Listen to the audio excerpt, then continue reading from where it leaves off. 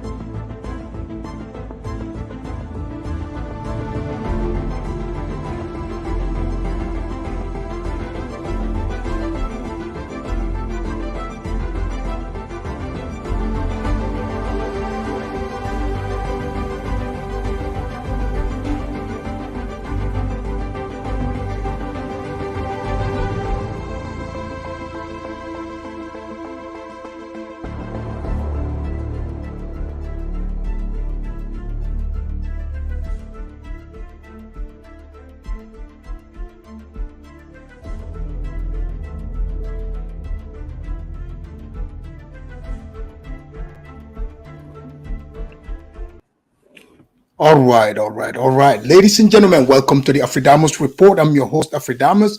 Please make sure you like and subscribe to the channel. I want to welcome all of you to this Thursday edition of the Afridamus Report. Ladies and gentlemen, today we are traveling all the way to Sudan. I don't know if you guys have been on top of things or aware of what is happening in Sudan. And if you are even familiar with Sudan, but if you don't worry. I will, get you updated on what is happening in this North African country. So you see, Sudan, we've all used to hear about Darfur. I mean, this place have always seems like been ravaged with war. But who is behind this war? Who is instigating it? What is the reason behind it?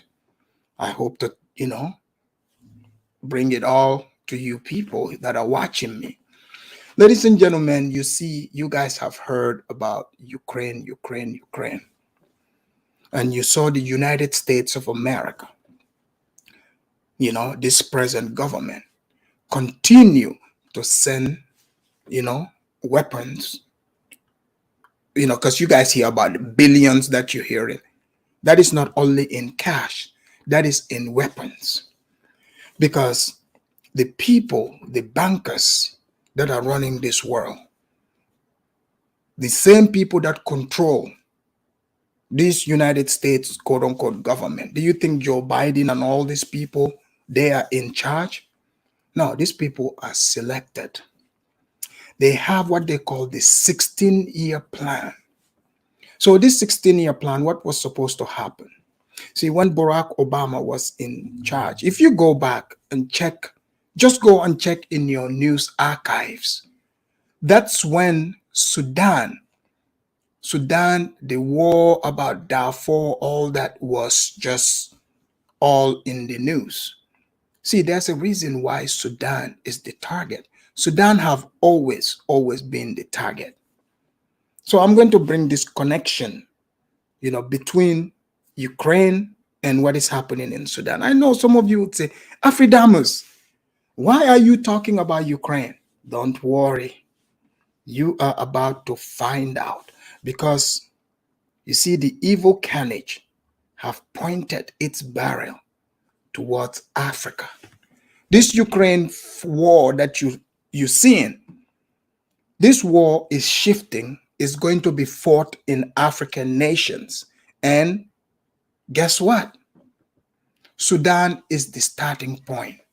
If you read all throughout African history, all the places that were ever invaded militarily, you go look at it. The places that the Romans invaded, even since the time of Alexander, this is the region that is usually invaded. So what you are seeing here, this is just the beginning battles of World War III. Because you see, these quote unquote superpowers you see, United States, Russia, all these people, yeah, they might flex their muscle, but these people are the biggest cowards. These people are big cowards because let me tell you, they know what they have. They have all these weapons. But the United States is not going to allow the war to come home to America. They're not going to allow that. So Russia, because you see, war have changed since World War II. United States was able to go scot-free, scathed, without, being touched in Second World War. I mean, except Hawaii, right? But now, the weapons that Russia has, okay, China has, if you hit them, guess what? They can return the favor. We would start seeing American cities on fire. If they were to hit Russia right now, Germany, UK, Switzerland, all these places, they would be on fire. But now, what are these people doing? They are so slick. They say, look, let's take this war to Africa. And how is this war coming? See, Russia is playing a role in Sudan. Because right now, they have Russian mercenaries. They've been there in Russia. Russia is looking to build a military base in Africa. So all these BRICS, all this division you're hearing, these wars are headed for Africa. Sudan is just the beginning. They cannot touch Egypt, mind you, because the United States gives Egypt $1 billion every year in military aid.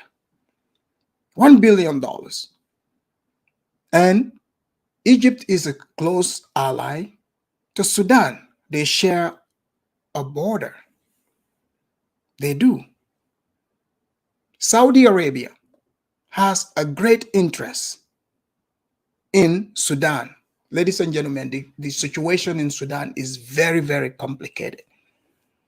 If anyone is overlooking it, you don't even understand what you are overlooking. If you are African, you should be afraid. You could be like, oh yeah, it's just those Sudanese people. But they have a list.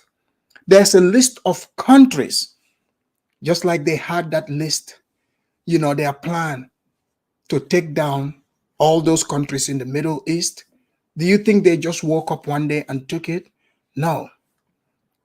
The military industrial complex, which controls America, they control the banks.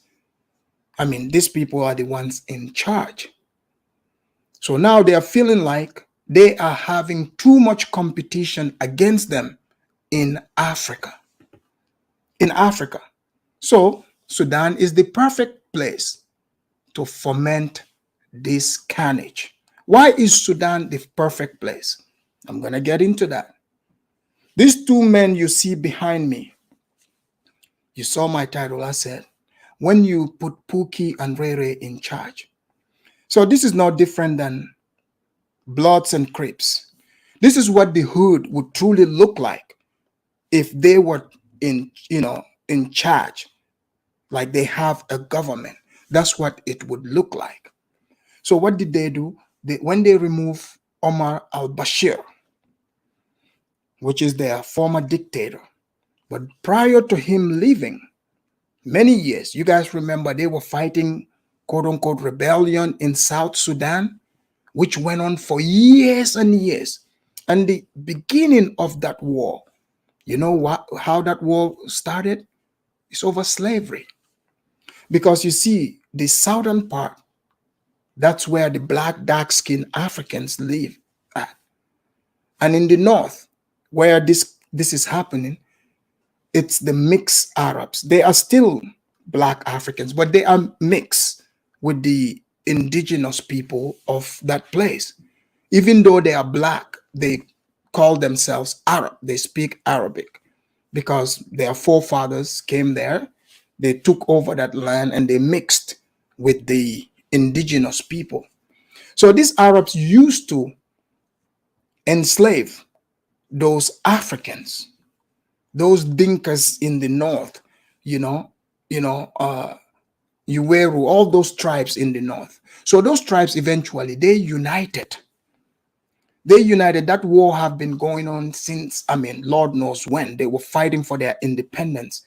You know, they had a warlord called John Garang who fought and fought. So now they, quote unquote, they got their independence. They divided that country. But then you go to North Sudan, which I'm going to talk about. Omar Bashir was fighting against the Southern Sudanese. While he's fighting that war, he created an entire militia run by this man here that you see, a paramilitary group that they call the Janjaweed. I'm sure many of you have heard about the Janjaweeds. So the Janjaweeds, they were cruising through Southern Sudan. You know, these people have caused so much atrocities, havoc. They will roll through these, you know, villages in the dark side of Sudan, burning up villages, killing children. They've caused, I mean, it's literally like a genocide. And, you know, the world pretended to be outraged, but good thing the Southern Sudanese fought their own battle. So now that they removed Omar Bashir, what did they do? This man became too powerful because he was given his own militia, meaning his own gang. I'm talking over 100,000 strong with massive, massive weapons. And on top of that, they have now, for many years, they have the Russian, this is like a Russian private military in Sudan. They have the Chinese there. They have the United States. So now the United States is not going to, quote unquote, allow Russia to have a base in Sudan, to officialize it. They do not want that to happen. So, yes, I get it. These two men, they are both power hungry, but this war is bigger than them. I'm just going by the list that was leaked. In fact, in this list, some of the African countries in it, it would surprise you. This is coming all the way to West Africa. Uganda is part of the list, just so you guys know. Even Ghana is part of the list. All the places they want to destabilize because they do not want to fight this World War III on European soil. They just want it to stay right in Ukraine. They don't want this to be fought in the Western world. They don't want Europe to be destroyed. They don't want America to be destroyed. So, therefore, they're going to take the war to Africa. Let me play this clip. I want to give you guys a brief history on what is going on in Sudan before I show you what these people are doing. It's an urban warfare right now that is going on. But in this urban warfare, ladies and gentlemen, what you are going to see will blow your mind, because they would like to tell you, oh man, Sudan doesn't have much, but they do have lots of weapons. Who is giving them these weapons? Let me do my fair use here and get you guys on your way. Here we go.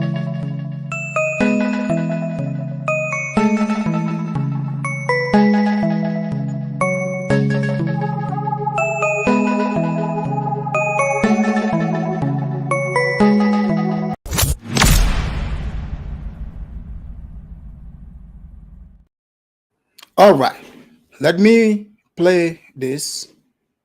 So I give you a little history of who these men are. Then we get into the latest ceasefires. Here we go.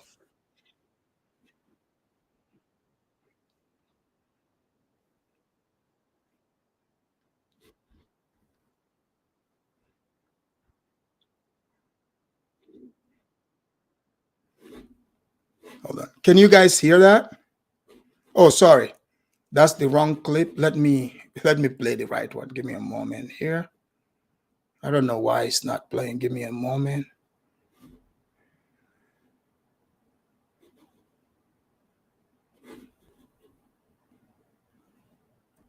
Thousands of residents are risking their lives to flee Sudan's capital as fighting between the army and paramilitary rages on for a fifth day. The violence has already claimed at least 270 human lives, as per the WHO, and is continuing despite a 24-hour ceasefire agreed upon yesterday. Over 12 hours after the ceasefire was announced, Khartoum was still soaked in dust of violence. Neither side respected the ceasefire, and Sudan continued to burn. So did you see, are you seeing the smoke over Sudan? Beautiful country.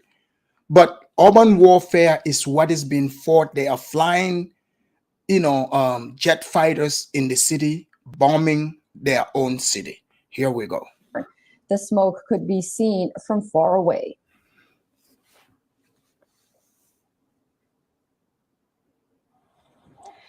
Civilians, meanwhile, were huddled in their homes with dwindling food supplies, power outage, and a lack of running water. Their hopes of being evacuated were dashed. With the break of the ceasefire, thousands of people took matters into their own hands and began leaving their homes in Khartoum, some in cars and others on foot, including women and children. Witnesses say. All right.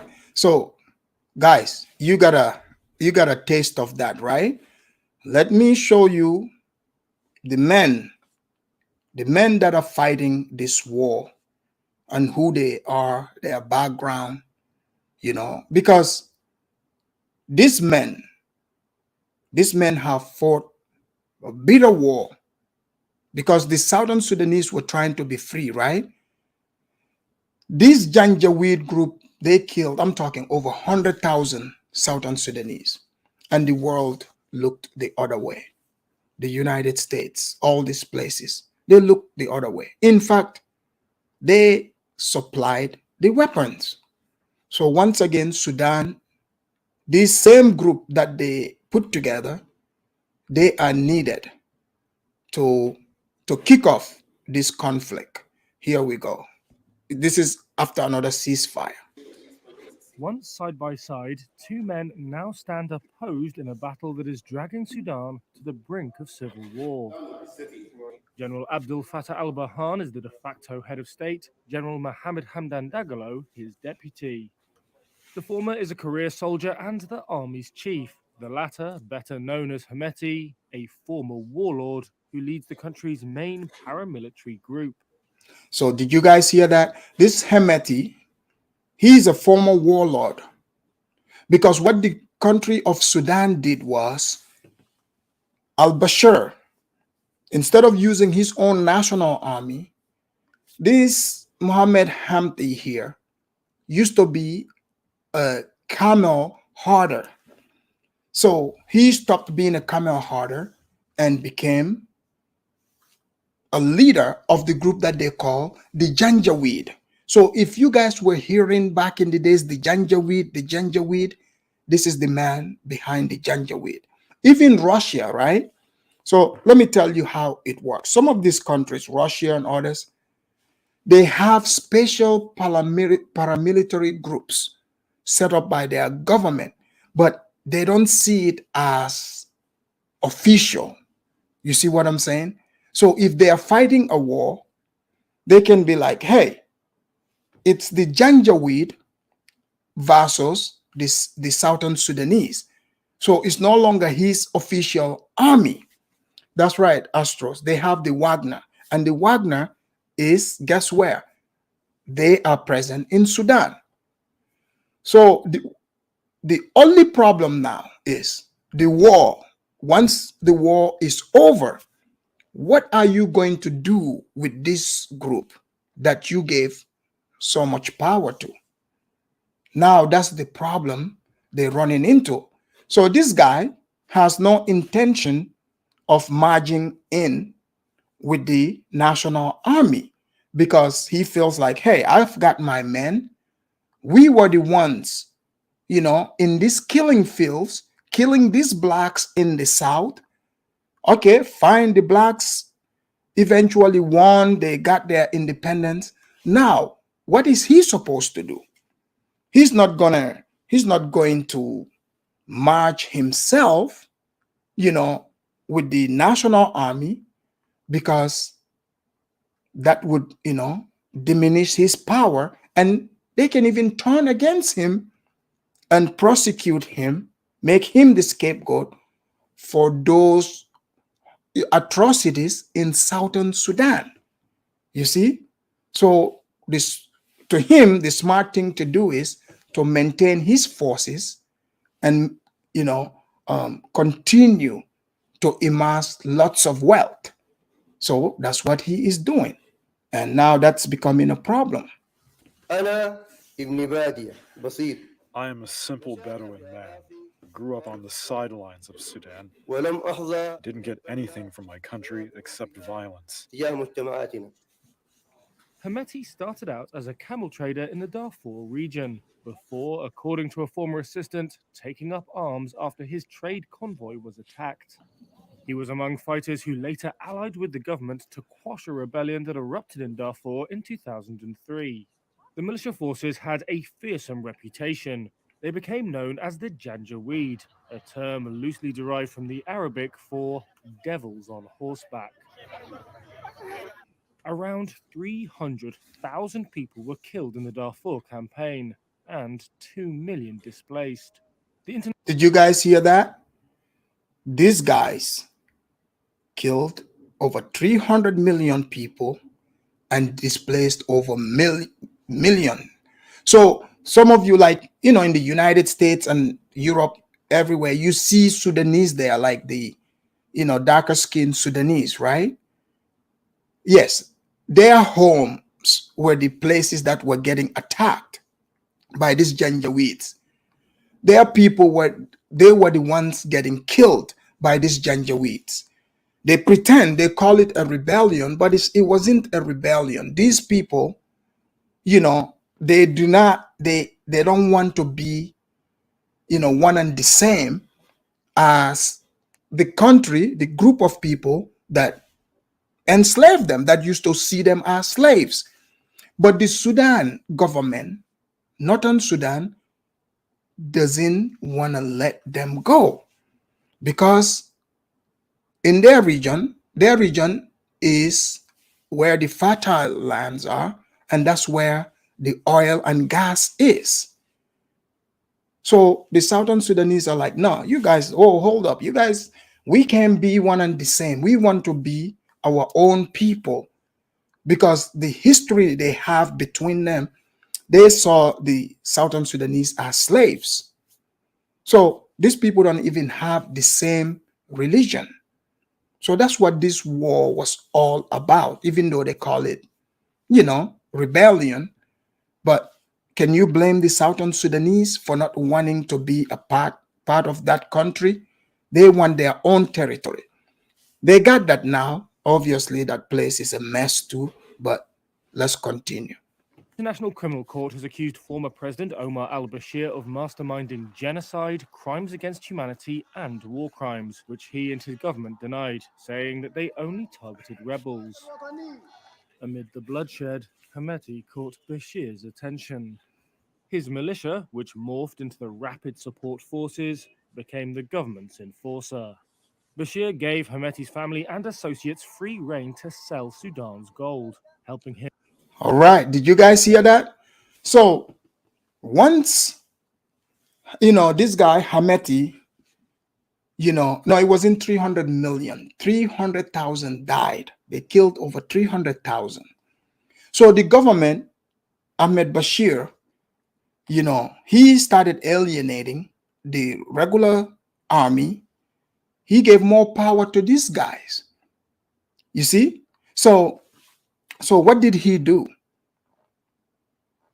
Because the president is so corrupt, he wants all the wealth to himself.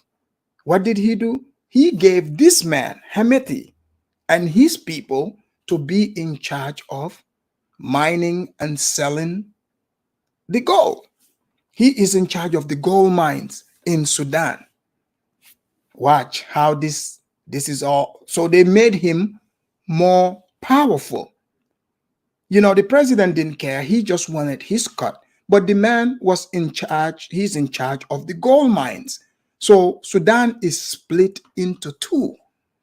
Literally, it is split into two. Because you got this Pookie over here. Sure, you might not know him as the president, but he's technically the de facto president.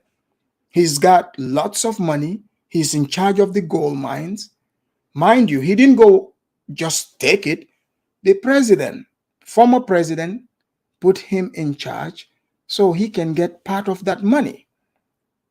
So that people cannot call him corrupt. He was playing a game. But Hemeti here also had his own plans. I guess they were looking at him like a camel herder who doesn't know, but this man is brilliant. Here we go. Him amass a fortune. But Hemeti would later turn on his benefactor when Bashir was ousted in 2019. He secured the post of deputy head of state, technically reporting to Burhan, who cuts a very different figure. He's a career soldier with 41 years of service, mostly under Bashir. Like Hemeti, Burhan also rose under the autocratic leader before dumping him when Bashir's star was waning. Burhan says he was one of the military figures who told Bashir to step down. Since then, as the head of a military council, Burhan has made promises of elections and handing over power to a civilian government. His opponents say he's instead put the military firmly in charge.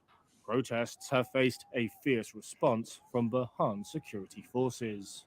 Once we put on these khakis, we have no other path. We do not get startled or afraid. And even if every one of us is dead, we will not be frightened or back away. As military chief, Burhan controls heavy weapons and the armed forces. But his soldiers are up against Hemeti's skilled irregular force that may number, analysts say, 100,000 or more paramilitary fighters. Did you guys hear that? So the regular army, the other guy who's considered the president, the other Pookie, he is in charge of the army. He's got all the good weapons. He's very well equipped. But the man he is going against, yes, that man, he's got 100,000 strong gang members behind him. 100,000. And these men are not just ordinary men. They are way more skilled than the regular army. Because guess what? These guys have been fighting battles for years.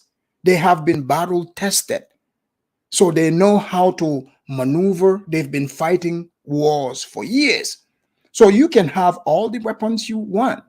But when you go against an opponent who have been truly battle tested, you are going to have a problem. They have already proved a tricky opponent. When bases have come under attack, they have melted away into residential areas where heavy armor and conventional military tactics lose their advantage. Both men now battle, predominantly in the capital, trying to deliver the killer blow in their power struggle. Instead, they may deliver a protracted conflict and more instability. So you guys are seeing a little bit of the urban warfare. I'll show you two more clips so that you guys can see, how and when did this conflict go from zero to 100 as we are seeing. You will be surprised by who is talking in their ears. Here we go. Overseas now to the battle for control of the North African nation of Sudan. Dozens of people have been killed and hundreds more are believed to be injured. Smoke could be seen throughout the capital. The impact of the fighting visible all the way into space. Satellite images show 2 cargo planes burning on the tarmac of the international airport. The conflict is now spreading to other parts of the country. Here's ABC's Tom Sophie Burridge. Tonight, violence spiraling out of control in Sudan on a second day of deadly fighting. Tanks rolling through the capital Khartoum, fighter jets circling overhead, firing missiles. Buildings burning. Are you guys seeing, fighter jets flying overhead in their own cities, bombing? Because this Houthi here, they've mastered ground warfare. So they took this fight into the city. So now they are battling, the army. They are going head to head. But because these people understand, warfare in the city, how are you going to counter them? The army cannot go toe to toe to chase them in the streets. They're going to kill all of them because these people are very skilled. It's 100,000 of them. You see, they've done this time and time again. So what is the army doing? Flying overhead and dropping bombs. And guess who is going to suffer? Civilians are there. The citizens are in the city. So they are dropping bombs. Passenger planes parked at the airport destroyed, at least 80 people killed, more than 1,100 injured. Lakshmi from Boston, a tourist in Sudan. Because you are right. He said, what type of weapons are being used? I heard a rumor that American weapons meant for Ukraine was found. Exactly. That's where I'm coming into play. So all these people thinking, oh, look at America sending billions to Ukraine. Is it in weapons? Is it going to Ukraine? We are going to find out. Up to the sound of gunshots and bombs here in Khartoum. Right now, she has no easy option out of Khartoum. There were people running and you saw jets and it looked like all-out war was happening like right there. Dramatic drone footage of smoke rising from Khartoum's airport. Lakshmi filming this, telling us she's staying less than a mile from the fierce non-stop fighting. It was like heavy gunfire and like snipers, and so it's very, very, very chaotic. Doesn't sound like it's de-escalating. General Al-Burhan, de facto leader of Sudan and in charge of the regular army, now at war with his deputy, who heads a powerful paramilitary group. The UN brokering a 4-hour ceasefire today to evacuate badly injured civilians. But the deadly power struggle in this vast African nation still playing out.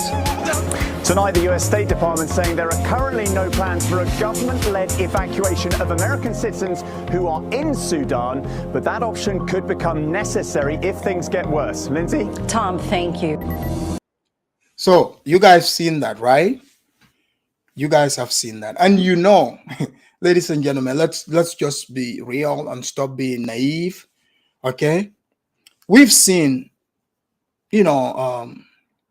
from 2000, between 2000 to 2020, pardon me, 2016 After, 2016, 17 to where we are.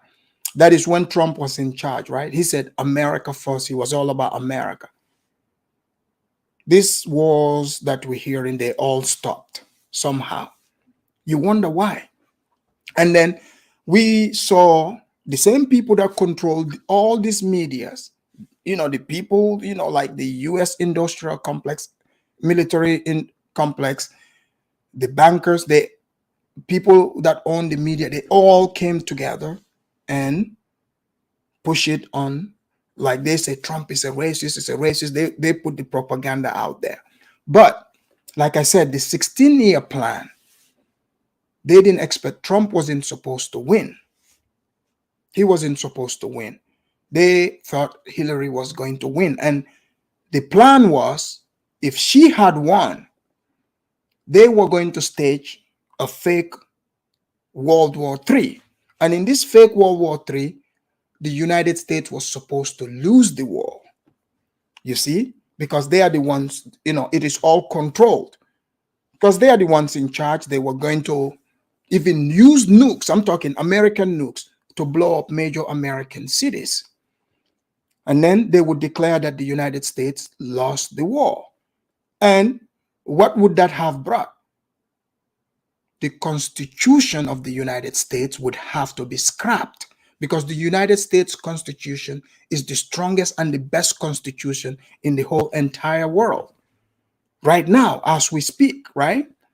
Where freedom of speech, Second Amendment, these two alone give so much power to the citizens.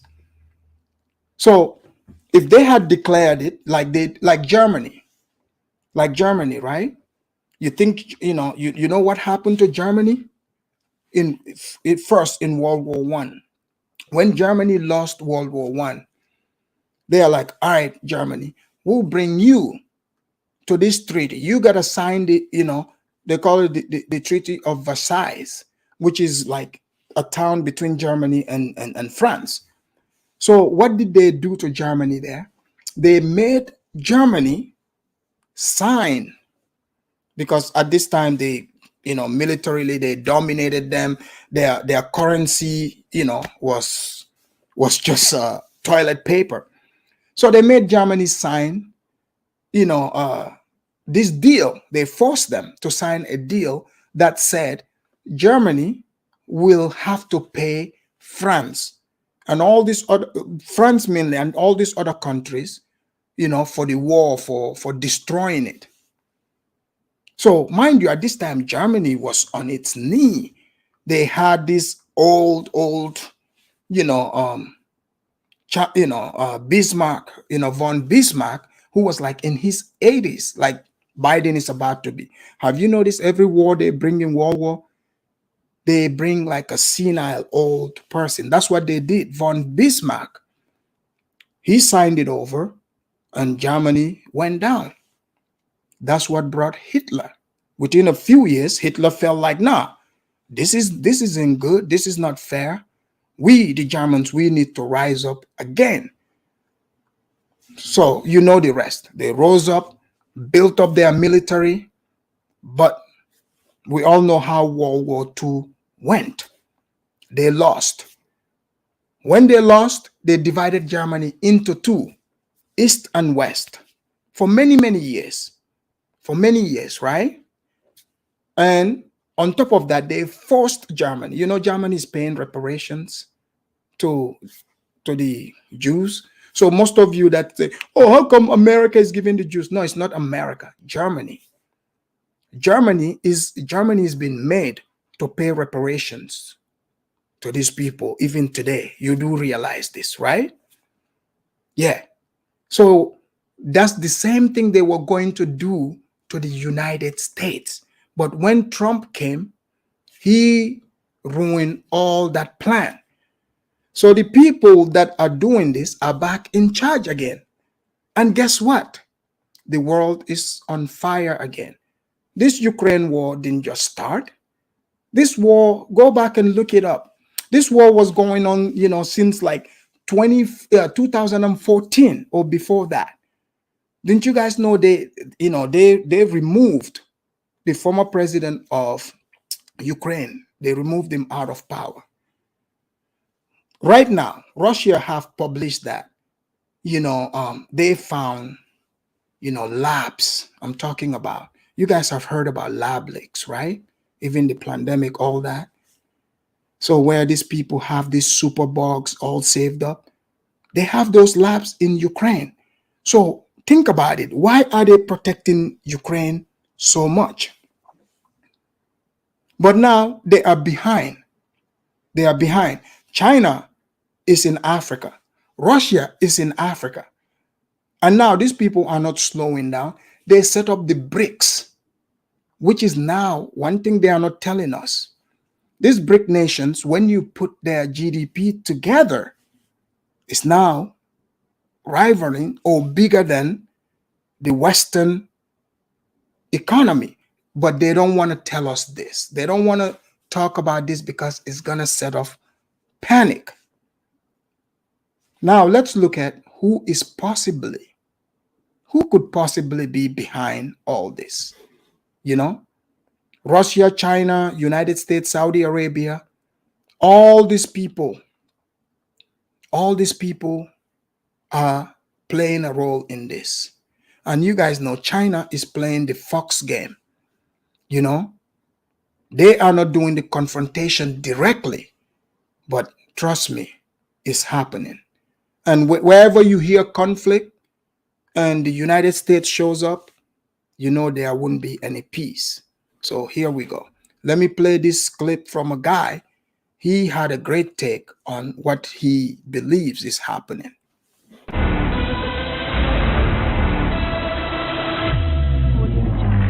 Some news.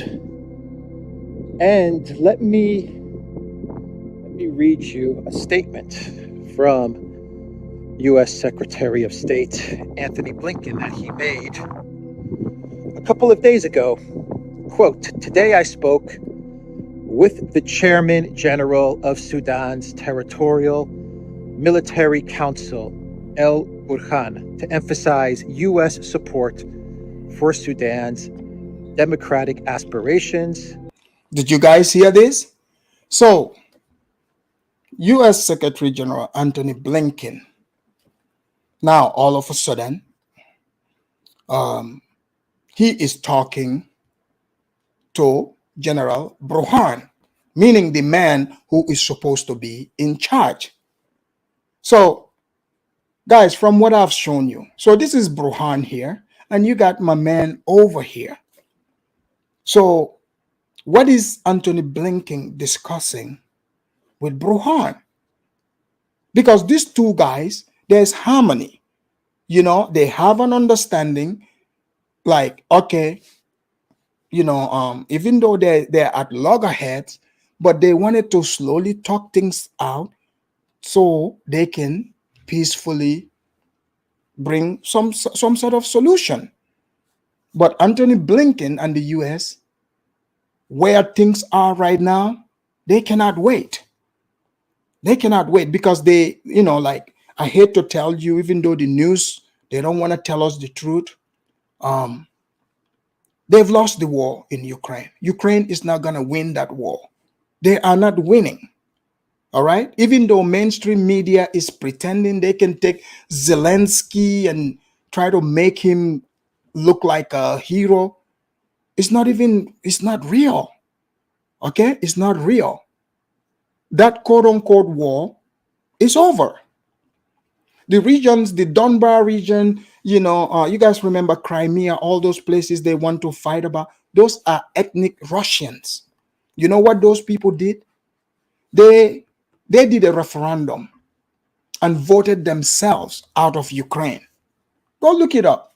All these territories, they voted themselves out of Ukraine. And guess what? That makes them Russian. And if Ukraine or any country goes after those people and start bombing, you are bombing Russian citizens. Now you are going to take that up with Russia.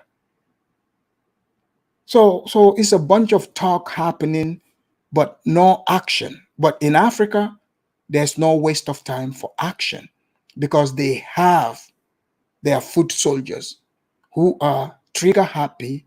These people are in fact looking. These people are looking to go to war. That's what they've been looking for. But here it is. And to encourage the rapid formation of a civilian-led transitional government.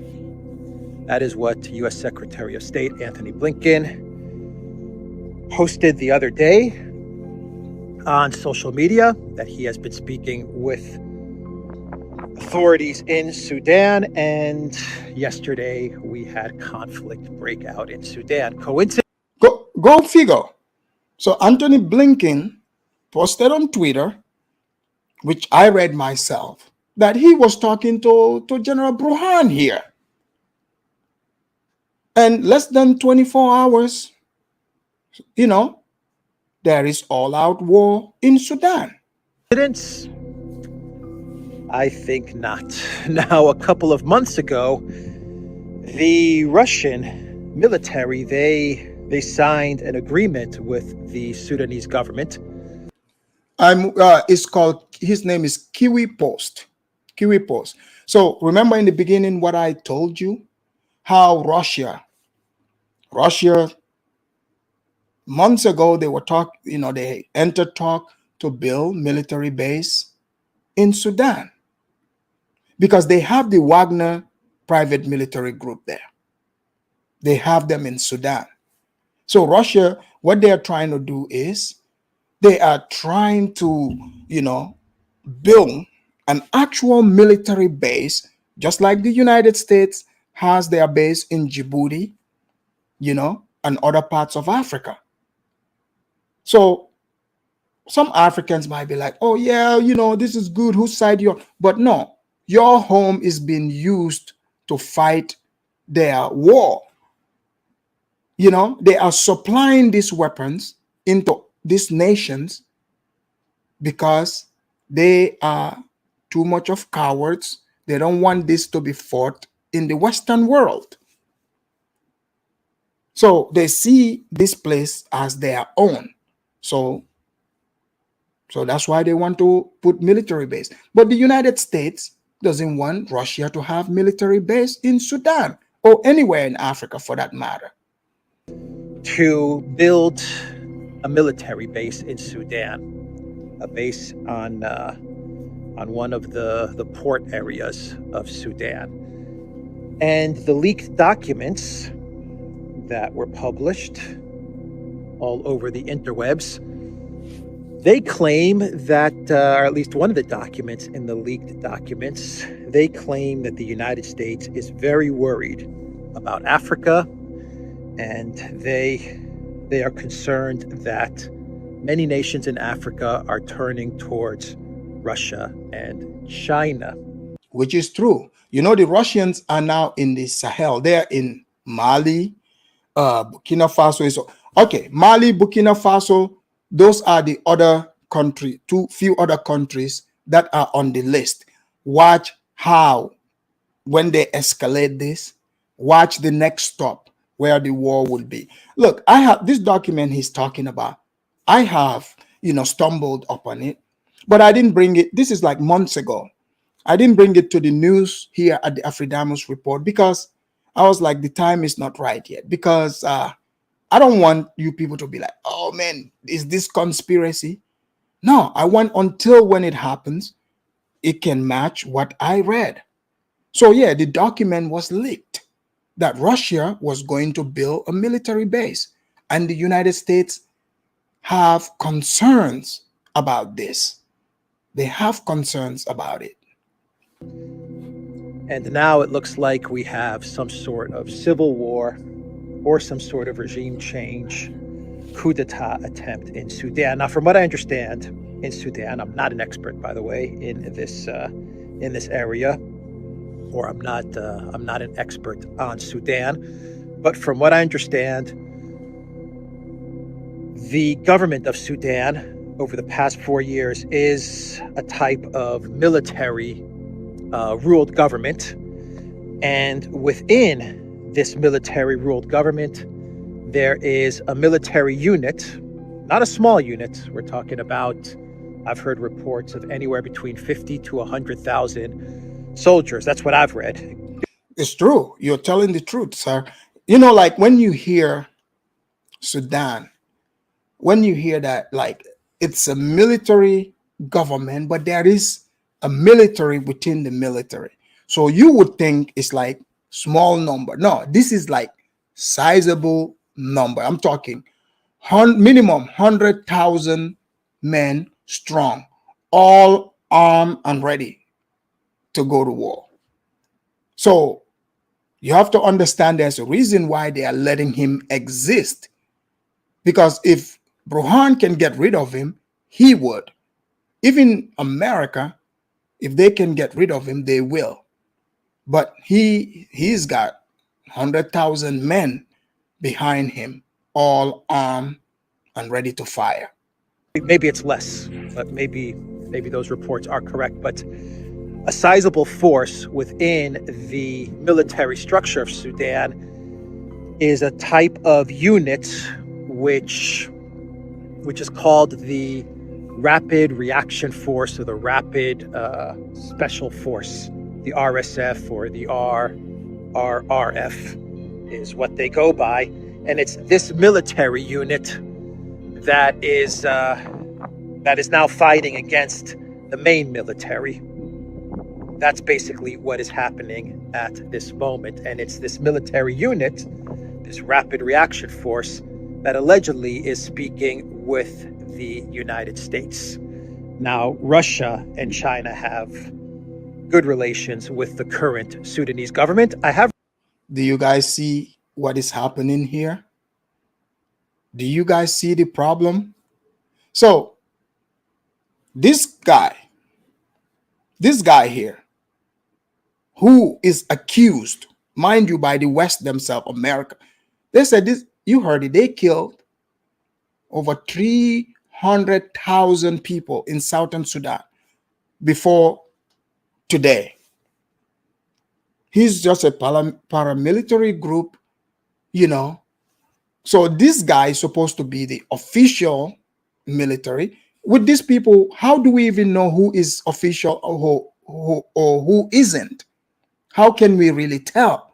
Because both of them were commissioned by the former president. But the United States is now talking to a man who's accused of genocide.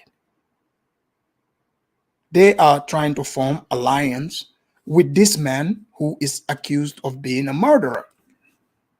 Do you guys see what is happening here? But here we go. I've read reports saying that Russia and China are talking to this other guy. Do you guys not see the problem here? None of these people are innocent. These people are in Africa to destabilize Africa. And African countries got to be very careful allowing these mercenaries to come through. That's what, Russia, that's one thing you cannot trust about them. With these mercenary things, you guys think these mercenaries don't do damage? No, they do. So if you look at it, they already have the Wagner group. This guy is activated and the United States is backing him up. What do you think? What do you think will happen? You don't think the Russians will be fighting on the ground? You don't think the United States would be sending people underneath to escalate this? It's not looking good. And you know who else is in United States list? Ethiopia. Obviously, Somalia, they are already conducting bombing campaigns there. But now they want to do it on steroids. If they succeed in prolonging this war, you will see Ethiopia also in flames again. Just watch.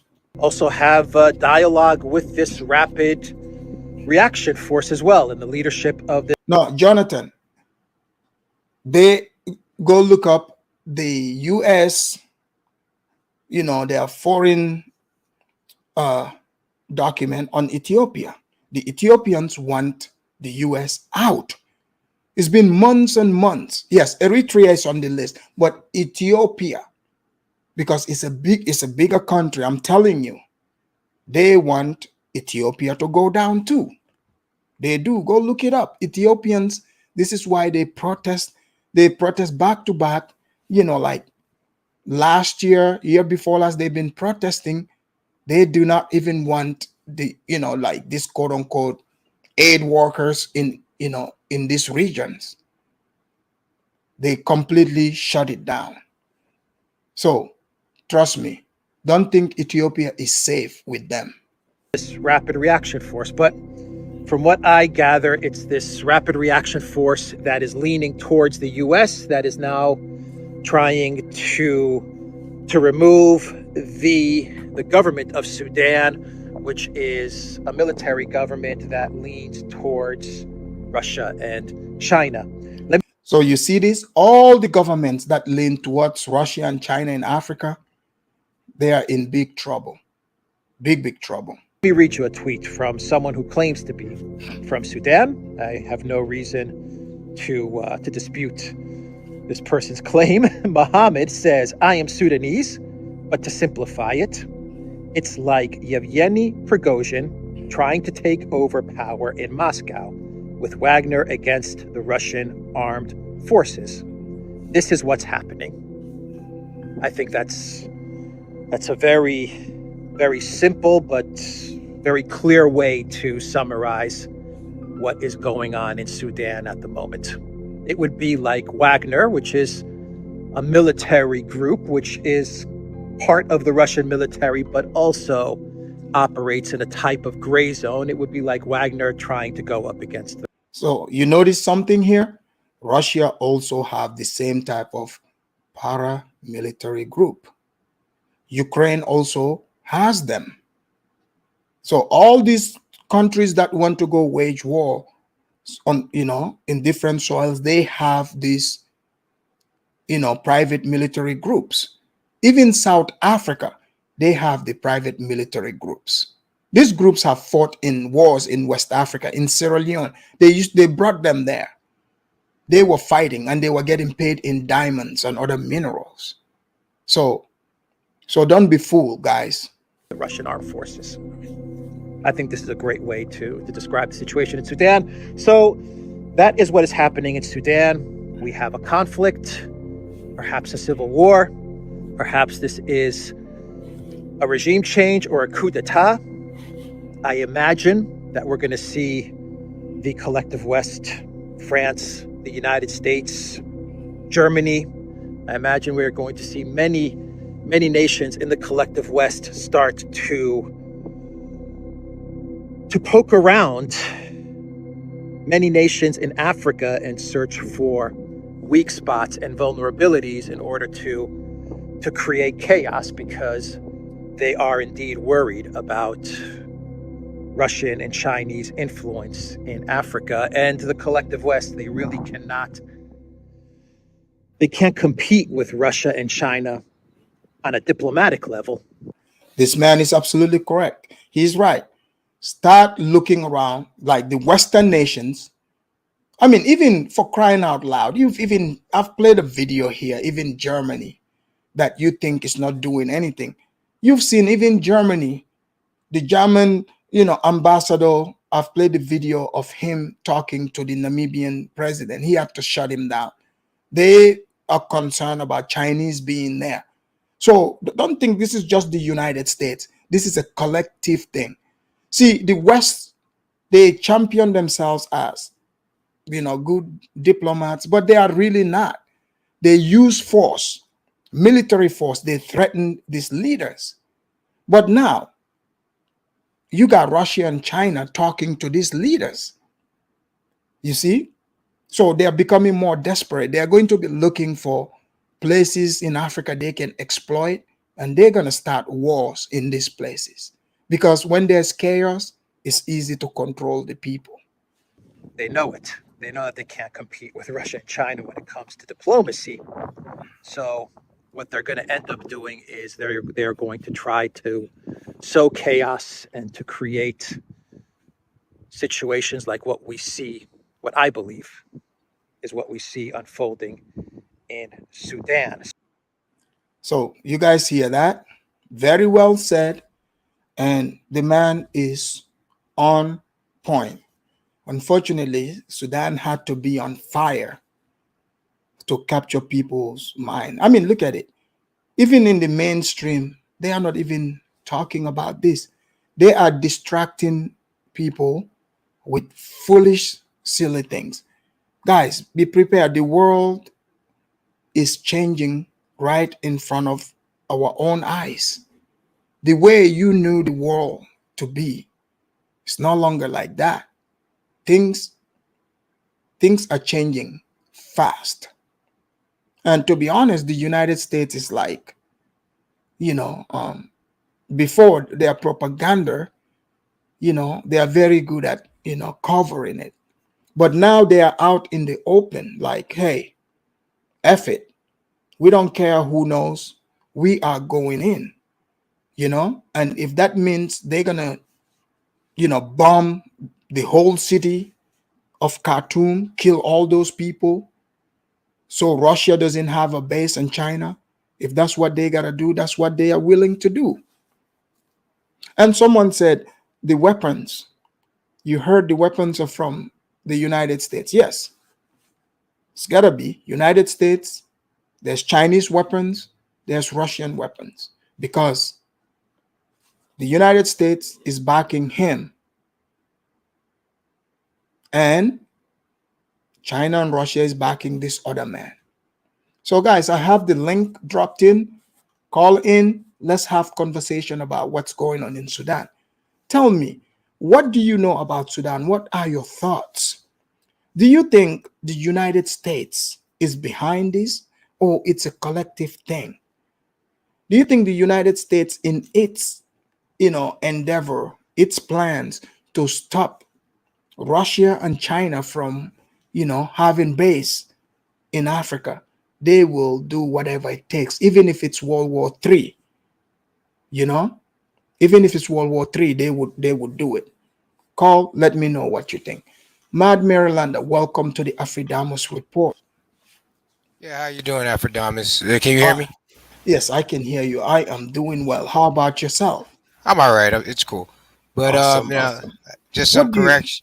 Yeah, Some go ahead. corrections before I start. Like, okay, Bismarck was already dead by the time the Versailles was signed, and the Versailles thing was actually payback for what Bismarck did to France back in the day. That's what that was about. But aside for that, it's pretty much two lions fighting over a bone, really, when it comes to Sudan and all the other African countries. But do you see that this is a bigger agenda, because it's a power struggle, just like back in the days, in the Cold War, right? Mhm. During the Cold War era, many African nations fell victim to the Cold War era, Mhm. because the fact is, like I said, in Ukraine, this quote unquote war, yes, they're gonna let Russia and Ukraine duke it out. They're gonna make threats, you know, they're gonna do some covert operations, but they're not gonna want it to go out of hands. Because the United States is being careful. They're not gonna touch Russia militarily, right? Because No, they're not. the war can be brought here, They can. to America, But right? but So these people are messed up anyway. They will rule over the ashes to win. That's the right. freaking messed up thing. And they're actually, to be fair, they're really incompetent. They're more Oh yeah, incompetent than you think, of course. because they've been doing this. War was not supposed to happen. You know it. I know it. Mhm. Everybody in the public know it. They pretty much thought that Russia wasn't gonna like call their bluff. Yeah, but what do you think about the United States befriending this other man here? Who, I mean, these The guys, John I mean, they're all John and Wee group, savages, but this man the head of the is John and with, Wee, right? Right? yeah, the Janjaweed Yeah, yeah. was accused. These guys are accused of killing over 300,000. I was a freshman in high school when that happened, Yeah. around that time when it started. So I was like saying, okay, we say that they're murderers and this and whatever, but yet we join them. And we do this all the time. When we're done with them, we throw them away. Same thing we did with Gaddafi. Oh, you like you said before on other podcasts. When we're done with them, we throw them away. I mean, they're evil, and now they're a problem. They weren't a problem when they were giving us a piece of like their gold and oil and all that. That's just to and then be on the Human Rights Council and the UN. That's completely contradictory.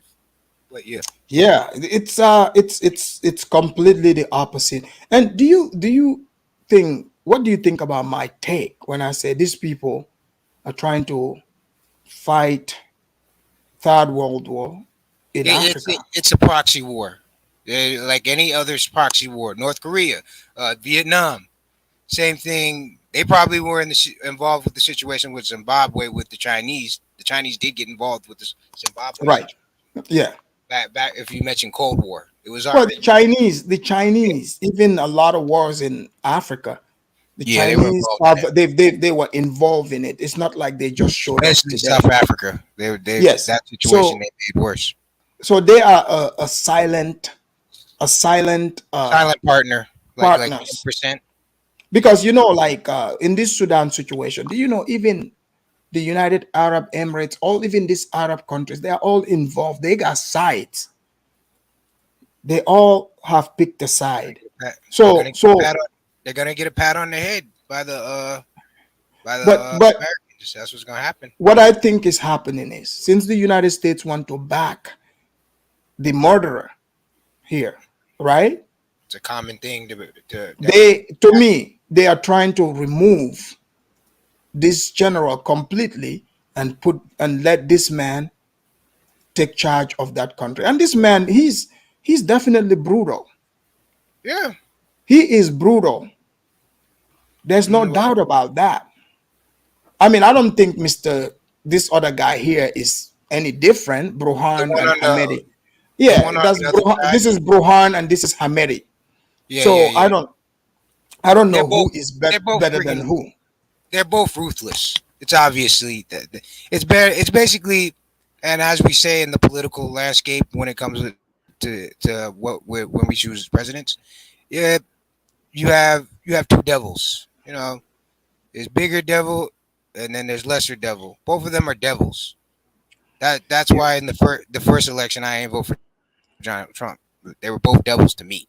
I mean now he's good, but as far as I'm concerned, these two politicians I've never trusted to begin with. You shouldn't. Let's bring in Rasmois. Rasmois, welcome to the Afridamus Report. Yes, sir. Good evening, Afridamus, and good evening to your panels. Hey, good evening. How's it going? We're doing well, man. Nice. Rasmois, so what do you think about this? The conflict that's escalated in Sudan right now. They are flying, they are bombing, it's clear the United States picks sides. So it's not only that, because, they want to stop Russia. Do you think they are 100% behind this? Absolutely. Well, like my predecessor said, it's a proxy war. See, Afridamus, America is losing its grip in the world. See, right? Because of China. Now, China is going to be the next power. China is going to be the next elite in the world. So America is in fear of that. Like the next age is going to be like the age of the Asian, the age of the Chinese. These people are going to be in the come up, and America is scared of this. So America is doing anything and everything in its power to stop Chinese influence and Russian influence in the continent. So even if it means blowing up exactly, even if it means like killing thousands of people. Now you would ask yourself, why would America support like this guy, a Janjaweed? This guy is a Janjaweed. The Janjaweed are responsible for killing hundreds of thousands of foreign people 300,000. in Darfur. Right. You know, why would you support that? It's because they already made a deal with that guy.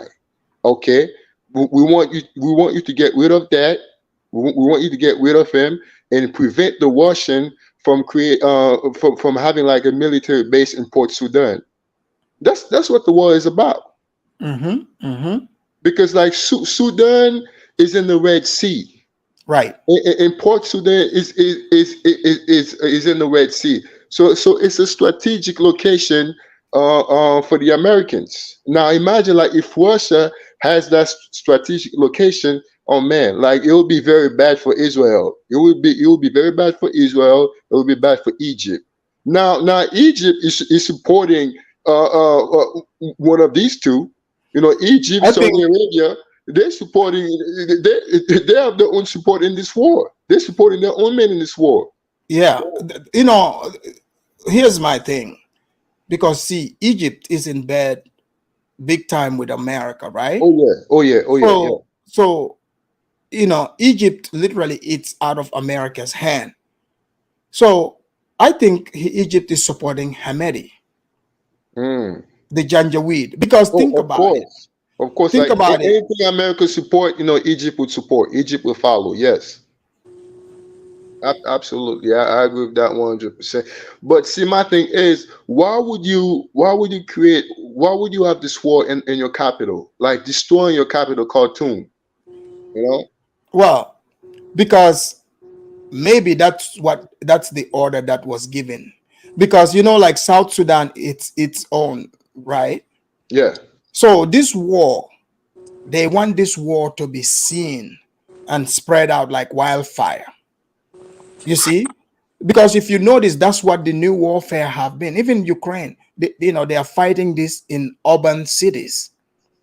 They're no longer going like out in the country, and you know, because they are literally flying jets, you know, blowing up, you know, buildings, blowing up houses of people in Khartoum.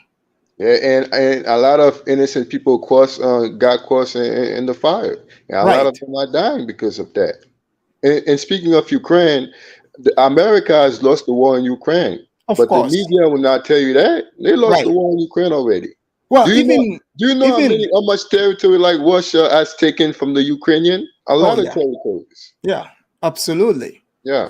Absolutely. Since, you know, Crimea up till where we are, they've lost, you know, vast lands. But, you know, Rasmo, is what you're saying here, this makes sense. Yeah. It's a good question you're asking. Why are they fighting it in their capital? Right. Blowing up their own planes, their airport, their buildings. Their building, right. Yeah, like what is that all about? To me, I don't know what to make of it. It doesn't make any sense. Like, why would you fight in your capital? And most of the people in Sudan, they live in the capital. Majority of the population live in the capital, Khartoum. What's this whole thing? What's this about? Yeah. Why would you want to blow up your capital, knowing that most of the infrastructure, most of the resources is in Khartoum? So it's making any sense. Rasmus, let me read this. You know, Zongo they didn't like what you said. He said, Afridamus, tell Rasmus, America isn't losing grip because it's too early. We just came to America and we want our fair share of the American dream. Oh man, that's my brother right there, man. Zongo, you know, it's just the name of the game. We see, so Zongo is supporting the Janjaweed, you know, Hamedi. Now we apparently so. But Zongo, if you want America to have the footing, that means you're supporting Hamedi here, the Janjaweed. But okay, let's bring in. But you know this, right? If Donald Trump was still president, none of this would have ever happened. Right. None of it. Right. And that's why I will vote for Donald Trump again in 2024. Because with this presidency and Joe Biden in power, listen, man, we're in deep trouble. We're in deep trouble. Yeah. Yeah, this is absolutely true. Zongo, don't worry. You know, America will be fine, you know. Just sleep well. You know. I mean, I don't know, but you know, from the way things are looking, you know, they still got some steam. Let's bring in Al. Al, welcome to the Afridamus Report, Al. My brother Aphrodemos and everyone on the chat and on the panel. Good evening over here in the UK. So Hey, Al, yeah. Al, what do you think about what is happening in Sudan? You know, all out war, just like in Freetown, but this one is even worse. Trust me. I mean, you know, it's good to start with Sierra Leone to start with. Yeah. The first thing when I saw the Ukraine war, and the first thing I thought, karma, because the Ukraine, when the USSR started splitting apart, most of those weapons end up in Sierra Leone. Most of the weapons that kill our people in Sierra Leone came from Ukraine. Yeah, but they didn't give it for free. They, you know, they didn't. They didn't. And you did mention about the remember Victor Both, the Merchant of Death. That's right. That's Yeah. right. And Mosquito. You know, this guy. Remember Mosquito? He was the biggest killer in Sierra Leone. But you remember they did bring the mercenaries as well. Mercenaries. Yes, the mercenaries. Those they came from South Africa. And Russia. You know, some Ukrainians too. Most of them came from Ukraine and Russia, of course. Yeah, you're right.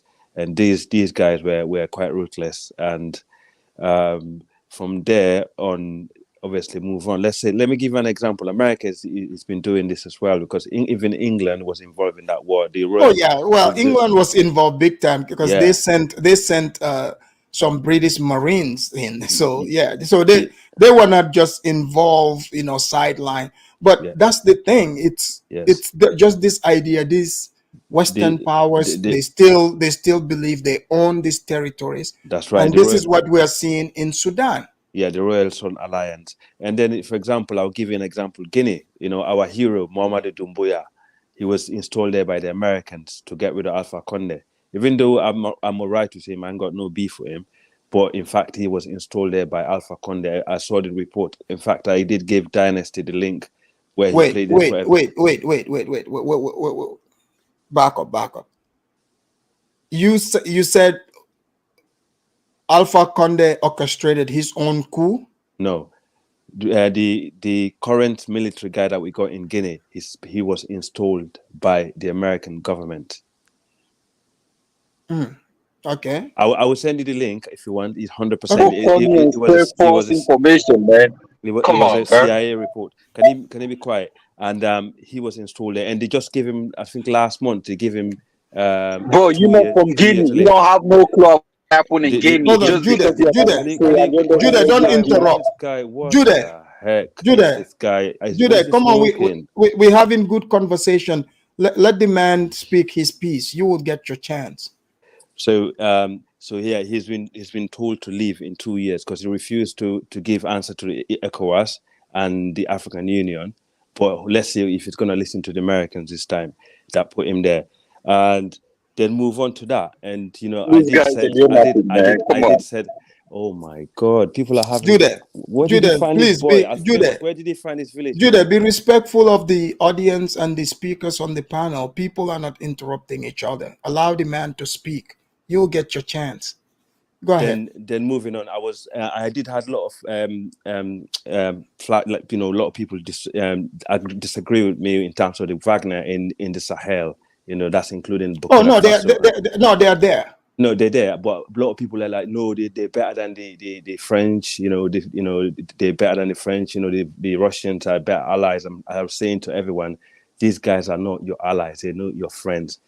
They're no good. We know, for them, was growing up in Sierra Leone, we saw the war. We saw all this, tactics that they used, yeah, and we know, the effect. The only people that do better in these war zones, when we have problems, is our own people. But Al, if you look at Sudan, right? Yeah, bigger country, lot more people. 2 military factions. I mean, can you imagine? I mean, let me give you the picture here. Maybe can you imagine if Mosquito or Fode Sanko had 100,000 men like Hamidi with all those weapons? All those weapons, what do you think will happen? Picture that, right? Yeah. And tell me what you're seeing in in Sudan. In Sudan, Rasmoa just hit the nail. You know that Red Sea. You know the channel there. Obviously, that's the shipping port of the world, right? That's a very important strategic point. If Russia, are to allow to have a base there, that would be over not only for America but for Europe as well, because that is one of the most important. Well, it wouldn't necessarily be over. America still got the whole coast of Somalia. They got Djibouti. Yeah, but then they got the Suez Canal. They are cool with Egypt. For them, as I say, the East Africa, they got the Chinese to compete with over there. Trust me, because the Chinese will be coming over there very soon, and it's a matter of time. So that place there right now in Egypt, at the bottom of Egypt, at the Red Sea, the last thing you want is Russian influence. But as we're speaking, the Sahel is almost going. Yeah, I think it was yesterday or today, the interim foreign minister, the prime minister or something like that in Mali, he's been killed yesterday or today, right? And how did I miss that one? I've been busy with Sudan. Thank you. And Mali, they're losing the battle against the jihadists, big time, bro. Big time, big time. It's sad. And also Burkina Faso, they just announced a new law where every every boy that's 18-year-old have to be in the army or something like that, because 40% of Burkina Faso is under the jihadists now. So we're in big trouble. Yeah. So they are doing military recruiting to go fight this war. You got it. Anyone over 18 will go in the army straight away. And also now, we got, for example, from there, we got like Niger, which obviously, you did analyze it well from the beginning of the show. I was listening to you. That's why I actually thought, you know what, I'm going to join in. And so now we got Niger, then we got Northern Nigeria, then we got Chad, then we got Sudan. Oh, yeah. Chad shares a border with Sudan. And a vast border. And you don't forget, they got Cameroon too. Cameroon shares a border with Chad. And they got that Ambazonia stuff going on there. So it depending on where Cameroon also stands, we don't maybe they are Western allies, they might be a bit okay, but as you know, these people are going to exploit every little conflict all over Africa. Yeah. So what happened now is like, for example, some of the Sudanese military men's been found in Chad. The Chad government. Oh yeah, they've been fighting there. Yeah, no. The Sudanese. Yesterday. Really? Did you know the Janjaweed? Yeah. The Janjaweed were even fighting in Libya. Yeah. Yeah, listen, a lot of these guys in Libya that used to fight there, some of them they're actually our people, from the Sahel. They're the one that used to fight. They used to be the foot soldier for Gaddafi. When Gaddafi was losing the battle, they was actually defending him. That's one of the reasons why the Libyan turned against us, because they think you guys was defending Gaddafi and all that. But anyway, late Idris Deby, he was in the front line fighting these guys, innit? You know what I mean? And before his son took over, and obviously not long ago, it was last week, his son got rid of the German ambassador in Chad because the ambassador was getting too much involved in politics. He's thinking... Exactly. Like when I talk about Germans, people think, some people, oh no, the Germans are meddling through diplomatic, they are meddling, they are doing America's bidding in these countries. These German embassies, they are spies. Yes. So did I start from Sierra Leone and work my way to all the Sahel and now to Chad? Now I'm going to Sudan, right? Right. And that's we're speaking right now. I saw that on the news earlier. The Americans are sending some forces because they told their citizens not to leave Sudan yet until further notice, right? So right now they're sending some of their forces. I don't know where they're coming from. Probably Djibouti. Right, okay. Or Egypt. Egypt. To so-called secure their citizens that live in Sudan. So what does that tell you? Yeah. It's deep. It's deeper than we think. But thank you. Let's bring in Judah. Judah, welcome to the Afridamus Report. Should I interrupt this village boy? I know, I'll leave him. You're my brother. I know if you like him, you get on with him. So for that reason, I'll let him just get on with it. Judah, are you there? Judah, unmute yourself. Judah, are you there? I don't know what happened. Judah, call back in. Judah, it looks like Judah wasn't ready for R. At all. You know what? I got the link for you for Dumbuya. I'll send it to you in a minute, all right? Okay. Let me bring in Mo. Mo, are you there? Yes, I am, Afrodamus. Mo, welcome to the Afrodamus Report, and thank you for calling in. Thank you for having me. And Mo, you're familiar with this part of Africa? Yeah. So Yes, I am, Afrodamus. Mo, what do you think is happening, like this issue between Burhan and Hemeti? What do you think is really going on? Who is behind this? So basically, this is my opinion, Afrodamus. Recently, the person who was controlling Sudan, I forgot which one it was. Burhani was the one that's in charge. Burhani is the one in. I mean, it's like, is he really even in charge? I mean, no. To be fair, they both wanted bad guys. Yeah. Because if Hamedi can just roll up with his men, like, is Burhani really even in charge? They're both warlords who are fighting to control Sudan. That's what it is. And what happened is Burhani went to Russia recently to establish ties. And in the end of the wait. Okay, I see. Oh, so he just went to Russia not long. Yeah. And what happened is when he came back from Russia, he announced publicly to the Sudanese people that he was gonna build a port for the Russians. And again, you know how important the Red Sea is for the Western world. They can't allow Russian interference, especially in the Red Sea, where 80% of their commodities go through. So they already have Bab al-Mandeb, which is the entrance of the Red Sea, which is technically Djibouti. We have 8 military bases there. But technically, we have the Russians and the Chinese there as well. So they've got competition in the entrance in Bab al-Mandeb. On the opposite side, which is Yemen, yes, they have control of Yemen. But then if you go up, Eritrea is considered to be the North Korea of Africa, so they can't easily just enter Eritrea because Eritrea has got bad relations with the Western world. So they can't force their way into Eritrea. Egypt plays a different ball game. It has the backing of the Arab world, so they can't accept Egypt as well. They can't upset Egypt, and the reason why they can't upset Egypt is because Egypt has the backing of the Saudis. They have the backing of the Arab world. So if they try to play games with Egypt, they can cut their oil in half, or they can play their games too. Yeah, because so how are they gonna? Egypt is the have the largest Arab population. Yeah, they got the Suez Canal. They got strong military. So it would like it would be hard to play those games with Egypt. You're right. Yeah. So the question was, how are they gonna then suffice in having some sort of dominance in the Red Sea? So they were gonna go for either Sudan or Eritrea, because Eritrea was standing tall. Eritrea. Isaias Afwerki came out and publicly stated his distaste and dislike for America.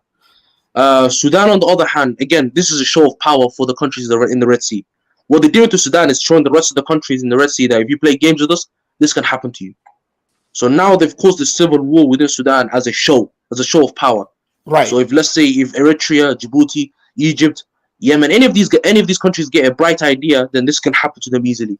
But didn't you see Yemen now is signing a peace deal with Saudi.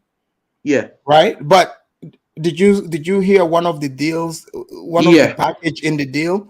Yeah. Like they gotta kick all the Somalis and all the not Somalis, because we can play that game with them too. There's a lot of Yemenis in Somaliland, so if they kick us out, then we can return the favor.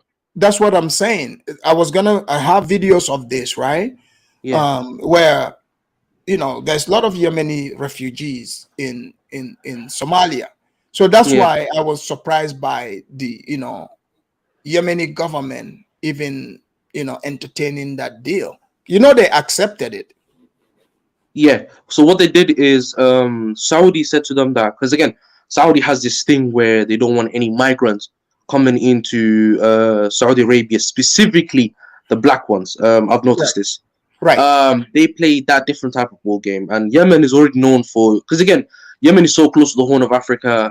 Yemen is, to be fair, Yemen is never been that type of country to deny Africans to come into their country. They've actually been good. On the other hand, they don't really mind anybody of different skin colors. If you go to Yemen itself, I would say 60% of Yemenis themselves are dark. So they don't really care about skin color on a bigger scale. While on the other hand, Saudis do. So you think in this conflict that they've just started, how far do you think this is going? Because I think, I'm seeing with the list and how ambitious the US is. Yeah, it looks US like they is want losing to power. fight. They want to fight their proxy wars in Africa.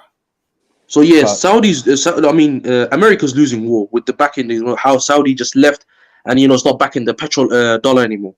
So that was the first domino. The second domino was the establishment between the Shias and the Sunnis of Saudi and Iran to come together and shake hands. Because again, it's basically Shia and Sunni is basically the Houthis in Yemen. Yeah, the Houthis in Yemen are Shias. Yeah. And what happened is they had the backing of the Shias of Iran. Right. While on the other hand, they're basically using Yemen as a battlefield. Right. Between the Shias and the Sunnis.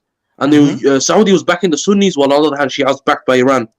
But now, since they've shaken hands, they've gave a peace deal to Yemen, and Yemen is no longer going to be bombarded by them two anymore. And now, since China has brought them closer together, now Israel's a target, and that's the reason why Israel's scared right now. Because again, if you brought the only difference between Muslim world that was carving Muslims in half was the Shia and the Sunni debate. But now you've had the two biggest states of each shaking hands with each other. Who do you think the next target is going to be? It's Israel. So now Israel's kind of scared now, because now the two biggest competitors within their side of the Middle East have shaken hands. America, on the other hand, is facing challenges from Russia and China. Again, Russia and China are backing each other. Yeah. And now China's making massive plays in Africa, and we've seen it. Right. How they've established establishing ties within the African continent, and now Africa is looking at China and Russia as because again, you've seen as well, African countries, especially Uganda, has made a nuclear pact where they're gonna have a nuclear basically products within Uganda very soon. So now China's gonna build a nuclear facility for them very soon. Do you think the United States?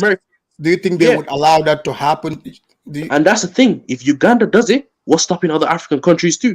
Do you think the ghost of Connie would appear? The moment they start building that. See, that's the thing. But that's the thing. So if America tries to interfere with China trying to build a nuclear, this can be an upsetting domino, because now everybody can publicly see what America's trying to do. They're losing their power, and there's nothing more dangerous than a person who's losing this power. Now Russia and China is becoming the domino, and BRICS is making massive plays, including South Africa. South Africa, which is surprisingly the South Africa that we all thought was in the more. I don't know if I want Uganda to have nukes. Why? I'm for Africa having some sort of power, man. Look, what if the ghost of Idi Amin takes power? You know what I'm saying? Afrodemus, I love it. I mean, I actually love that. I love him too. Yeah, but I love what he did. I love what he did back in the day. Yeah, spell those people out. Yeah, but I don't know about the nuke. Uganda having. Uganda is gonna nuke all the LGBTQ. You do realize that? Afrodamus, we didn't say anything. And then you know what? Then he's gonna nuke everybody else. Right. Forget it. That's not gonna happen. Okay. So I'll take your word. I believe you. Good. I hope so. See, because the only thing that's stopping Africans from having Afrodemus, I posted the link at the back. Yeah. Yeah. I saw it. I saw it. Yeah, I was gonna say Afrodamus. The only thing that's stopping us Africans from having some sort of power or say in the world is nuclear facilities. If we have that, then we have a say. Because again, we can cancel each other out. Okay, more. Let me ask you this. Yeah. Because now the way the situation is going, clearly the United States have base in Djibouti, for instance, right? This is close to Djibouti. If this gets out of hand, right? Where do you think Djibouti is going to stand? I'll tell you, Afrodamus, I'm not going to be anywhere near that country. If that happens, I'm heading to the opposite side. Even South Africa's not it's not safe. Hey, I'm coming to the west side of Africa, man. You guys are going to give me a name and a country to live in. We welcome you, bro. That's not a problem. You know we're the true. You belong to. You come and live with true defenders of Africa, bro. Yeah. Okay, guys. Let's bring in Jude. Jude, are you? Is your mic good now? Jude. When he figures it out, I want to tell Al something. I feel like just put that link on before he got. I want to Netflix. I want to tell Al. I want to tell Al something real quick. Yes, brother. Yes, brother. Now, what do you man they do behind there? I don't know. I feel them as I be listening to that white baby. I know Kisham. Yeah, let me Go ahead. Can I tell Al something? You know, just like they train these people in Africa, they also train these people in South America. They were training generals to do all this stuff up in the United States, and then they became presidents. There's actually a school in Georgia for this. It's called Defense College. Yeah, you're right. You're right. And I think in Alabama, because the former Gambian president, Jammeh, when he was in the army, as soon as he came to the U.S. for training, he went back within a year. He removed the president that was sitting. And coincidentally, maybe it might be a coincidence, but when they were doing the coup, guess who was conducting training, water maneuvers in the Gambian water? The United States Army. Yes. Man, that's a coincidence. What's going on there? Hey, the dude just came from school in America and he went back.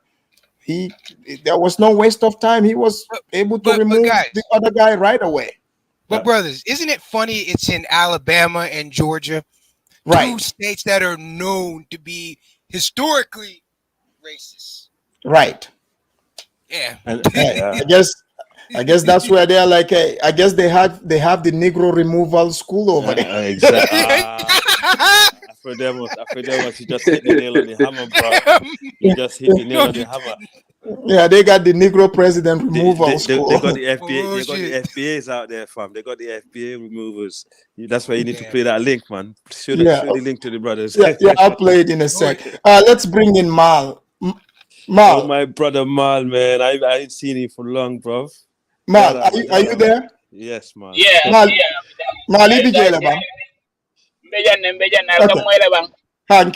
Go ahead, Mal. Yes, man. Yeah. Mal, you worked in Sudan. I'm glad you called in. Yeah, very experienced. Mal, you're familiar with both of these generals. What do you think is happening here between Burhan and Hamedi? Yeah. Are you guys getting me? Have you done? Yes, we can hear you. Yes, we can hear you. Yeah, we can hear you, Mal. Yeah, we can hear you, Mal. Yeah, for me, I think, Sudan is a cradle of conflict. I think since Sudan, get independent in 1956, they have been at war. It's either ethnic war, hard, and these people are the hardest, and the farmers war, water war. They get everything, So for me, it's not a surprise because, Avidamus, this is just it's a more, at a higher scale war than the other wars, but Sudan has been at war in Darfur region, as you said. Sudan was fighting three front wars during al-Bashir in 2003. So they were fighting the southern Sudan who wanted independence, the SLA, and they were fighting Darfur, the GEM and the SLA, who were also, rebel groups who want independence of Darfur. So they're also fighting, another war in Port Sudan. Okay. So the only peaceful place in Sudan at the time was Khartoum and and the other and two other states, on the northern border with Egypt. That is the only place that have peace. But up to the time this war started, therefore, normally since 2003, African Union sent their troops in 2003 to fight off the rebellion, and the rebel, were weakened. Plus, the Janjaweed troops were been sponsored by the government al-Bashir.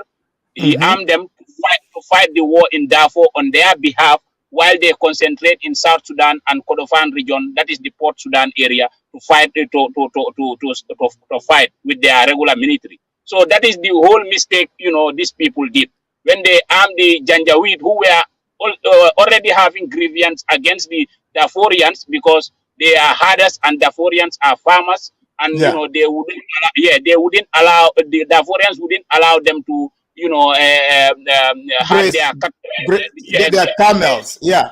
Yeah, because yes, Hamedi was yes, a camel herder. So exactly. yeah, Do you know? he Do you know what? Before he's when you finish, I will interject based on what he said, because I was at the barber shop today. A Sudanese guy was telling me exactly something similar when I took Exactly. my boy. Yeah. If you go to the ground, that is when you will actually know. I've been in Sudan for 3 years. I've touched Okay. all these borders around it. So the thing is, now this Hameti already have that grudge against the Darfurian. So when he was armed to go and fight the rebellion, because those people are rebelling against the government to get their own independence, because they don't have equal share in the government, and the resources are mostly from these Darfurian regions, the gold mines and everything. So the Ameti take that advantage and recruited. The funniest thing is, the Janjaweed, they are like mixture of Arab and black people. Do you yeah, know that? yeah. Like they are not not fully white. They are not fully black. So You know, Hamedi himself and Burhan, they both look mixed. They are not full Arab. they are all Janjaweed. They are all Janjaweed. Isn't it mostly Sudan? Isn't it mostly mixed? I mean, Yes. No. Sudan is 80. No, the north is a bit more different. The north. Oh, okay. Oh, okay. Yeah. Basically, North of Sudan is like Nubians, Guys, Nubians, hold North on. Sudan, and South Egypt. Guys, hold on. Let right. guys, let Mal land. Let Mal land. Go ahead, Yeah, Mal. that's what is you see in the media, like they're showing the northern Sudan, you kinda like mix. That is a lie. The truth is, if you go to northern Sudan, 80% of northern Sudan is black, completely dark people. You understand? So this Janjaweed, the entire Janjaweed, if you put them together, they are less than 2 million people. You understand? So but in Sudan, these mixed kids are the ones who control the government. You understand? They control the police heads. All the heads basically are these how to call it, the Arab mixed people. You understand? So the rest of the Darfurians, they are very dark skinned. Darfur is in North Sudan. That's what I want to tell more about. Darfur is not in South Sudan. Darfur is in West Sudan, in North Sudan. Yeah, I know, with Chad. man. Yeah. Border with Chad. Yeah. So if you understand the geography, you'll be, and even in Khartoum, there are more dark people in Khartoum than any other part of Sudan. So Khartoum the is the problem hub, is where all of them come to trade and right, sell. Because this Sudanese guy today, he was telling me, because when he asked me telling where I'm from, when he asked me where I'm from, I said, "Oh, I'm a Fuller." He said, "Oh, okay, you from Nigeria?" I said, "No," and I said, "No, that's." And you're Fuller. Yeah, I'm Fuller. Yeah, so it's interesting because a lot of people have a dislike for Fullers. Okay, but yeah, it's interesting. Okay, yeah. So basically, he was saying there was some Hausa people, because the Hausas in Sudan, they had us as well. They had some problem with these Janjaweed people, and then and then what happened is, he said the Hausa called for reinforcement. So the Fuller people came with like 100 or 200 bikes. They came from Niger. They came with 200 bikes for the Janjaweed. The Janjaweed run away. They run away and they leave all their weapons. Yeah. The Chad border is also, this is where the SLA also have their supply from. Okay, Yes. from Chad region. You see, Avidemos, these people you will wonder where they get their weapons. The Chad border with Sudan is very porous. They're So scared this of is our where people, Trust me, they're scared of our people. Hold on. I'll let Mal. Go ahead, Mal. Yes. You see, from Nigeria, northern Nigeria, these arms will be smuggling from northern Nigeria. They enter Chad, they enter, Sudan. So these rebels use those weapons to fight the government. So while the other side, the militia use at the end of the day, by 2000, and because I left there 2018. So at that time, the Janjaweed has already controlled major part, the cities of Darfur. So the rebels are only in control of some villages. You see, so that means the Janjaweed won the war. Okay, but they are the ones, they give them uniform instead of being in the camelback. They give them uniform to go find the area and take the resources on behalf of the government. So they were acting like they were acting like soldiers, but actually they are not national soldiers. You know what I'm saying.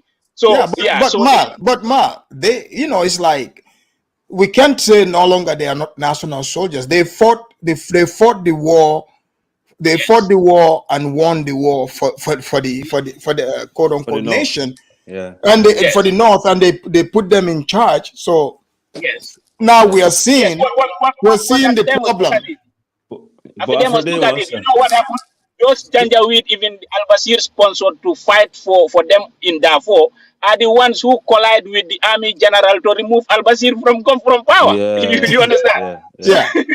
So they came and they came and formed a government. So now you know the thing is it's a chess play.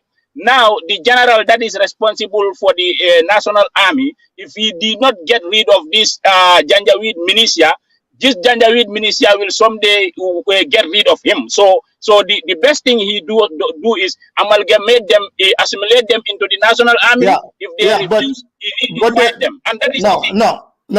They already. That's why they are fighting. Exactly. They don't want to be.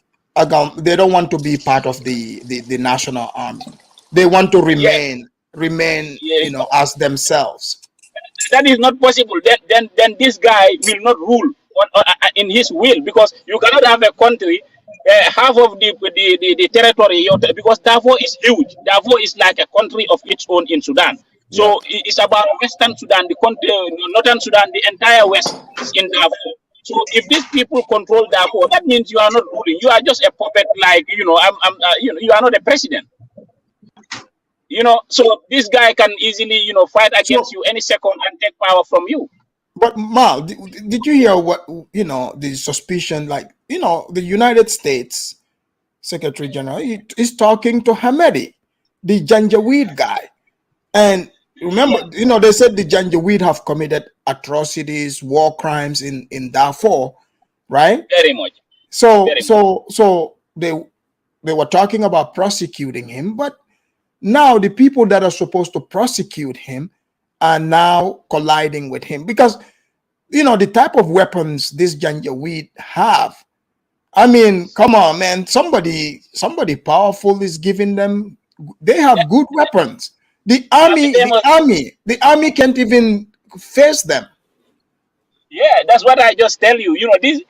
The mistake was they overarmed this militia group to fight in Darfur, because there are two factions of SLA. The SLA in the south succeeded. They fought against and they won the battle and they get independent. So the SLA in Darfur, and the GEM were not successful. So the government itself supplied these people with weapons, up to their teeth. So now how to disarm these people is a big problem. You see, that is the big problem. Now Sudan is out. But remember, Americans have soldiers in Sudan during the UNAMID peacekeeping force in Darfur. That is what people don't understand.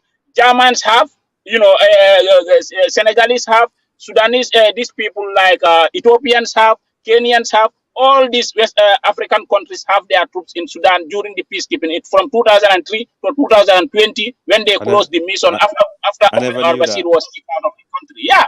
After Mal, so looking at what is happening there, right? Because this fight is up north in Khartoum, do you think because the South, they have their own weird problems, they also have a Pookie and Ray problem back there. Do you think the South would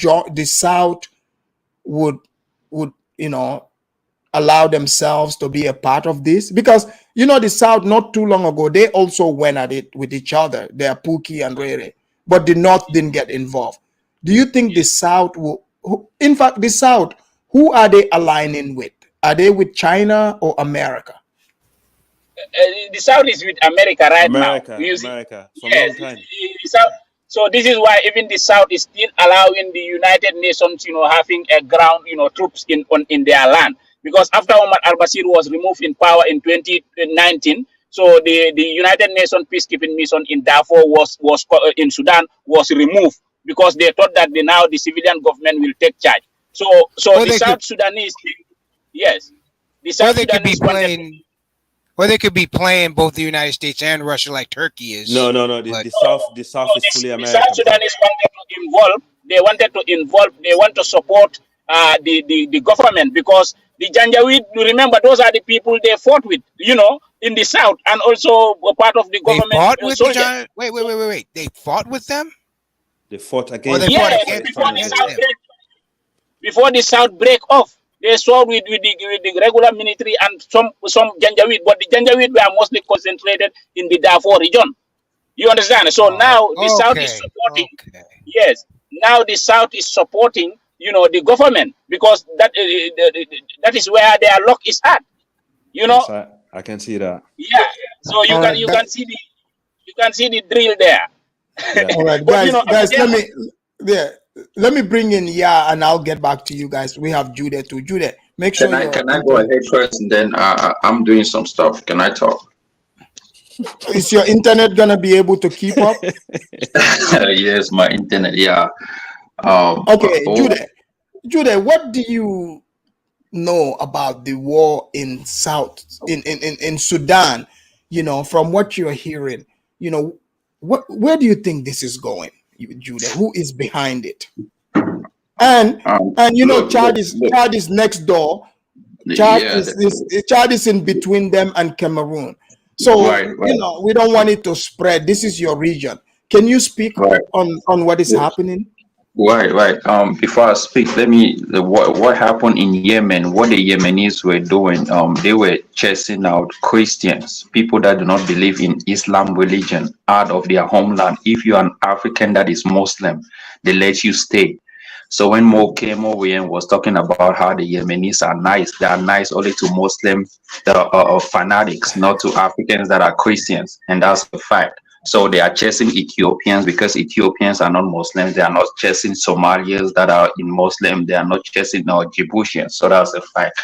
Now let me go to what is happening in Darfur. Cameroon is very close to Darfur, and the people that live in Darfur looks like Cameroonians. They are darker skin. They are really dark. The people that live in Khartoum are Arab people. I want Sudan to separate based on skin color. And that's a fact because the people in Darfur have been marginalized for so long by the Arabs' dominance in Sudan. And this war did not start now. When people say, oh, America is, no, it's not. People are fighting for being marginalized. If you have never been marginalized in your whole life, you don't know what marginalization is. Hold on, Judah, they've already divided the country. You have South Sudan. The black area. So how much further? No. You don't know Sudan. The blacks area is not just South Sudan. Even some of the black part of Sudan is still in North Sudan. So it's not just black. Yeah, but they are but also it's blacks more. in Darfur. Yeah, but it's more black. It's more black than. But if you see the.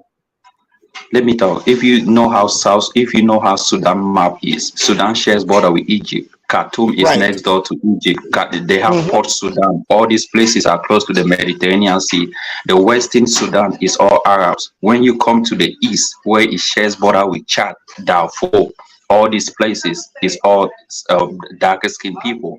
The only thing they have in common is their religion. And this is why when people say, oh, they are not the same people. They treat them different. They discriminate against them because they are black. And these people have been fighting for a whole long time to get away from Arabs, even though they consider them as Chadians. These people are not Chadians. Just because they look dark, they are not. They are from that land and they want to keep it and they want to separate away from Arabs. So let them separate. I'm fighting for them to have their own country, and that's a fact. Don't come here and say Africa does not have to be united when people are being marginalized for no goddamn reason, just because they are darker skinned people, and you want to talk about Muslim this, Muslim that. Come on, man. So I have no problem with them. Let the war go on. Even if America gets on whose side soever, let the war continue. If they have to defeat their homeland and gain it, and let them fight for it. And that's just it. Hold on, Judah. I have the map of Sudan here. Right. So you have like you have Khartoum here. Khartoum, that's all Western Sudan. Khartoum is in the center. It's closer to Ethiopia. Ethiopia, that's Port Sudan. That's all Arabs. That's all controlled by Arabs. Judah, can I say something, Judah? Khartoum is more Eritrea. You have you have Dongola, Dongola is towards Egypt, but Khartoum is closer towards Eritrea. Yeah, but that is all Arab. Now, when you are coming to Chad, to that area where Darfur is, it shares border with Chad. Even the Darfur region was a big region, but they divided it into 4 halves to split, to make them divide. You now have the Western Darfur, Northern Darfur, Eastern, which is a problem. So, yeah. Sorry, I want to correct this. Avidamus, Darfur is in North Sudan. I think, this is the misunderstanding. South Sudan and Darfur is different. Darfur is in the north, it's not in the south. South Sudan, even if you remove South Sudan, you will still have Darfur. Darfur is in North Sudan, and they have been fighting their war, and Port Sudan.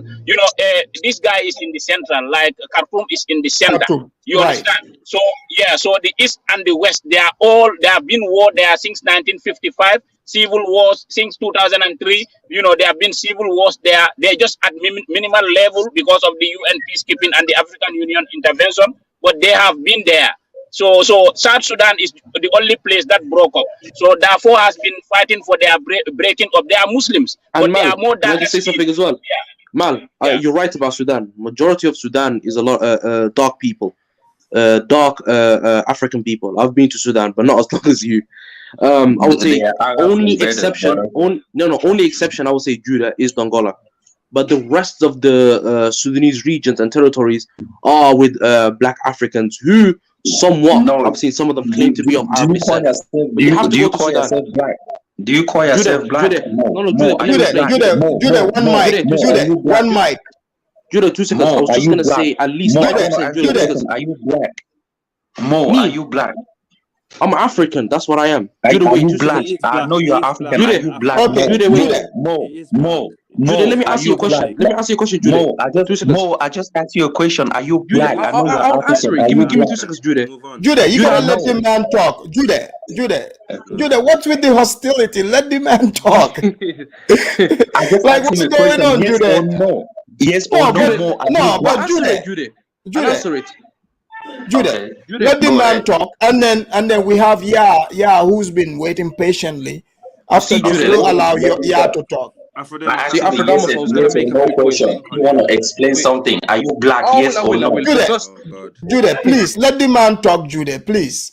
Okay, I was gonna make a few points first. I was gonna say the first point is I've been to Sudan, but not as long as Mal Afrodamus, and I could say Dongola is an exception because they have a lot of. No, I'll get to your point. Let me. No, I was gonna make a few. Like one of them. Go ahead. Yeah, I was gonna say. Afrodamus. I was gonna say Sudan as a whole. I would say 94 to 95% of them are Black people. You have the 5% exception in the far northern regions who are of Egyptian descent, you can say, because they predominantly, most of them migrated down from Egypt. So they're in that northern territory and southern Egypt. But majority of the country is Black. And I can say that with 100% because I've been there. The second point I was going to say with the Judah thing, Judah, I'll get to it. The second point I was going to say is, look, Judah, Afrodamus, we're all Africans, right? You know your ancestors, you know your tribe. Right. So the question I'm going to ask you, Afrodamus, is why would you classify yourself as a color when you know what your forefathers are? This is right. This is correct. So again, why do I have to identify as Black when I know my forefathers? Did they identify as Black? No. So what is their race? Okay. Race is something that doesn't 1 second. exist. Hold on. 1 second. Race is a construct written by a white you don't have to racist man. Explain to me. You classify Africans as you're this and you're that. I know that, but what? Can I step in? So Judah, why are you gonna follow that then? That's the question. If you know this, then why are you simple-minded enough to follow this ideology? It's brainwash. It's brainwash, man. Move on. Mo is Arab. Hold on, guys. 1 second. Guys, hold on. 1 second. 1 second. Let's get Judah, back. you're African. I'm African. We know our forefathers. So why would you classify yourself as Black? Because you align more with Arab people, so you call yourself Arab. I'm African. The only common thing I have with Arabs is Islam. You African, but you're not Black. Judah, you want to classify yourself as Black? Go ahead. The rest of Africans here won't classify themselves as Black because they know their forefathers. You're an insult, Judah. All right, let's bring in. Hold on. Let's bring in. Then we'll get back to this. Yeah, go ahead. Yeah.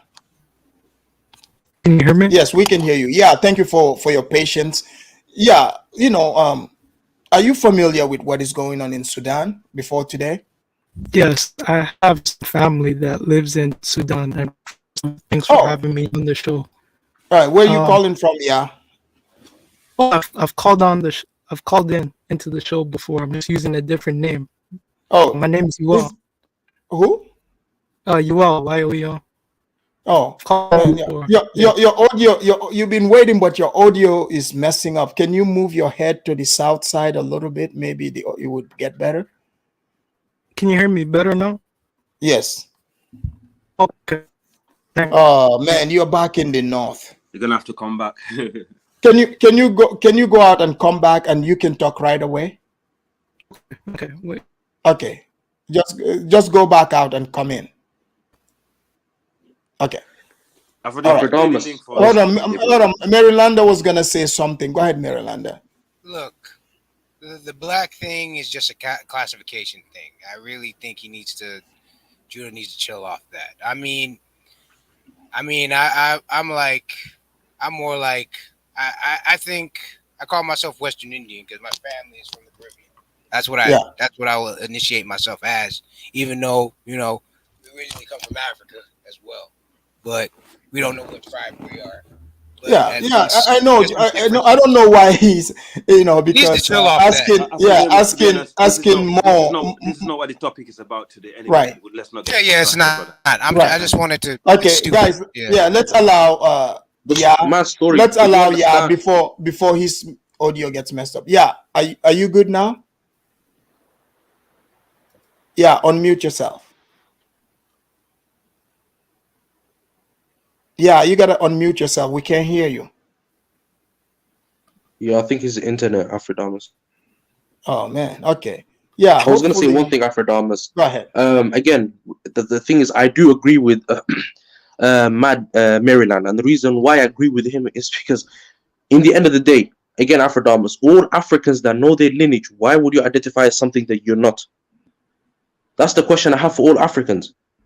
Just like everybody who knows their forefathers, you know your father's father, you know where your tribe comes from, you know what region of Africa you're from. But then you're trying to dilute yourself into a skin color. When you go to a European, do you ask him, are you white? That's obvious. No one's going to ask a European, are you white? That's the most illogical question to ask somebody. No, you're going to say to him, what country you're from. Yeah. But then again, why do we have to dilute ourselves into saying we're black? No, let him ask us what country we're from. Yeah, this is true. The question. Hold on, let me play this real quick that Al sent. It looks interesting. I'll play just a little bit of it so we get a chance to know. Overthrown by people we train before you sort of get the message that our core values might not be sticking with everyone. Welcome to Tunacheki's Africa React. I'm your host, Meki Mushi, and this is a show where we go online and react to viral videos concerning the African continent. Today's episode will be reacting to a very damning video from the United States Congress when they were having this congressional hearing and they were questioning generals and the activities, the military activities in Africa, okay? So before we get into that reaction and discuss the video, please make sure to like, subscribe, and hit the notification bell so that YouTube can recommend this video to more like-minded people like you, okay? So without further ado, let us watch the video and we'll discuss. General Langley, I have constituents that have been scattered across Africa on train and equip missions. So just ballpark in the last decade, how many Africans has the United States military trained and equipped? Congressman, I don't have that figure. I can get that figure for you. Ballpark, just, how many? Congressman, it would be a wild guess, right? Seems like something we should know, right? Over the years, we have trained a substantial number, especially in the Gulf of Guinea states, but including like more than 10,000? It is more than 10,000. More than 50,000? I'd say we're reaching around 50,000 at least. And what percentage of the people we've trained end up participating in insurrections or coups against their own government? Very small number, Congressman. Very small number. So what percentage do you think? I'd say probably less than 1%. But it does happen. The IMET program is in force, and we've pushed. You notice it's a black general. You guys, Yes. This is why using that black thing. Why do you think so? Austin If it's is- African, Why do you think Austin? Why do you think Austin is the head of the Pentagon? They're using him. Yes, because the agenda is about Africa. So a number a significant number through our schools across the. Yeah, and what data sets do you track to arrive at the conclusion that less than 1% of the roughly 50,000 that we've trained have participated in coups? Because it'd be like about 500, about 1% of 50,000. Congressman, you may have that information. I don't at this time. But I know there's some, right? Like go ahead and throw up that image. This is Colonel Mamade Doumbouya, and this is a photo of him. Did we train and equip him in Guinea? By name, I cannot identify that. Well, that guy in the middle. He doesn't want to identify him. Come on, let's see. With the big red hat, Colonel Mamade Doumbouya. That's him with a bunch of U.S. service members outside of our embassy. And just months after this photo was taken in 2021, he led a coup in Guinea and threw out the leader. Does that concern you? Congressman, core values is what we start off with in IMA programs. Do we share core values with Colonel Doumbouya? Core values. I will repeat that. Core values. Respect for humanity. Do we share those values with Colonel Doumbouya? Absolutely. In our curriculum. He led a coup? We do. Okay, that's a very telling answer. In Burkina Faso, did we share core values with the leader that we trained there who led a coup? It's in our curriculum. We stress core values. We request civilian-led governance. Wait, hold on. Is leading coups in our curriculum? Absolutely not. So civilian-led. My question is, do we share core values with the coup leader in Burkina Faso who we trained? Holistically, we teach core values with a respect for civilian governance, apolitical, and that's what sticks across a very high percentage in a 90 over 99 percentile. Right? But not everybody. And I wonder how many people it takes to plan a coup. I mean, initially you didn't know how many we trained and equipped. Then you said it was 1%. You had no basis for that 1% number because there's no data set you track. Mr. Chairman, I seek unanimous consent to enter into the record. Another U.S. trained soldier stages a coup in West Africa by the Intercept. Without objection, so ordered. And I further seek unanimous consent to enter into the record. U.S. forces trained the Guinean colonel behind the recent coup in West African country, and this is regard to Guinea. Without objection, so ordered. So I guess the question is, why should U.S. taxpayers be paying to train people who then lead coups in Africa? Congressman, our curriculum harvests core values and also to be able to embolden these countries for a representative democracy. But General, that democracy isn't what emerges.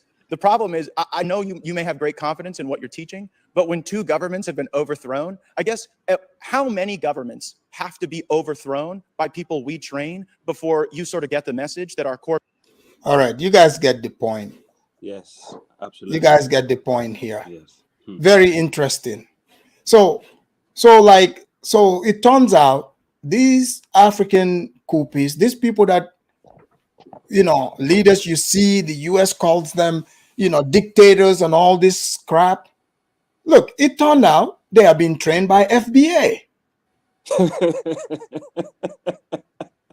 I mean, before I cut you off, that's why I feel guilty sometimes when I actually try to defend somebody. Well, obviously I don't defend FBA anyway, but certain things when I try to defend it. I want to defend them. When I watch this video, FBA, you see that so literally they train, this is why I said, they use the color thing. You notice they bring FBA. FBA is working for Massa. FBA is the one training the Africans to go and remove the leaders. And you notice they are all West Africans. Oh, Sam Seal said it's payback for slavery. But do you know America already last month? This is black on black crime. This is black on black crime. But after them, America already gave Doumbouya 2 years to leave. You know that? He's not gonna leave. If they will get someone else to take him out. He's not gonna look. Here's what's gonna happen. They already trained Doumbouya. You notice the people they train. Yeah. It's hard for them to train another person to come and remove that person because they've already trained that guy. Yeah. They've already trained him. But it's I'm just joking. This is not FBA's. This is not FBA's fault. I know, but I'm just saying this is how it works. For me, however, looking at Alpha Conde, what he was like in Guinea. And when obviously this is the trouble. You see, America struggle with democratic leaders, especially one-time leader. They don't have anything to do with them. They don't know what to do with you. So it's those leaders that want to do like a third term, for example, like Macky Sall. I'll give you an example.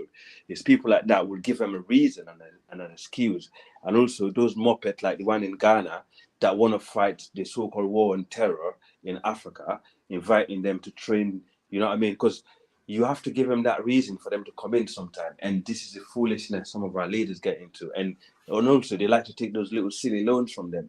And yeah, because they see the black general, they think, oh no, I mean, he's black just like us. He's not serving, massa. St. James is asking, welcome in the house, St. James. He said, why did he not show Ibrahim Touré's picture?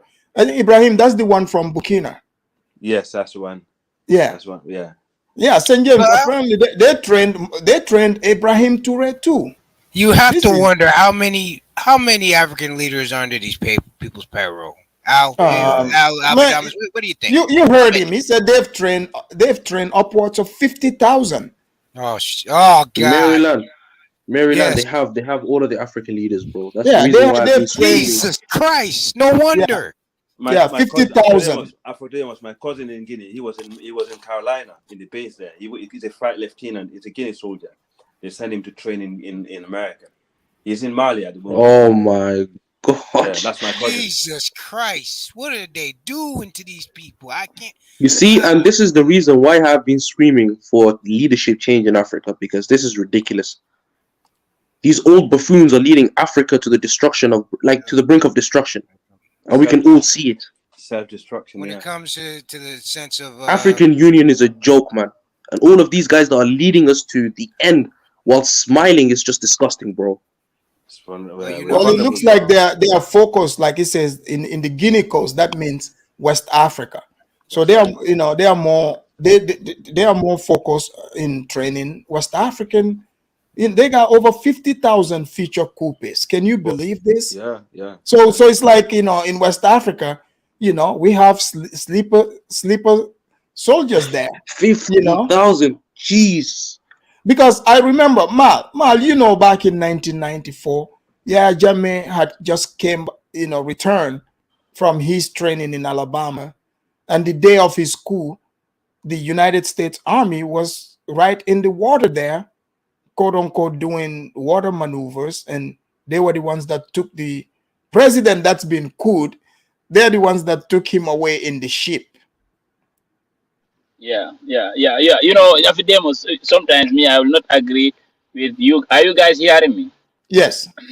Yes. The thing is, like any country, so now if these people did not train our senior officers, which country do you think is capable of training our senior cadre officers? We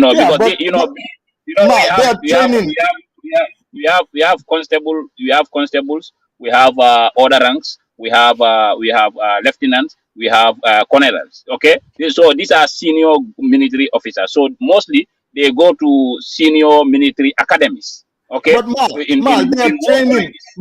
they are training them to how to be coupists, to remove. Not just training. Exactly.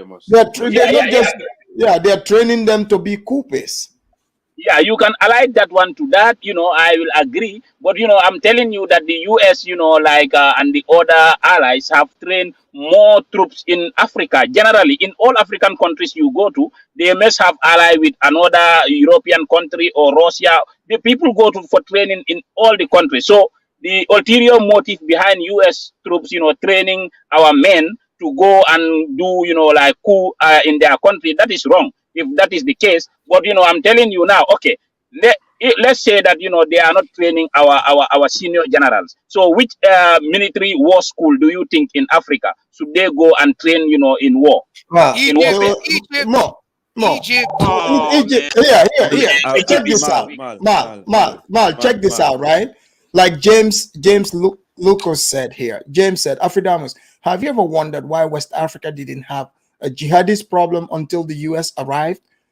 James, you got me thinking, because even look at Boko Haram. They just popped up out of the blue, and they've been over in Nigeria all these years. You can't get rid of them, 100%. They can't get rid of them. Like who is backing these people? Afrodemos, Liberia is American colony. No one in West Africa is closer than Liberia, right? Right. Well, guess what? Guess where Liberian soldiers are getting trained as we speak? In Nigeria, in Kaduna. Nigerian army training the Liberian army, you know, after the war. Because who was in Liberia during the war? ECOMOG, the Nigerians, right? Yeah, but even Nigeria, I can't trust them because their leaders are cool. Their leaders take. They finish. You remember how Obasanjo sold out Charles Taylor? Yeah, that's true. But what I'm trying to say is, look at Boko Haram. All these years that they fight in Boko Haram, Nigeria refused to have foreign troops in the ground helping them, right? And now, if you look at Boko Haram, they have no grounds in Nigeria. They already been dispersed left, right, and center. And guess what? The reason why Boko Haram gained grounds in Nigeria because of Obama. Obama. They was begging Obama. Buhari was begging him, please sell me enough arms to fight this guy before they take over the whole north. And Obama refused. It's only when Trump came to power, Trump actually invited Buhari to the White House, and as a special guest, and actually gave him the weapon that he needed. But also, even Al-Shabaab, if you think about it, like, who is really sponsoring? Al-Shabaab, you know, they've been around for a while now. Okay, like they just keep getting. It seems like they keep getting stronger. The question is, it's Nigerian army that might not be strong against banditry. That's true, but they are very strong against Boko Haram. Boko Haram don't have any presence in one. Hold on. Mo was gonna say Mo. You was gonna say something about with Al-Shabaab, Afrodamus. The question I've been asking people is, how do they still have power when apparently the Somali forces have been taking them out? The question is, how do they always recuperate their numbers? How do they always have weapons? How do they always know when to target? I mean, all of these questions are good questions to be asked, and we all know the answer to this. I mean, again, all of these African terror groups. I mean, the TPLF. I mean, they're smart. Give them that, because they already stored up weapons and had, because they were doing this to simply gain the power of Ethiopia again. How? Yeah, but the TPLF is getting support, though. Didn't you see the? 100%. They were getting support. Media propaganda on their behalf. And don't forget also actual troops, I think, because the military bases of Americans are right next door. I mean, it's all of these. Yeah, man, all of these terror groups are. St. James is asking a good question. He said, "Why did we turn to Russia for weapons if the USA trained us to do the job?" We don't want to get our hands dirty as much. I mean, but that's never stopped us before. I mean, we were in bed with drug dealers. Afrodemos, very good question, right? Because what happened is America, when America train our soldiers, they expect our soldiers to follow certain values, right? In terms of civilian casualties or in terms of human rights, their agenda, right? And what happened in the Sahel, like Mali and Burkina Faso, they refused to follow this footstep, and they was actually going on an ethnic cleansing business because they feel you say Mali and Burkina? Mali and Burkina Faso. That's the report I saw. Like, what do you mean? Are you talking about because in Mali they fight with the Fullers there? Yes, that's one of it, and Burkina Faso, and the Americans did one. Wait, are you saying but Burkina didn't fight the Fullers, did they? No, in Mali, of course, even Burkina Faso. But that fight, but did the Fullers, did they, like, why did, I don't even remember, because I know I went to Fatoumata Jawara, the Malian singer. Yes. Yeah, I went to one of her concerts that she had here a few years back, and she was talking about the war against the Fullers in that region. Yes. She was very heartbroken. But I'm thinking, okay, did they support the Islamists? No, okay, listen, what happened in Mali, right? The Fullers had problem with the Dogon, over water and, over the hardest business over the years.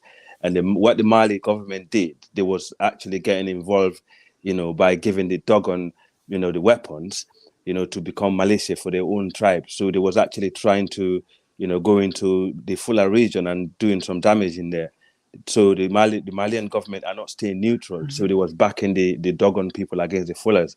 So the Fullers been struggling against this issue for long. But you know, That's St. why. James said, "Ain't no ethnic cleansing in Burkina Faso." He said some Fullers are just no bueno. He says some Fullers are just not good. But Okay. continue. Okay, so yeah, and so eventually the issues start going on. Then obviously the Fullers took side to whoever support them, and then that's what happened. That's what happened in warfare. You always fight. You decide that actually on your interest, right? But Al, do you think that was smart of the Fullers to make that move at the time in the middle of like this war was? The war machine was brewing. I don't think so. I don't think so. Yeah, because that wasn't a smart move because if already these people are fighting against a rival group, you don't want to make yourself a target. Most of the jihadis are Malian black people as well as Tuareg. So they're Tuaregs, and black and other Malian. And the mix of all the tribes, Fullers, so. the Fullers, Tuaregs are another type of Fuller. No, so they mix. They're kind of related. They mix. So in Mali over the years. Because don't forget the region of the Fuller is in the middle of it, like Mopti region, yeah, right? but now would you understand the Malians where they were coming from? Like here you are slightly related to these people. These people they are waging war against the country. They want to take part of the country, and here you are part of this country. And they're already looking at you sideways. You're related to these people. All of a sudden, you want to show some support. They're gonna, they're gonna feel some type of way. I think what happened is because obviously the Tuareg settled on our region, so we have intermarriage. Even the Bambara intermarried to the Tuareg anyway. It's all even other tribes. It's not only one tribe, but because we intermarried with them and we have close relationship with them based on Islam and cultural values. So I think that's where it comes in. But you see what St. James is from Burkina. I think he's there right now as we speak. He said, "Tell Al that more than 90% of the terrorists killed in my country are from the Fullers, unfortunately." So because Al, like when I read, because I followed after I read, right? Yeah. And looking at what I read, those Fullers, that group, those Fullers. The move they made there, I mean, that wasn't a smart one. Because of that ethnic cleansing business. That's why Burkina Faso and Mali losing the war, because now they actually got internal crisis instead of external crisis, and now they have. This is the frustration. Wait, you said they have, but they don't have ethnic cleansing. They are cool. They're just fighting the terrorists now. Well, now listen, right? If you have to fight people that actually live together with for hundreds of years, and that's actually native to the land, then instead of fighting Tuaregs that came from the north, because most of these Tuareg that fight in Mali, they came from the north of Mali, like just underneath Algeria.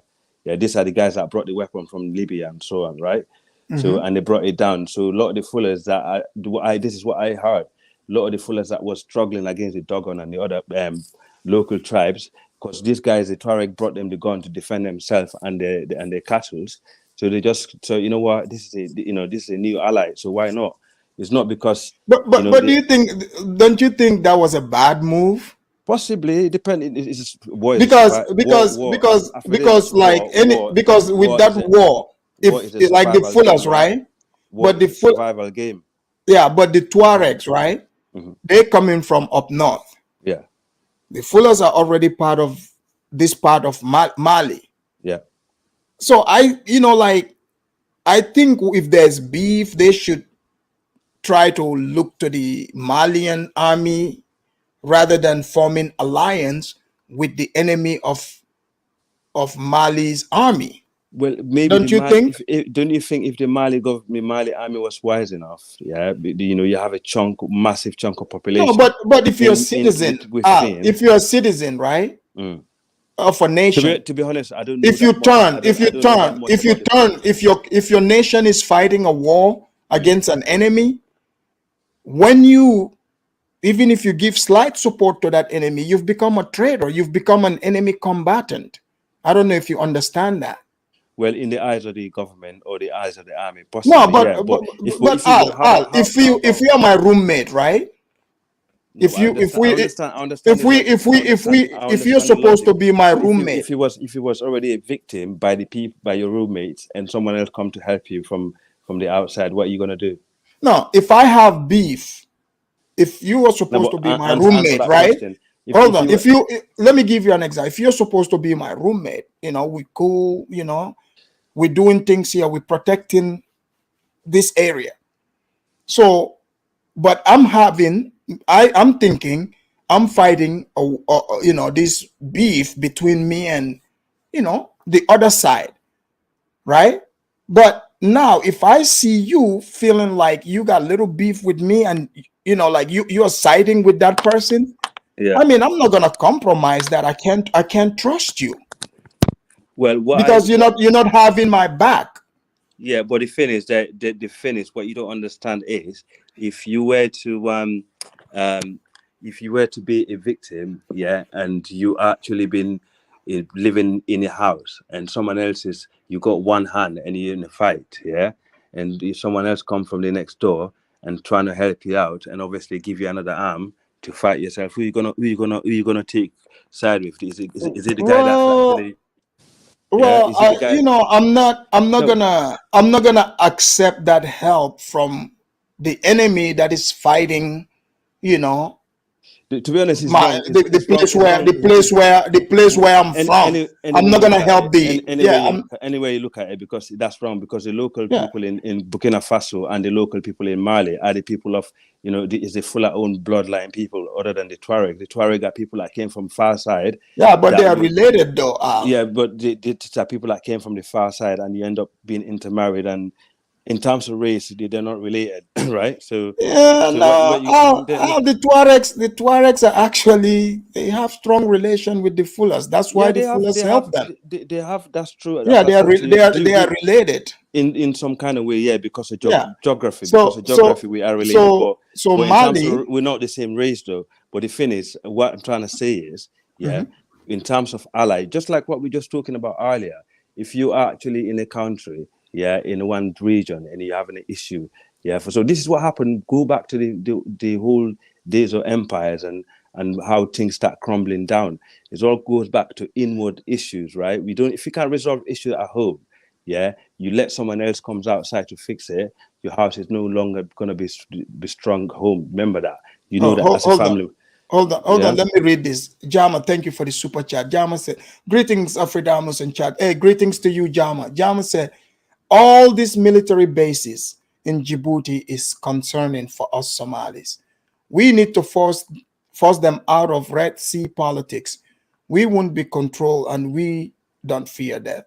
Jama, Jama, you missed the question, but I asked about, is Djibouti going to, consider this, the US having bases there? Because the war, the way it's going, it's in Sudan, and we've touched all these places where the problems are. Like on the list, they have Mali, Burkina, Niger, several other countries in, Eritrea. So the United States, for them to give military supply, you're right, having that base in Djibouti,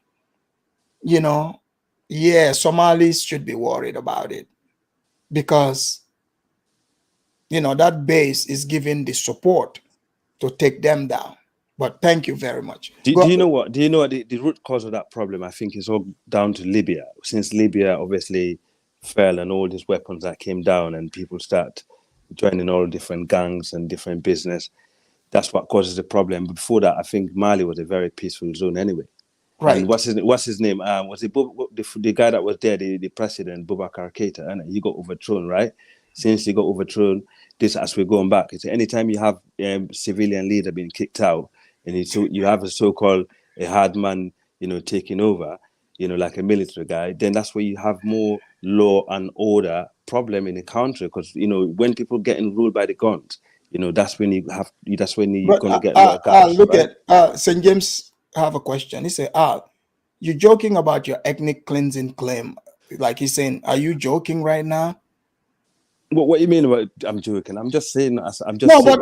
To be honest, honestly, Al, you know, Al, that fight. I don't know a lot about the Burkina Faso or Mali. To be honest, I'm just saying about what I heard. Yeah. Yeah. No, but these Al, guys it's not cleansing. You have to remember, these people, these countries, these people are fighting against their enemies. They don't care what tribe that enemy is. If you're their enemy, no, you know, you are setting off bombs. Like Burkina, do you know they are setting off bombs in? I know they're killing they're killing their people. Yeah, they're killing their people. 40% of Burkina Faso is lost. 40% of the country is gone. I mean, for them to Did you hear what St. James wrote? He said, Afridamus, if this was an ethnic cleansing, this would have been a short crisis. Fullers don't stand a chance in that region. Okay, well, there you go. So maybe it's not ethnic cleansing, and maybe no, it's something. It's not okay. ethnic. It's okay. the war there. It's not ethnic. It must be a little tiny bit of amount of poor fuller guys that have no job, have no fucking future. They thought, you know what, let's join these people. We're probably gonna get few bucks, you know, instead of having to do this kind of job. And if that's the case, then that's wrong, because not only you actually betraying your own people, then you're going to end up having no country to live on, because if this jihadists take over Burkina Faso or Mali, Al, you should know this. Al, remember back in Sierra Leone, right? The wars, right? Yeah. Like I remember in Kono, Sefadu, right? Yeah. Before it fell for the first time, right, to the rebels. Yeah. They didn't just come and take it. There were people who lived amongst us, right? Of course. Who were giving them the support. But most of these guys. So do you see that's bad for government? That's not good for. Most of these guys that also came to Sierra Leone to fight, they came from Burkina Faso. Yes, there was people from Burkina, right? In fact, they were the biggest killers in Sierra Leone. They came from Burkina Faso and killed our people. So now Burkina Faso is getting killed by other people. So as I said earlier, you know, war is not an easy game. It's a survival game, right? So it's a game of survival, and also we've been used against one another. You know, but you gotta remember those Burkina Bears who came, they were mercenaries. They were brought there, you know, on both sides. The rebels had them, the other group, the government had them there. So these guys were paid, you know. They didn't just come and say, you know what, this is my ethnic group. These guys are professional soldiers. They were paid. It doesn't matter though. But it doesn't matter. A killer is a killer. A missionary is a missionary. A rebel is a rebel. They come to destroy and take life and take your country out of the way. And since that war, the coast of Guinea has not been a peaceful and developed zone. So they actually have done more damage to us compared to what they're actually receiving at the moment. So if I was to be an evil person, I would say, okay, right, they got what they deserve, because they actually stole from Burkina Faso. And I also believe, a lot of these young kids that the so-called, you know, fullers or whatever, there are a lot of other tribe that actually join, because when these guys comes in, they come with the money. So they're not just going to recruit people from one tribe. They recruit anyone that actually willing to come and fight for them. So you're going to get people that are going to come and fight for you anyway. However, you obviously might have one group of, you know, people from one ethnic group that will come in based on, you know, their past or their current experience that they have in the community. Because I did see a few documentaries where some of the elders in Burkina Faso are crying with regret. How comes, you know, things have gone that bad? You know what I mean? So they wish things, because, you know, this is a community that have been living together, intermarried for centuries, and all of a sudden, you know, jihad is coming over and coming to destroy, you know, including Mali. That's so sad. Who was it? Who was the guy? Let's bring in to Niger. No, I think Mal should intervene, because I think he knows much about the region. So then we can bring to Niger, if that's all right. Sure. Yeah. So what I want to say about that, I think, you know, the Fulanis, you know, around Mali and Niger is because of the drought and also the desert. So they are easy prey for them to be recruited to join, because they approach a lot of tribes. But I think, you know, most of the time, you know, especially the Fullers who are in the desert trying to rear their cattle, they don't go to school. So, you know, so they don't go to school. They don't know anything about politics. So they are easily prey. Just come in, they give you gun, because now these people are not allowing you to graze your animals. Now you just need to fight to survive.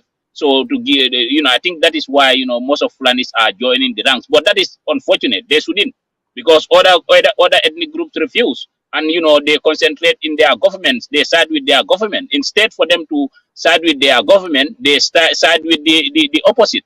And in fact, the thing is, why will they even fight? Because the people they are fighting are not Christians. They are not non-believers. They are Muslims like them. So I don't know what type of jihad they are fighting. They are fighting like Wahhabism, perhaps.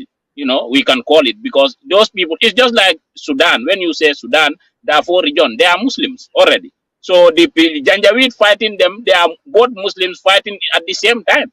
In the south is different, because those are Christians, these are Muslims. But these people are not fighting. It's sympathetic. Sometimes Muslims are very sympathetic. They're fighting against their own Muslims and thinking that they are heroes. Look at Somalia. Who are they fighting? They are Al-Shabaab is Muslim. The community of Somalia claim to be 100% Muslim, and now they are fighting. What are they fighting for? That is the question. And they are not fighting any other nation. They are fighting among themselves. How can you be a hero fighting and killing your own people? You call yourself hero, Abidamas. Is that not funny? Yeah, That's wrong. weird. That's what's That- going on. That's what's going on in Sudan. Let's bring in Tu Niger to give his take on what is happening in Sudan. Tu Niger, are you there?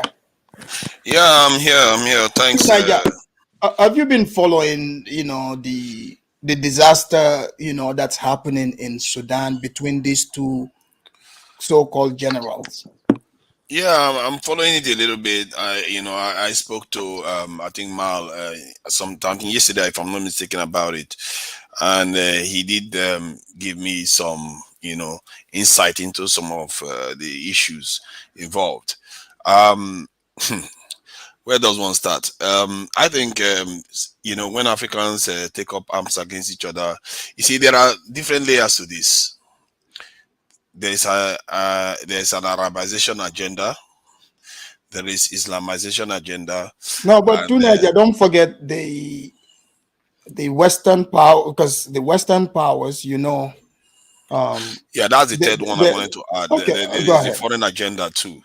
There is a foreign agenda. All these things are working hand in hand to lead our people to this situation. And these are, I think our people, what is happening, you see that in Nigeria too. There is an underlying current of conflict that is being generated on the continent by Arabization and Islamization these agendas. But Tu Niger, don't you think also this power struggle between US, China, and Russia, because they are playing a huge role in this, because you see the type of weapons these people are using, and you got Anthony Blinken after he spoke with this Hemedi guy, and this guy is the leader of the Janjaweed. You're familiar with the Janjaweed, right? Yeah. The atrocities they committed. But now, it seems like the US is backing him, So I think there's a big, because Sudan is like a Muslim country, Yes. So I don't, I don't think, not an Arab country, but the no, Arab but side they consider this, the North considers themselves Arab. And from what I gather, there are more non-Arabs in Sudan than Arabs.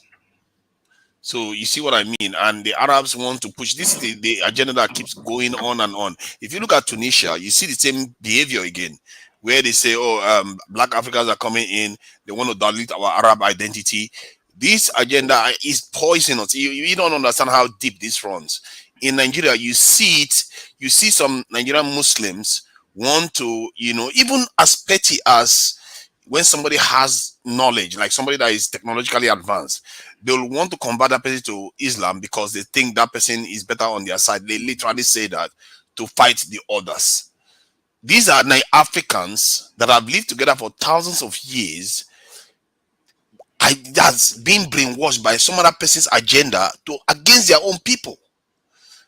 And this is why it's so tricky, because one, they have different levels of influence going on, and some of them are also local. Let's not pretend some of all these things are also tribal, religious, Arabic agenda and Western agenda. That is why it's so difficult to untangle. But if you look at these guys are going at full blown, military conflict. They bombing each other and stuff, right? Yeah. And looking at the powers that are at stake, like what you're saying, that could play a role too, because if this spreads into Chad, another religious-based country, right? Niger to northern Nigeria. So what you're saying here is something I didn't touch on, but it's a already good there. It's it's a already good there. fact. It's just that it's silent. You do hear about flare-ups now and again. It's already there. Like if you hear about deaths in Benue in Nigeria, that is the flashpoint you get in Nigeria, where the Christians and the Muslims, they are still battling. Benue was where Osman Dan Fodio was stopped in Nigeria. So you get that flashpoint regularly. If you check the news, you will see it. People are dying in that region constantly, and these people, they just don't want to stop. And you don't see the Christian side having an agenda to expand all over the continent, but the other side always want to do it. And because there are forces like Western forces use them versus the Arab forces. The Arab, the Islamic agenda also uses them to want to extend their influence all over Africa, because whoever practices their faith, they tend to have a hold over them. But one thing that's missing here, that come from a lot of the Christian side of Africa, that they forgot the influence that they've been getting from the white man that bringing Christianity to them, to teach them to hate non-Christians also, by basically behaving certain way towards like Muslim people, because that's all the report that comes out. Africa is at war against the Muslim North, against the Muslim North, against the Christian South, and you can do all your study and come back, right? Okay, I hear you say that, but thank you. Like, give you examples of where Christians are going after Muslims. Like this behavior you describe that Christians do against Muslims. Well, like for example, you just mentioned Benue, right? For example, some part in some. Okay, I'll give you an example of that. Now let's stop there, Benue. I would say some of the northern Nigerians that are Muslim will come down there, for example, buy a land, and they get defrauded by the local Christians. And then when the Muslim come back for the land, they already team up on them, and the next minute is confrontational. When people lose life, then they start claiming to be it's religious war, it's banditry, it's this. But not do you guys think there's religion playing a role? Yeah, in this war, right? So I think the decept what you describe as scam is not a religious thing or a tribal, even a tribal thing. Is somebody that this is power. Land. Exactly, it's somebody that bought a land and they cheated the person. The person should take it to the court or take it to law enforcement, not lead to killing people in the hundreds over time. So this is what I'm talking about. Sorry, guys, let me read this. People always fought over land in Africa. That is nothing new. Hold on, let me read this. These are not of Nigeria now. Why are they coming to fight over land in Nigeria? Hold on, guys. Let me read this. This is getting heated. Hold on. Doses of growth. Bro, you should dive deeper into the Hebrew Israelite agenda in Africa. Those people might be dangerous. I've seen some crazy stuff on Manzambi Zola channel. Hey, look at the churches. Deuces, you gotta send me that channel, okay? Thanks. But Al, you see, Al, fanatic and Muslim no, fanatic. But Al, away from that. Al, this land thing that Niger is talking about. You notice when Mal came, somebody else, they all talked about this land issue. That's what brought these Janjaweed, because they were herdsmen, so they wanted to take their livestock into other people's lands. Those people wouldn't let them, which is creating problem. And we hearing the same problem in Nigeria. So the question to Niger is asking is, if they are not from Nigeria, why are they claiming land in Nigeria? Thank you, Deuces of Growth. Right. So that he's got a point there. Why are they fighting for land there if they are not from there? Listen, you're not getting the point, right? People that are from northern Nigeria will come to Benue, for example, and buy land, right? So if you buy land, and obviously you come back for the land, and someone tell you, "Hang on a minute, that's not land, not belong to you." When there's already backhand dodgy deal going on, and you actually end up being scammed, and then things start heated up. So that's the reality. That does happen. And also, if you look, that's not limited to Nigeria. That's, as you said, even in Sudan. I saw a documentary on Al Jazeera where the Hausa gone down to the Blue Nile, killing ravaging the whole town and cities over the same issue. So it's not limited to Over what issue? to I one. think you have said something here that I've never heard before. That they Seriously, bought any I'll land. send you the Hold on, I'll send hold you on, the link hold now. on, All hold the way on. down to the blue Let line. me finish. Let me finish. So it's Buying not land. limit. It's not Can I limited to finish? Can Nigeria. I just finish my point? And let me get this I'll point let out. him finish because So because it's an you raised the important point point. here. He I want to hear this too because you're talking about purchasing land, but Yes, I have never heard of purchase. But go ahead, I've Tunai. never heard Fulanis that are migratory needing to buy land in any particular area and that they were arguing over land that they actually owned.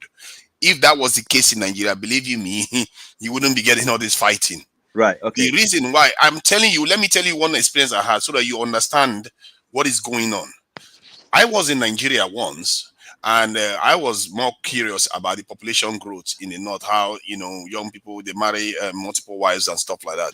So when I was in Abuja, I saw this young guy riding Okada, and I asked the guy that I was with. I said, "This guy, he's quite young to be riding Okada." He said, "Oh, you keep thinking he's young. He probably has a wife already and a couple of children at home." I was like, Was "But he 12? Was the guy 12? no, he was around 19 or so." He was around 19 or so, maybe 17, 18, 19. So he said, the guy has probably got a child or maybe even multiple wives. I said, no, they can't be. Go and ask him. He went, asked the guy, have you got a child or a wife? He said, yes, I have a wife. I want to marry a second one even. Then I asked him, why does he think that he needs to marry one? He said, because so that they can have more children and more family. I say, go and ask him again, why do you think, why does he need so many families? Is it because of famine and all? He said, because of war. Then I asked, when the guy came and told Wait, me, he said because of war? because of war. Huh. Then he says, then I asked the guy came back and told me, and I told him that go and ask him again, who did they intend to fight? He said, I'm not going to be able to go and ask him that. That is a young man. This is an older man, maybe about 30, cannot go back and ask an 18 to 19 years old who they are looking to fight. So it tells you, and this is not the first time I've had that type of agenda.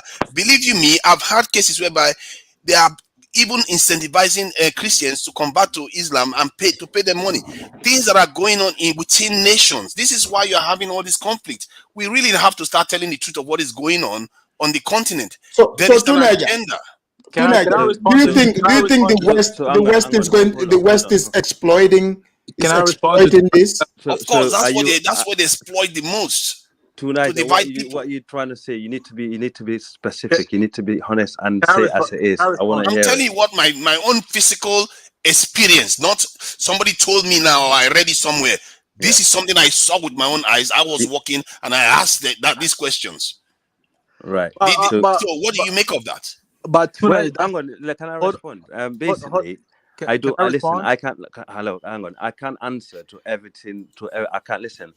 Me as a person, right?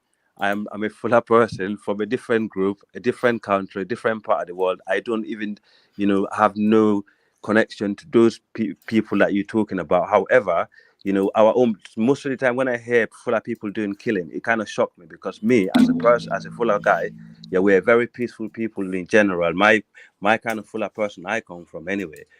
We're very peaceful, loving and caring people. And those people that most of the time you talk about, these fuller people you talk about are the herders. And now fuller herders, they're very tiny minority of the fuller group, right? Most fuller people that that along the Guinea coast and so on, they are not herders, they're settled fullers. So they don't even have connection with that sort of lifestyle. However, those that you have probably in northwestern Nigeria, because most of the fullers that live in northwestern in Nigeria live in the northwest, right? And they probably have like a 1% that come into. In fact, these people that you talk about, the fuller you're talking about, I don't think they're actually Fulani from Nigeria. Anyway, it sounds like these fullers from. They don't have to be fuller. They just have to be maybe Muslims. And there's also evidence online. Let me let you know this. AI or Nupe or AI. Let me let you know this. There is even another evidence of this online, and that's what for me. It was an echo. When this guy went online, he was showing the Amajaris in Nigeria how they teach young people how to cram the Quran. For a very long time. No, let me finish. They teach them how to cram the Quran. When he was doing that documentary, they also said the reason why they are doing these things is to prepare for jihad. So the question is jihad against who? Because they are not preparing to fight the Europeans. This is what I see as problematic. And this is happening silently within nations. I don't like when people come online and pretend as if these things are not happening. And that's what leads to conflicts on the continent. Africans plotting against fellow Africans. Let's allow Zongo. Zongo, welcome in. Zongo, you were saying, what you were writing, but, now you got the chance to be here. Guys, we got 10 more minutes, but let's go, Zongo. Go ahead, Zongo. Yeah. I wanted to respond to Al earlier that during conversation about African history, when the Fulas were winning wars, we were warriors, right? But now when the Fulas got defeated, it's ethnic cleansing. Interesting, right? Interesting logic. But I'm just trying to be funny a little bit. Coming back to what Tunaja is saying. You're talking about it. Hang on.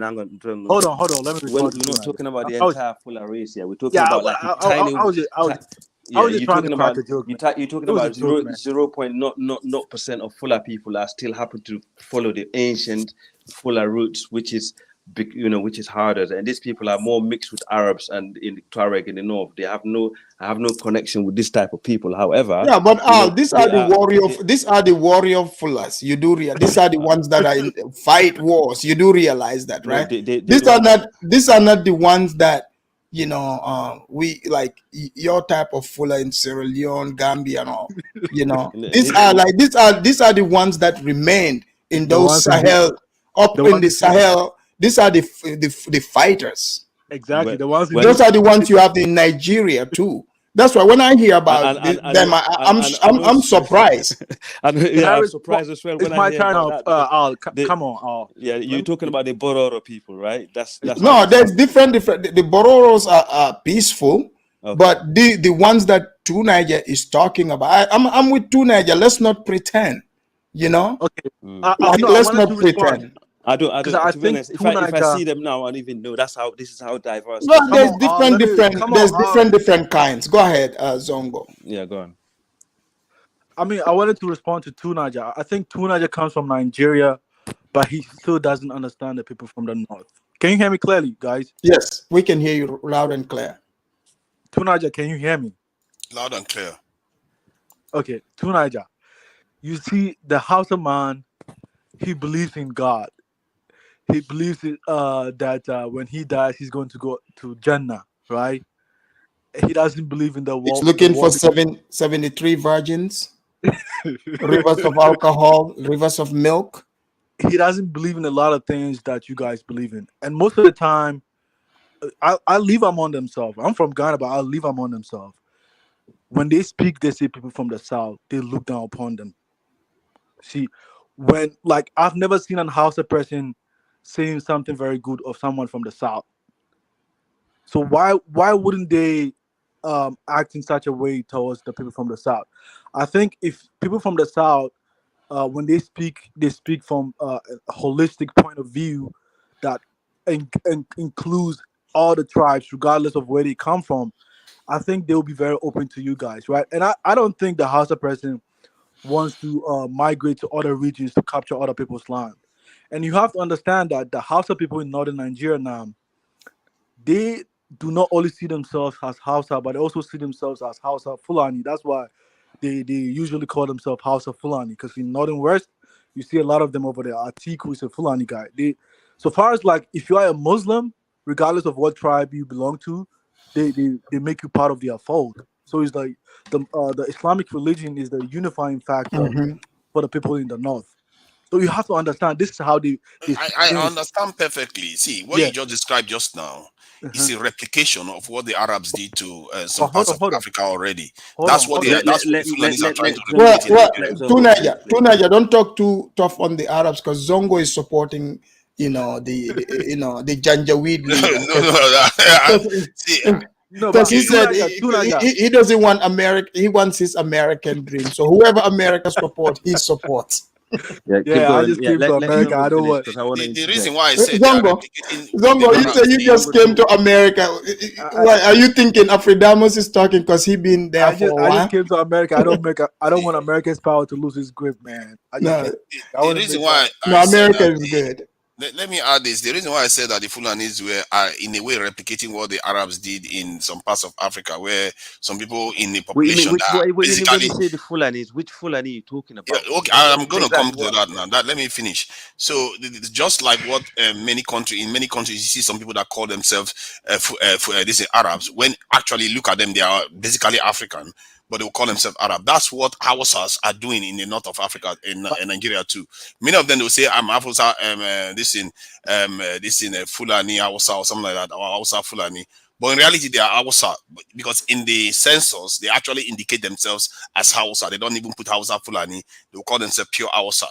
And but in culturally, and even they admitted to it. One Hausa, mixed Hausa Fulani guy came on and said, because the Hausas have this inferiority complex towards the Fulanis, while the Fulanis have inferiority complex towards the Arabs. So you see the hierarchy that is created. And these people are, many of them are Africans, but they use this hierarchy. And the Fulanis that are expansionists, they use that to want to expand because they are already expansionists. Why would they stop? Why do anybody think they want to stop now? If anything, the Christians in the South, many of them don't even want to worship anymore. They are buying into this LGBT culture, all the Western. You know how the Western culture is. But the North is the opposite. They are even becoming more conservative. They are becoming more expansionist. If you go to Kwara, go to Benue, you will see all these flashpoints where they always want to be expansionists But because they feel like they need to dominate the country. Niger, now you see why they want to wage jihad. Yeah, but because now you see why because these people, they don't want that Western mess in their area. Yeah, that's why they don't want African too. That's the problem. If they want African, it's a different thing. What they want is Arab. No, hold on. Let me respond. Hey, Deuces of they are growth. just as bad as the South. Hold on, Niger. Hold on. No, Deuces of growth. Niger, I already put it in the chat. It's in the chat. Check it out. I think. Sorry. I think Can I ask you a question? Sorry, Zongo. Can I ask you a question? Do you know the percentage of Fulani, in Nigeria itself is very 6%. small? Did you know that? Yeah, 6%. 6%. Okay, so 6%. If 6% can terrorize the entire South, what do you think about the South? It's not this. See, I've always told the South, it's not. They are not seeing their brothers for what they truly are, because they are buying into the narrative that the Fulanis have completely mixed with the Hausas. They are not the same people. As a matter of fact, the Fulanis and the Hausas, they are fighting in the north as we speak in Zamfara. So they are not the same people, and they know that. The problem I want to say is because right now Boko Haram, who are they fighting in the north? Are they fighting Christians or Muslims? Because they are fighting Muslims. They are killing everybody. Those people in Islam. Wait. Those people in Islam, we call them fanatics. Those people in Islam, we call them Muslim fanatics. Those people, Boko Haram, they are Wahhabis. So they want to implement the traditional way of Islam on the Muslims themselves. Why don't we have Christian fanatics doing the same thing? It's always the Islamic people that are doing this thing because they have this agenda. But they are not doing it. That's what I'm saying. They are not doing it to the Christians. They are doing it to their fellow Muslims. So I don't know why they are also doing it to Christians. As a matter of fact, most of the attack is also Christian. Tunaja is not a Pan-Africanist, man, because he's not trying to ask the question to understand. No. What I'm against is very, very simple. I'm against Africans. Hold on. I'm against Africans killing each other stupidly. So do you think? Hold on, because this one annoys me. When you ask your question, let me finish my answer. It seems like you have your ulterior Zongo, let him answer. If you ask him, let him answer. Can I say it? What I'm against is Africans killing fellow Africans because they think they are doing their God's wish. Your God's wish is for Arabs. That's what you're doing. Tunaja, it's not for your fellow Africans. Yoruba people are not doing ethnic cleansing in Lagos and killing Igbo people and driving them out. They are not doing any ethnic cleansing. If during an election there's a little bit of violence and a few people died, and you call that ethnic cleansing, that's not ethnic cleansing anything. So stop pretending. I don't like it when Muslims. Boko Haram. You see, this is my Haram. problem. This is Not the exactly my Kanuri problem. group. When Africans pretend as if they are not doing these things. It's Boko This Haram. is evil. What people are doing, you pretend as if you're Pan-African, but you are out there trying to cause problem on the continent as much as you can. You all know you have this agenda, and stop pretending. Hold on. Just like East Africans do it. There was a conversation I was involved in with East Africans. They all admitted they all have an agenda, like a greater Somalia, a greater Ethiopia, a greater Kenya. They all have an agenda to defeat each other. That's what leads to all these conflicts. And if you see Muslims in Africa too, they also have an agenda. They're all speaking with forked tongues. They lie to each other all the time. And this is why we are so divided on that continent. You need to stop it. I agree with you on Like, one it point. annoys me. Our people are Okay, just wait. Calm down. One mic, guys. One mic. Okay, it's to Niger. Hang on. Just wait 1 second. To Niger, the biggest terrorist killers, in Nigeria are Boko Haram, right? Boko Haram. And who are they fighting? Who are Boko Haram? The Muslims. They are fighting the Muslims. No, Mal. That is the problem. Ask to Niger, who is Boko Haram? No, but Boko Haram Muslim, they are Hausa, they are all kinds of people. That's a lie. Boko Haram are Kanuris. No, they are not fighting they are not fighting the Christians. They are not fighting the same Muslims. So I don't know what is the problem. This is why I get into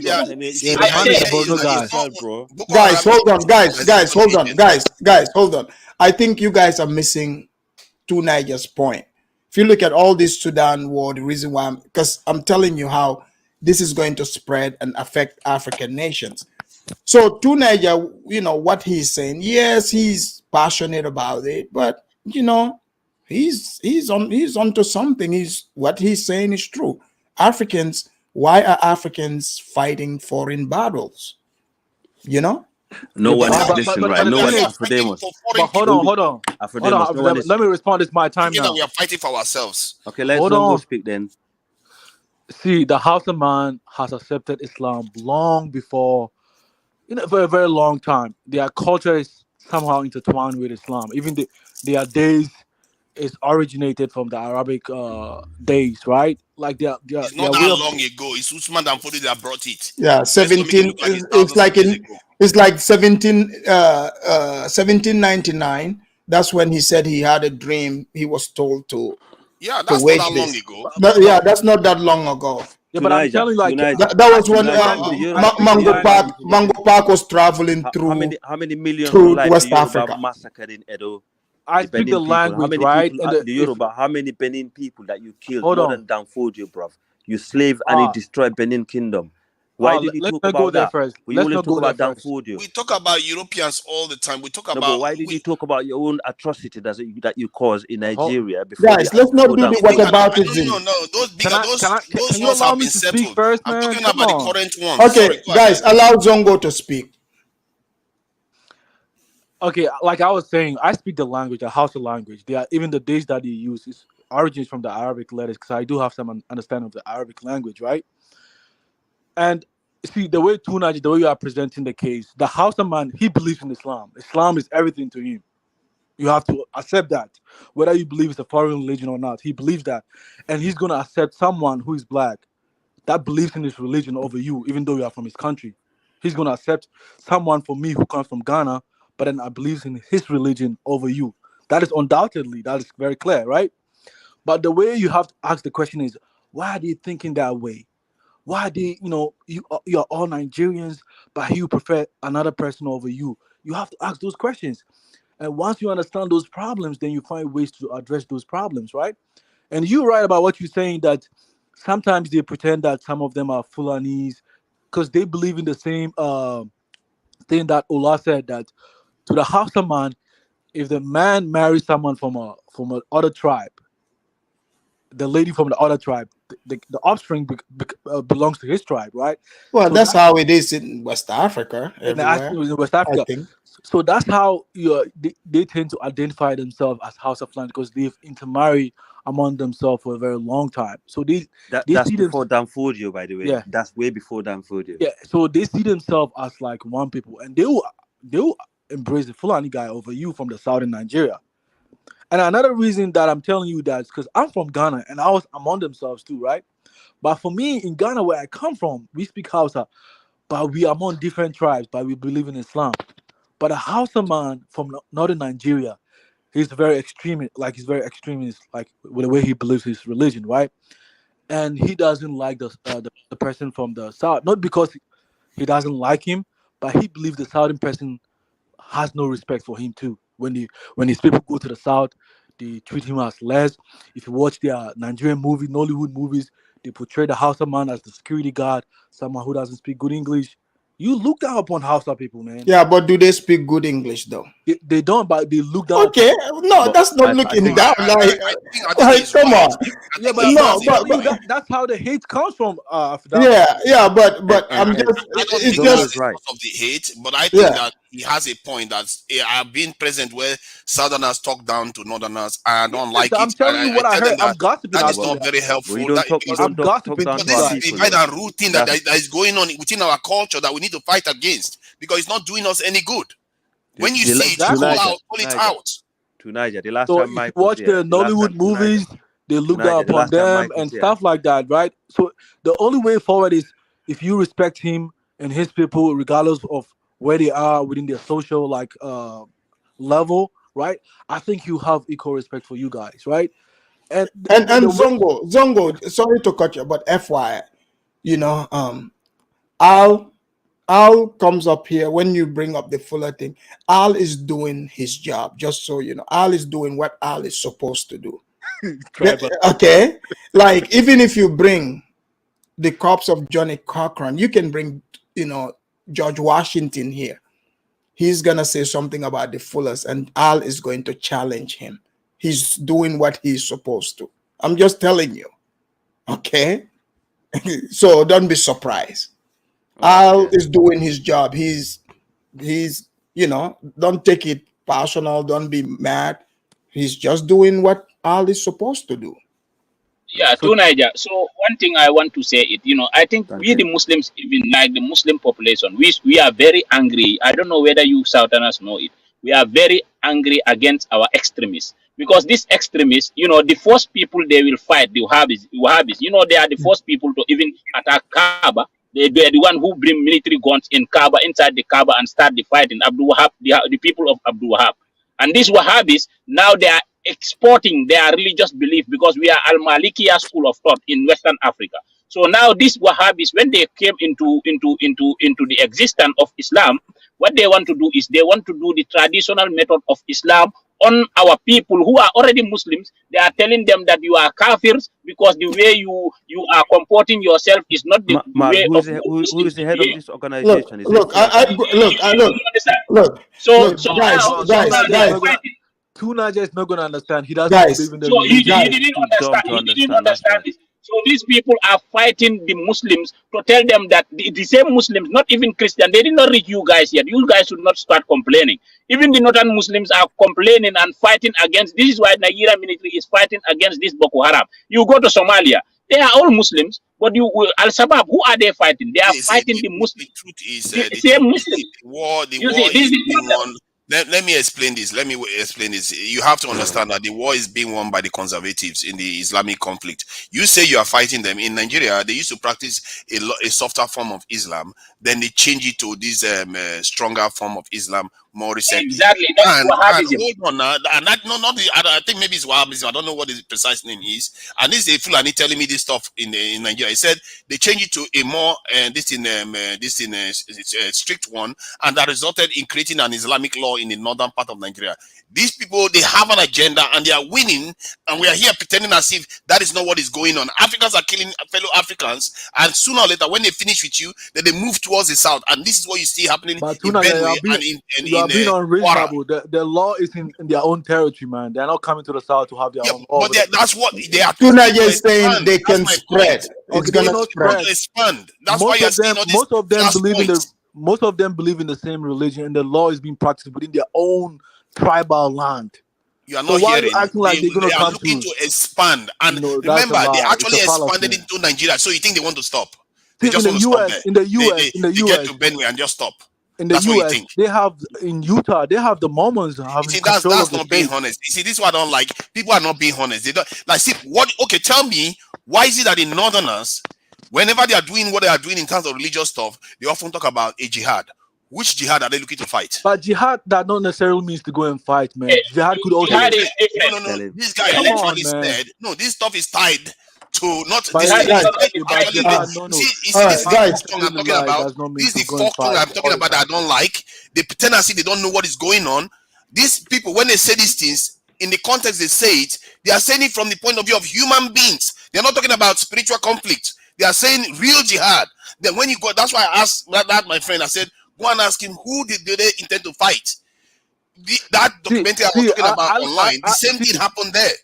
See, I Come listen on, to. I don't like that folk tongue that people talk with. When we see the agenda going on right in Nigeria itself. Tunaja, I've listened to a lot of like Islamic scholars from northern Nigeria. Their lectures, dozens of it, right? And if anybody's going to call for jihadism, right? It's going to come from them. Most of them, they don't really call for jihadism unless when they see a non-Muslim try to disrespect their own people, they will say fight them back. Oh, like they killed that lady. They killed that Here's the thing. Hold on. You know, I understand guys say this Wahhabi. I'll tell you. Like I was raised as a Wahhabi. You know, you sabi who say Wahhabi must stay. Listen, Afrodemos, I learn Quran for your people, bro. I learn Quran. So there's, you know, like, I don't know what's going on in Nigeria and all these other parts, but like I'm saying, I was raised as a Wahhabi, but none of this violence was advertised. Like, I mean, we didn't care if you don't believe in what we believe in or whatever, you know. No one's bothering you. We go to our own mosque, our own schools, you know. That's it. Yeah. But do you know what? Sorry, Nigeria. Sorry. Do you know the problem is? Do you know the problem with the southern Nigerians? They had Boko Haram killing the Northerners for years and years. Started with Osman Danfodio. No, I'm talking about Boko Haram. Forget about Osman. They're following the footsteps of Danfodio. No, that's not true. Tunaja, would you say I'm correct? No, you're they, right. They know that, and this is what I don't like when they do this. There's a governor, I think, whether a governor or a deputy governor in Kwara State that was saying that we are having more children sooner or later.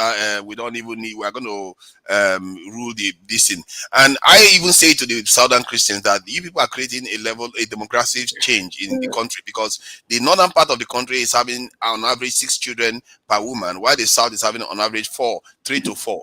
And in 50 years' time, by my calculation, the northern part of Nigeria is going to make up about 60%. The question is, why is Tunaja worried about the kids they have? You are Pan-African. Hold on, right? can you just stop it? Because I'm worried about things that is going to lead to instability for the future. You don't trust them, do you? You see, your problem is that you just want us to believe in today, and then we doom our future. And you people that are looking to open your eyes, you people that are looking to open your eyes, you people are a threat to your own people. What you people are doing, you are following the agenda of foreigners to come and destroy your own homeland. No, that's a lie, man. We don't That's believe what in you what are you guys doing. believe in. Why is it that all your so-called Islamic countries in Africa are poorer than them? Why is that Saudi Arabia doing so well? Even North African countries, hold on. Even you that is a Muslim, you go to North African country, they will treat you badly. They don't care whether you're Muslim or not. But why? none of them wants to go over there. Why is it that Muslim? Why is it that Islam? Hold on. Why is it that for them, Islam doesn't trump race? Hold on now. Let me say my own. Let me ask you. I'm asking you a straight question. I'm asking you a straight question. Why is it that for North Africans, Islam doesn't trump race, but for you guys, Islam trumps race for your own fellow black people? Why? Unaja got a point there, guys. He's got a point. Okay. Let me read this. Hold on. Let me read this. Let me read this. Charles Gado, thank you for the super chat. It says Saudi Arabia is exporting Wahhabism all over the world. You are 100% correct. Right. Okay. So they are exporting the way they are like projecting like the image like Wahhabism is equal to violence. It's not. It depends on the region. Like some of these regions, to be honest, is violent. But Zongo, what Tunaja is saying, listen to what he's saying. It's not like he's just concerned to say how much kids they have. He's doing the math, right? So he's doing the math. If right now this young man who said he wants more kids because they want to fight jihad, and he only saw one, right? Yes. He's already is proved how they operate. So how many? So somebody smart would think, okay, how many of that young man are around? So if he's gonna take up 2-3 wives and he's gonna get all these women pregnant, right? Only him, and then there is hundreds of him doing this. So he's saying the population is going to explode, because remember, Sokoto, when Damfodio came, the size of it, right, what it was, and today is different. It expanded. Let's not forget that. So if their population grows, they would need to expand. The South is not making enough babies. The way these people are making babies, the South is not making babies. So he's, you got to do the math. You don't only think about today. You have to think about at the the heart future. of it, I asked him a straight question. Let them answer this question. Why is it that when it comes to North Africans, like even if you're a Muslim, you go to North Africa today, their religion doesn't trump their race. They will treat you terribly as a black African, as a Nigerian. But when you come to Nigeria, hold on. When you come to Nigeria, you treat fellow black people terribly because of your religion. Like you go kill that lady before you even ask questions. Okay, because she said something about your faith. To Niger, your Christianity, and those fake pastors in southern Nigeria. Why is it? Now he's not answering the question. You see that? Why is it when they go to Hungary or some Eastern European countries? He's not answering the question. This is the reason why you see this fight going on in Sudan today. This is the reason why our people divide and fight each other, because some of them refuse to wake up. And I tell you, it's easier to wake Southerners up than wake the Northerners up. I think that the reason is you don't approach this conversation with respect. At all. Respect. They believe in it's a the straight religion. question. They will kill over somebody. It's your children's future. This has nothing to do with respect. If you think listen, this is going to affect me, it affects you too. You see this. You gotta listen. You have to learn how to listen. Classic example of so why I don't want people to just ask a straight question. You're not the answering. hatred towards our people is unbelievable. It's not hatred. Come on, stop it. It's not hatred. So these people they believe in the religion. See, the people I don't care for are the Arabs that hate us. I care for our own people like you.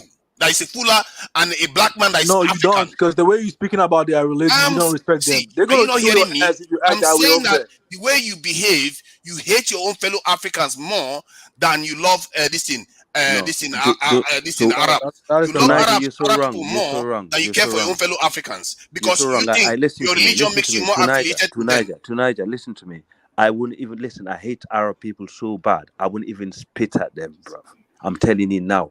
If the Arab person, but why would you hate? You're not supposed to hate them. I don't listen. The reason why I don't. Okay, right. The reason why I do not like Arab people, is for the fact anytime you see and you mingle, listen. They're the most racist human being. White people and Arab people are racist. They do not like black people of color. We do not have friends. We suffer with racism for the rest of our life. We've been suffering from Arab slavery. Afrodemus, you know better. I'm not going to go into it because it's going to get controversial. Yeah, because we are almost down to the wire. Let's start doing our closings here, guys. Yeah, okay. He's a minority in the north. I will say that. For the first time, you have an opportunity. You got a Hausa guy and a Fulani guy. Yeah, so we could have a decent, honest conversation. We have a brother, my own brother, a Soninke brother, that I give you the platform, so we can have a honest and civilized conversation. But all you did is shout at us and generalize our tribes and actually make. Hold on, what do you think? Hold on, guys, hold on. What do you think about what Bajan Melanin said? She said, "You hate Arabs, but submit to their religion. You can't make this stuff up." So you're blowing up Bajan's head. She can't believe what you said. But let's do our closing. Let me tell you one thing. What happened when I was in Cyprus, right? Even when I was in Cyprus, I contested to be the African leader over there. But on campus, predominantly they are Nigerians, right? Mm-hmm. And also, because I'm from Ghana, I speak Hausa. We share the same culture with the Northern Nigerians, the same language, the same religion. Most of them, they voted for me to come to power. Guess what? Some of the Southern Nigerians who contested against me, accused those Northern Nigerians. that they're being like tribalist because they voted for me. You understand? So Okay. this tension always exists among themselves, right? And what I'm telling Tunaja is like, when you are approaching people who do not believe in what you think, they don't believe in the beliefs that you believe in, right? You have to approach them with respect. Try to understand why they are thinking that way, so that they can. Awesome. Zongo, sorry, I didn't want to cut you off, but can we do our closings? And I want to hear what you guys are gonna do. Say about what's going on in Sudan, and do you think this conflict would be quelled or is gonna increase? Let's start with you, Zongo, since you're talking. Let's close it on Sudan. It's a great conversation. Don't get me Well, wrong. I think it's a great conversation. I think the parties involved, there's an indication that there's external powers supplying them the weapons, and I just hope like the Africans will be smart enough to to find a way to solve their problem rather than resulting to conflict. I mean, I think that's the best thing we can do. And Hey, most of our there's big pie on the table here for them. So who knows?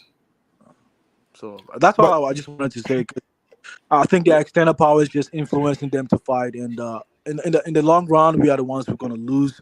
So we have to think bigger than what is inside the box. That's what I can just say. Thank you. All right. Someone wrote, how are you gonna blame Islam for what those people did to that girl? Because Islam didn't tell them to kill that girl. What is he talking about? Is that the killing Is that in the young girl South? that was killed in Nigeria? Oh, okay. I remember that story. All right. Al, It's the closing culture, statement. not the Islam. It's the culture Yeah. that did it. Al, closing statement. Al. I don't know. Okay, you're gonna have to be patient with me. First of all, Afrodemus, point of correction. Let me just make one thing clear to Niger. Us Fula people, Fula people are one of the largest group of people. But I don't even know if we qualify as a tribe. Where people are come with different race, different color, different shade, different part of the world, different cultures, right? And different beliefs in general, right? So when you're saying Fulani or Fula, you're talking. It's like for example, it's like saying African, because we're very diverse people. You had Afrodemus just mentioning, like for example, Fullers are actually in the north, in the Sahel. They're actually so close to the Tuareg and stuff like that. I did not know about that at all, but I learn every day, even though I'm a Fuller, right? And also about certain things I learned about Burkina Faso and Mali today. I did not know about that. I'm not that type of Fuller. I'm a Fuller that came from a background where I came from a farming Fuller. You see those farmers that you see in southern Nigeria that have the cows trample on their farms, that is sort of Fuller. We grow fonio. Yeah, that's what our ancestors grow. Yeah, fonio.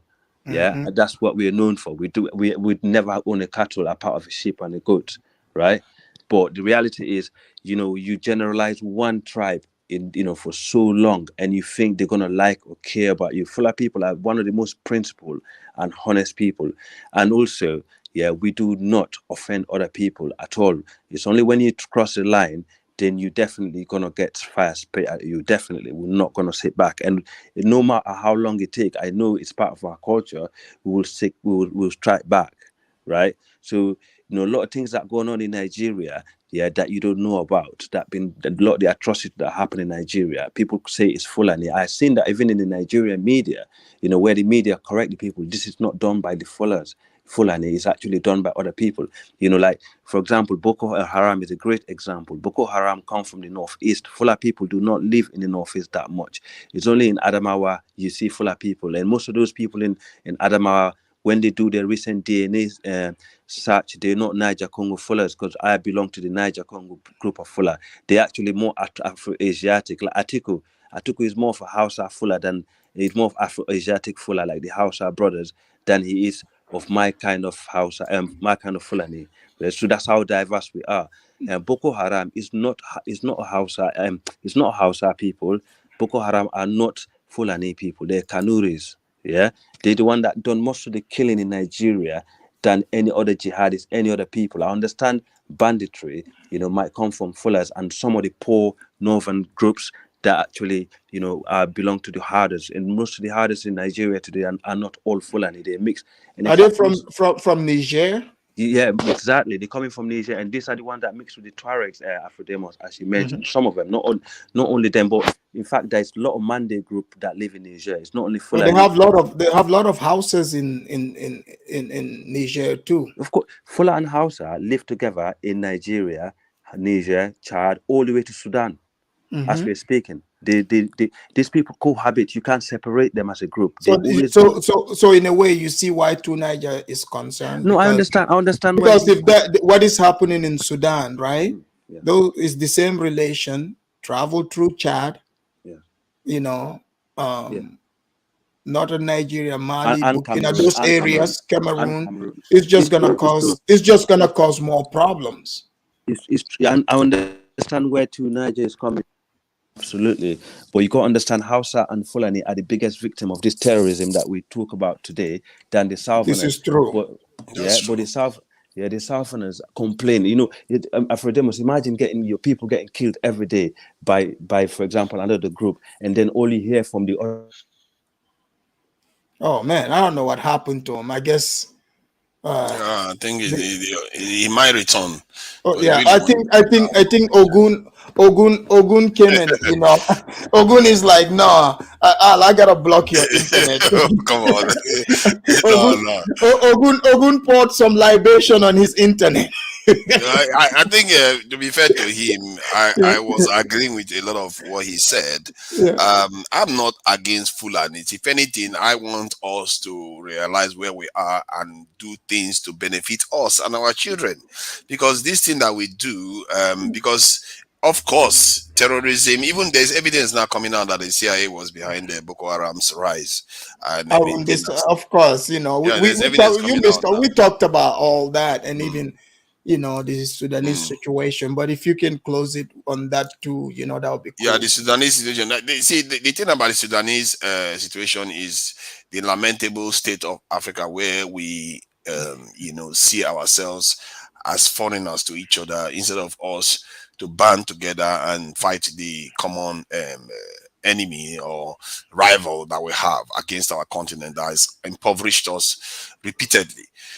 This stuff is going on all over the continent. Even if it's right before our eyes, we should see it, but we refuse to see it. Even sometimes there are some Nigerians, many Nigerians that don't see it, and including Fulanis. When people call Fulanis, it's because they associate them with the herdsman stuff. And personally, I don't subscribe to all those things, because in the end, it's just some people that do these things within each group. And when they do these things, some of them are being driven by agendas they don't even understand. Some of them actually take bribes. You know, recently it came across that 85% of people will take bribe when they bribe them in Africa, at least. And no matter what cause they are chasing. I think it's you know, education and people getting to know each other, integrate, would definitely you know, change a lot of this, you know, because when people you know see, you're right, when people see each other as foreigners, especially living in the same territory, I'm talking foreign, that is a problem, you know. That's definitely a problem. And the lack of, have been there for thousands of years. Right, the lack of the, you know, because my understanding is Boko Haram, they don't believe in Western education.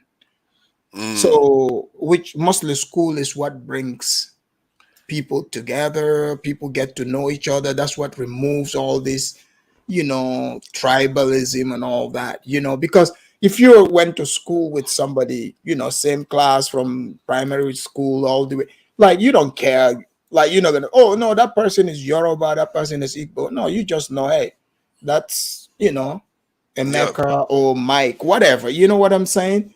That's all you know. That's what would bring nations together. But as long as one side, you know, is willing to, you know, have education, you know, and the other one is looking at that education as evil and foreign, you know, not everything Western is evil, you know what I'm saying? So, but if one group is holding on to that idea and the other one have, don't you think that don't you think that is fine if the other group doesn't want to necessarily educate themselves the way the West, that's the West No, but teaches? that's But a the point no. It's they the shouldn't be problem. You know targeting their why? fellow Nigerians No, for because as people that they need to combat or fight against. yeah, but the thing is, if you know the reason why you can get these young men to do what they are doing, you know, it's like they don't have anything better to do. You know, all they think about is, oh, okay, I can do this all my life. I just gotta, walk to go to, paradise, the next world, right? Yeah. So this life here doesn't really like they don't see much value in it. You I see? think there is some truth there, but I think the kind of questions you want to ask them to really get their attention, it's like when I ask them now, you see how hard it was for them to answer that when they go to North Africa, that even if those people are Muslim, they treat us like trash. But yet they set their Islam aside and put their race first. But while when we go to our own countries, we put our religion first and put our race second. That is not, that is something that we need to stop. We have to put ourselves first. This is why we have been always under the butt of every other person. We go to Europe, we put they put their own race first, but we come back to our own country and put our own tribes first, when we should be putting our own people first. So this is our attitude that we have. We have to change it. That's why we fight each other all the time. Look at the Tigray and the Ethiopian government recently. They were fighting. Right. Congo, they are fighting each other. It needs to Well, stop. that's what I'm saying. The one that we should be worried about more is the Sudanese war, because all these places you mentioning, if this, Sudanese situation, is not quelled, meaning stopped, all these weaker spots where conflict already exists, will be exploited, because this is going to create porous borders, right? And these porous borders, what are they going to do? It's going to allow for nefarious groups or new groups to come in, and they are not just coming empty-handed. They would be supplied with weapons, and like I don't want to focus on the religion too much, but definitely the power struggle, because don't forget the United States is going all out to make sure Russia and China doesn't hold any it doesn't have any stronghold in Africa, bases and stuff like that. So it's like it's the Cold War all over again, where one power backs certain group, just like we're seeing in Sudan. The United States is supporting one guy, Russia and China, and others are supporting another guy. Are you seeing the link in this in that this guy is asking for link? Well, I'm about to close. That's why, guys. So Okay, that's why if I drop this link here, we would end up going on and on. You know how it goes. That's true. That's true. And I gotta. It's been over 3 hours, so I'm trying to leave. Sorry, Mike and all the guys. Sorry, I can't drop the link because I'm trying to leave. I'm glad I took by the conversation anyway, because because when I heard about this conflict, I was a little bit furious because I know this stuff is going on in Nigeria too. I've spoken to people recently that have testified to some things that I don't even want to speak about publicly. That I just feel like we need to be honest with ourselves. This stuff is damaging us, and I want to correct something. I've been to Morocco, and I can't complain about any bad treatment. In fact, they treated me nicer than even their fellow Arabs there. I'm not gonna lie. They treat you better than fellow Arabs, because they probably thought you were this in African American. Oh, but you probably went there as an African American now. No. I went there as an African American. See, Moroccans, they have.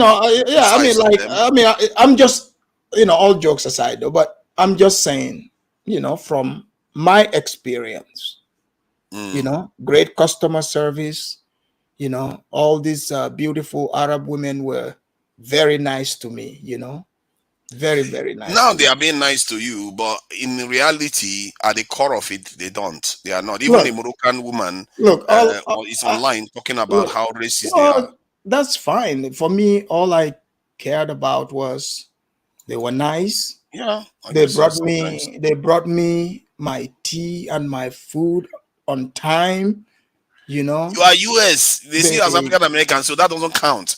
If you are African, these are people that killed African just last year, and you're here talking about they treat you nice and all the rest. You if don't go think they knew there as I a was Nigerian, you go don't and see think how they they will treat you.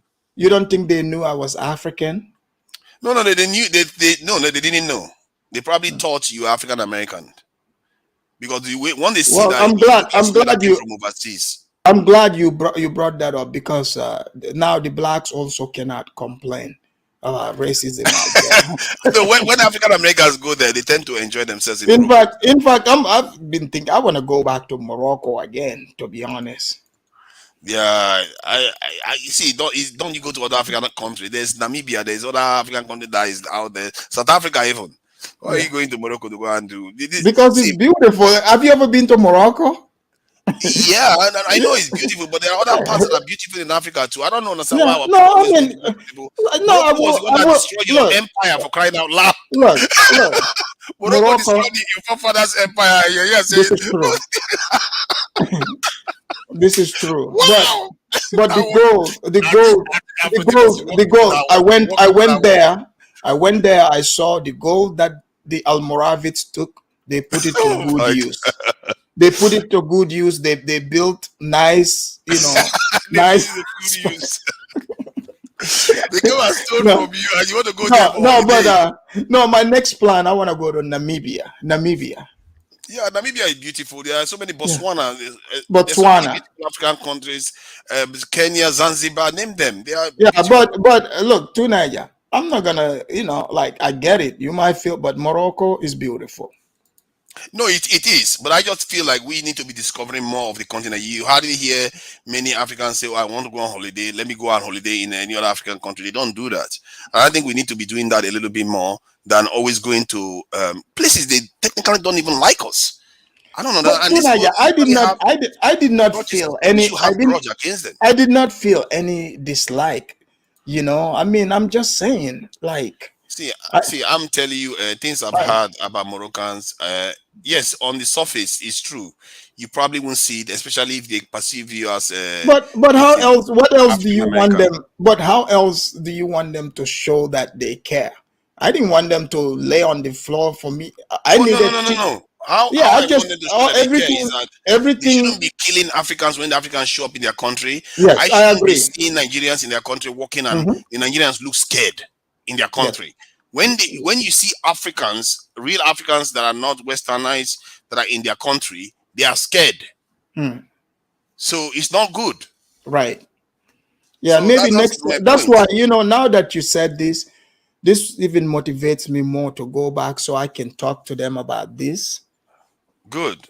Yeah. Be careful. you might not make it out. You're something else. I know them, man. I know all these people. You don't trust them, huh? I know them physically. See, human beings do what human beings do. I don't blame them.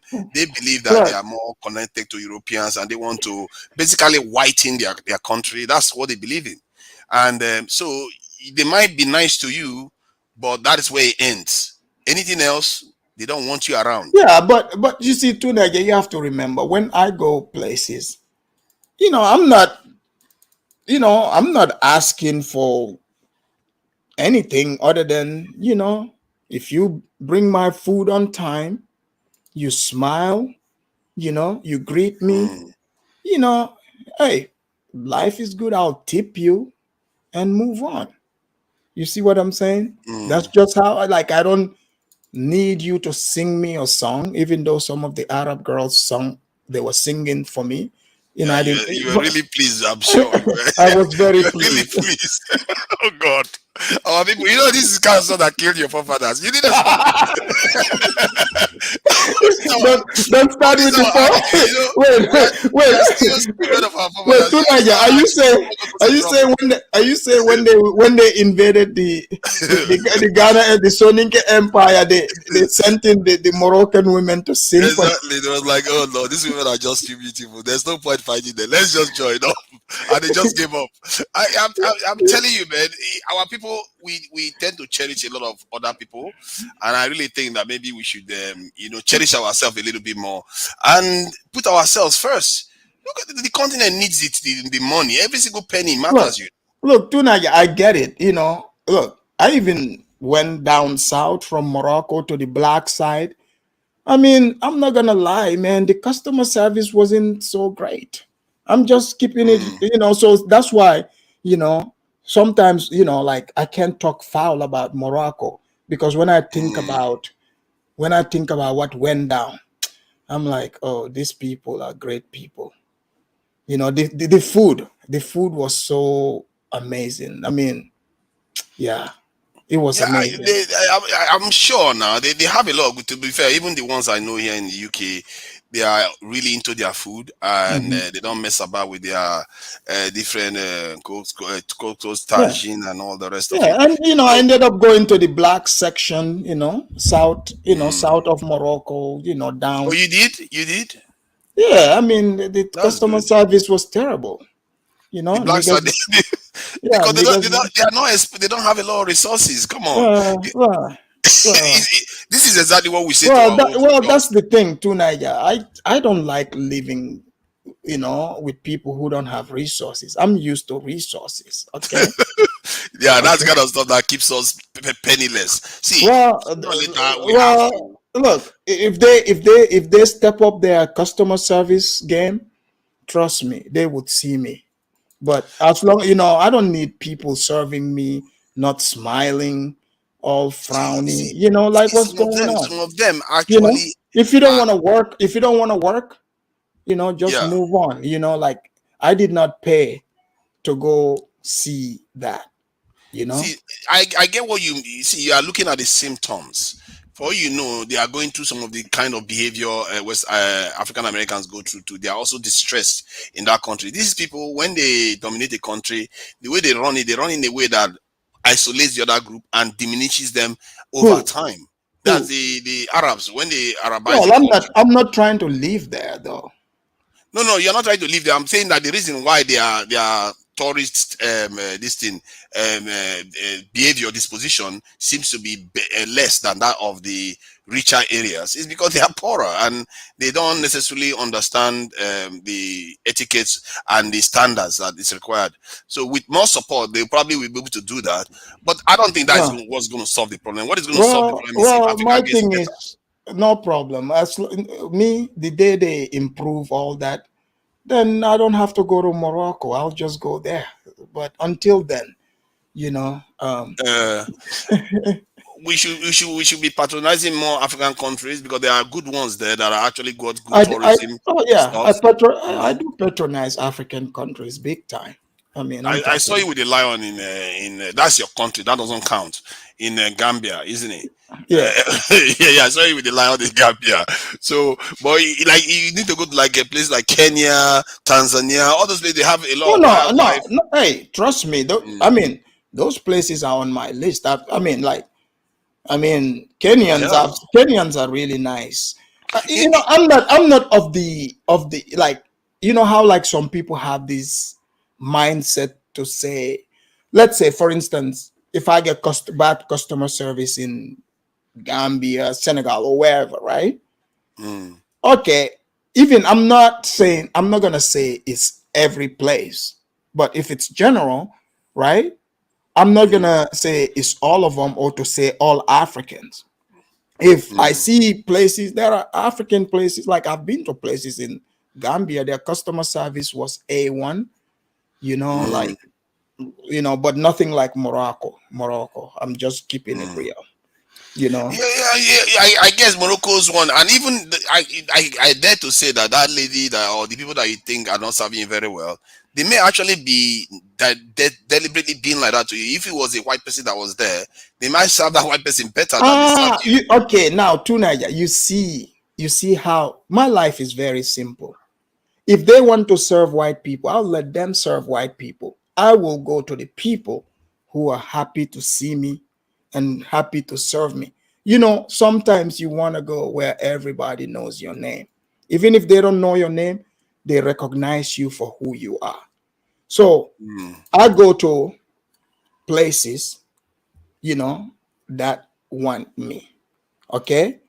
Like if they like serving white people, I mean, hey, I'm not mad at them, you know? I'm perfectly fine with that. But one thing I know is there are places where those people are happy to see me and serve me. I don't know. So, See so I'll this. go to those Did places. you see this quote in this? You see, this is another thing I can begin to see from Yorubas. I don't know why this Yoruba guy is saying Yorubas are the richest tribe in Africa. I don't know where they got that one from. Have you seen the money some of South Africa has? If you compare their GDP and compare the population in the country, you find out that they excel ahead of the Yorubas. I don't know why people do these things that they do. Yorubas make up of about 15 to 20% of the Nigerian population. You're saying that they have the most resources in Africa. People need to chill out. And so but the point I was just trying to make is that lady may be serving you that way because No, them not even they just too are not just one lady, you know. yeah, Ladies, not only her. the guy, you know, even the men. I If it mean, was a like, white person, if look, it was a white person, they'll be smiling. maybe it was just my luck. You know, No, it wasn't your nice luck. If it was a white people. person, they would be smiling at the white guy and a woman. They would be happy to be. See, because some of them they've been conditioned to Okay, not so now, necessarily. Tunaya, think about it. Now that you've said that, right? Why would I waste my time to, you know, to go look for crappy service? Look, I'm literally I get your point. I get your point. Tunaya, I am literally an American as well. I am very used to great customer service. So, you know, I have the same type of expectation even when I leave this country. I've worked for it, I've earned it, and I'm willing to pay for it. If I'm willing to pay for it, you have to be willing to do the job you signed up for. That's what I know. You know what I'm saying? Like, I don't care what you going through, what you're not going through, how you feel, how you don't feel. When you get to that job, you signed up for the job. If you don't like it, quit. Oh, I agree. I think I agree with you, and I think our people need to realize that when they are in that kind of hospitality, this industry, they really need to up their game.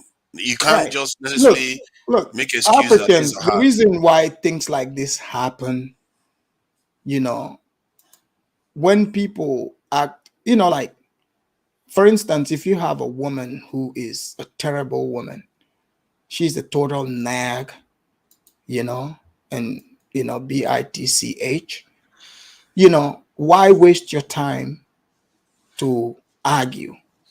Remove yourself from her presence. Don't ever let her have access to you. It's the same thing. If these people like to serve white people, hey, more power to them. Hey, serve your white people. But there are places, like, I would never, you know, try to convince anyone for me to spend my money with them. This is the attitude Africans need to have instead of just saying, oh man, they're African. Look, be competent, you know, be competent. All of us want, you know, what is good. We want good stuff, No, right? but there has to be a dividing line to a point because if you look at how the Asians did it, yeah, they were not Look, churning out great stuff at first, but you have to somewhere along the line there has to be patronage Teenager, for them to grow. I have only one life to live. You Okay. I have only one don't only. life to Who told live. you have only one life to live? Who told you that? Well, Don't you nature. know your life is a continuum? You are Well, not the first. You are not well, going to be the last. You probably have okay. children. Okay. In my physical form here, right? In my physical form, But don't look at it as you look, only. oh, no, trust me. Typical individualistic behavior. Look, teenager. Mm. Well, you know, the fact of the matter is, right? we all have to be better. We all have to be better. Like, it's not a matter of, like, we cannot make excuses for people. For instance, like this Sudanese thing, the reason why I brought it up, these people fighting each other. Some people might make several different excuses for them, but I'm just looking at it like, yes, the United States, Russia, all these people might be involved, but also these people are doing exactly what they want to do. Like it was already there within them, right? So the people that have a different agenda are exploiting the differences they have. It's like two elephants fighting. The grass is what's who's gonna But suffer. what it shows is that we've not learned any lessons for the last 400 years. We're still making the same mistakes our forefathers made. Because the moment you start fighting yourselves in your country, you are stopping development in that country. You are This is you are true. setting the country backwards. And we Africans have to learn that what we need is stability to develop. If we keep fighting each other constantly, we will never recover. Every day we are falling behind the world. Right. I agree with you. I totally agree. But that's the whole point of the topic, because like I can only do my part. I can only be the example I want to see in the world, right? But I cannot make someone else be do what I do, act like I mean, I wouldn't even want that, right? But I believe in this. I believe that all of us are responsible for the decisions we make. We get to live with the decisions we make in life. It doesn't matter if you're white, black, blue, or green. These people have total disregard for the lives of they are people. You see what I'm saying? Because these people are flying jets, they are shooting at each other. Like, okay, fine, they might have beef with each other, but what's that have to do with the rest of the population? Absolutely nothing. So this is the type of disregard. That's why I open the conversations to hear people's point of view. It just because the bickering and everything, right? So it's like, if somebody have an option not to be around that, they will not be around it. From what I gather, they should have been they should have reached a settlement. I fear that the reason why they didn't reach settlement is because of external forces encouraging one side to be more obstinate. Niger, these people don't want any understanding, because the only understanding that would be acceptable to this man here is for this man to give up his troops and join the real army, which means he's going to lose power and he's going to lose control of the gold mines. So there's money involved here, right? So and that is why that's why they should have negotiated it. But no. This guy tried to negotiate to say, no, do not, let me continue having my army, you continue doing you. This guy is like, nah, because this guy don't trust this guy, because this guy got over 100,000 men with guns, even though he's the official leader of the country.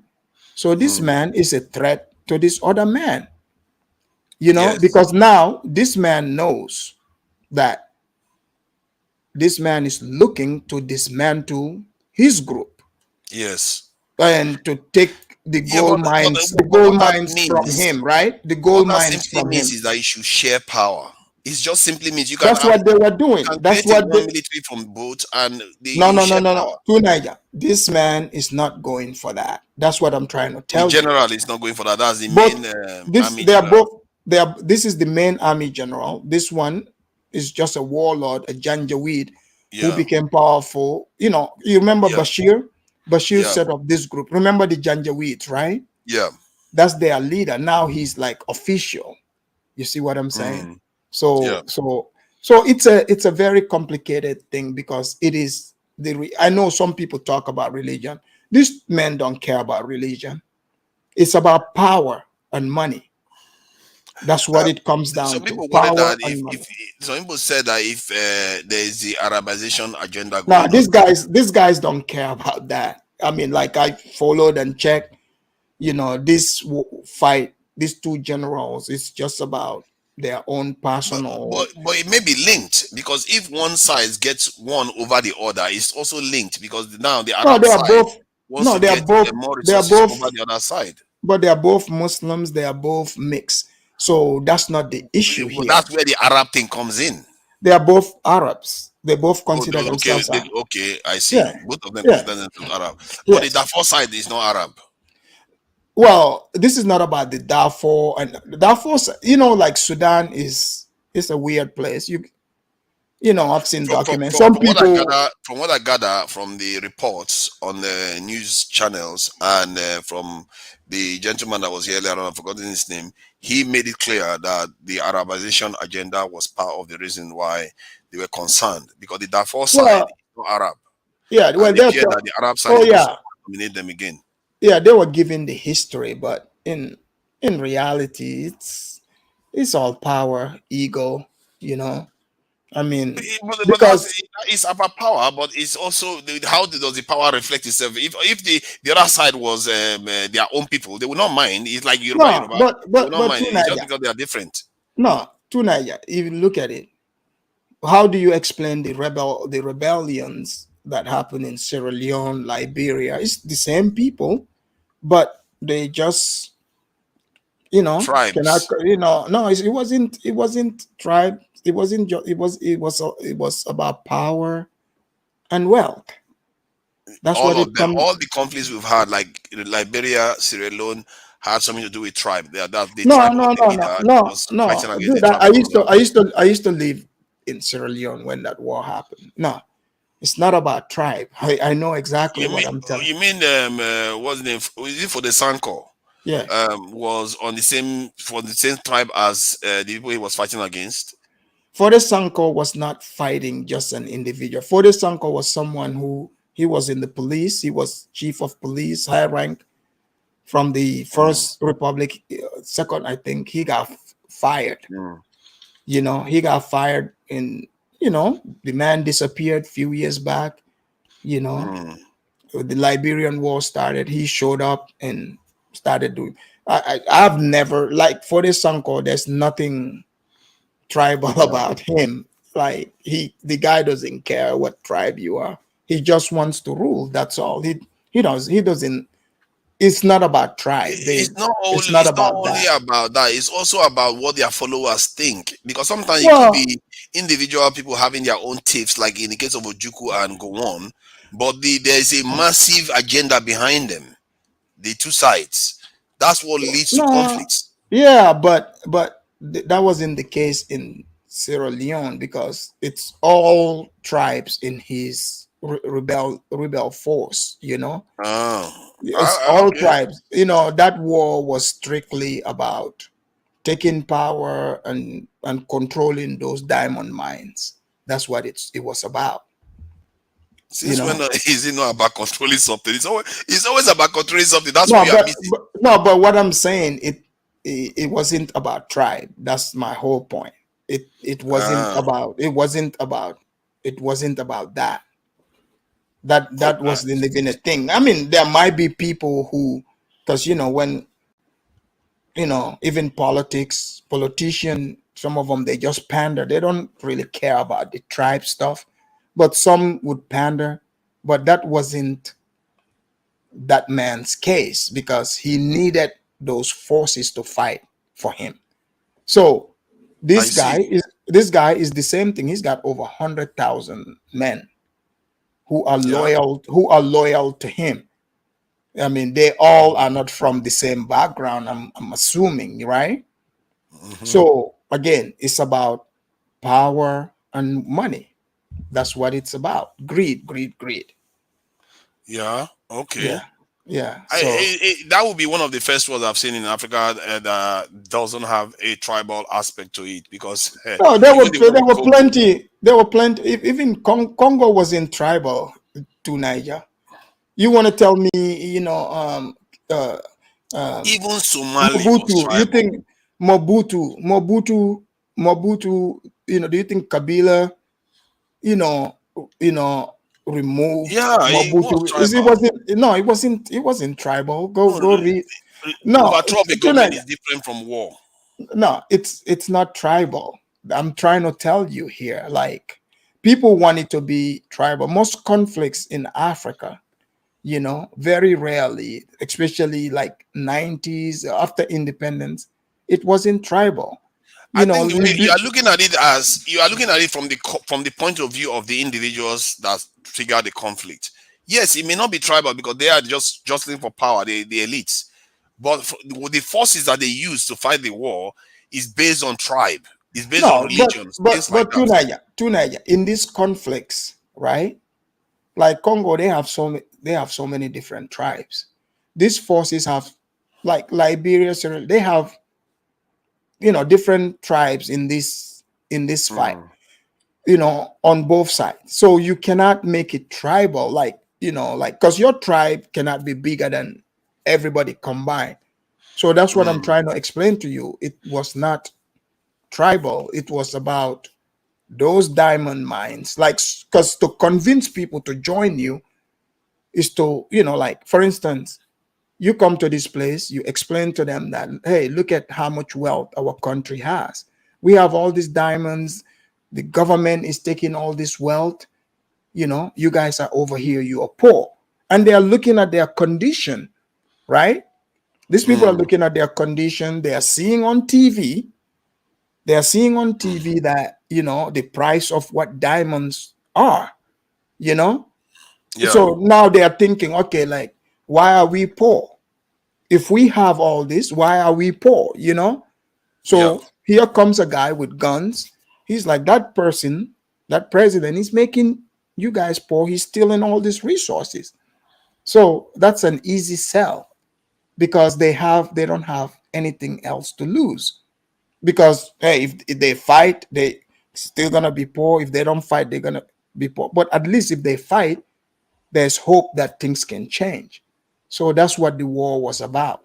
But it's not tribe or religion. Okay, what was the civil war in Nigeria about? You mean Biafra? Yeah. Well, the civil war there, it wasn't about.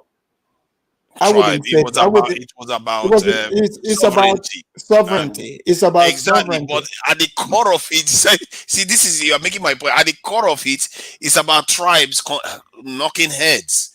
You are looking at it. But that wasn't. Yeah, I get that. I watched that about Ojukwu, right? Yeah. But even Ojukwu, you listen to the documentary, you read about him. His emphasis wasn't tribe. It's not about tribe. They're not going to tell you it's about tribe now. This is the thing we Africans do.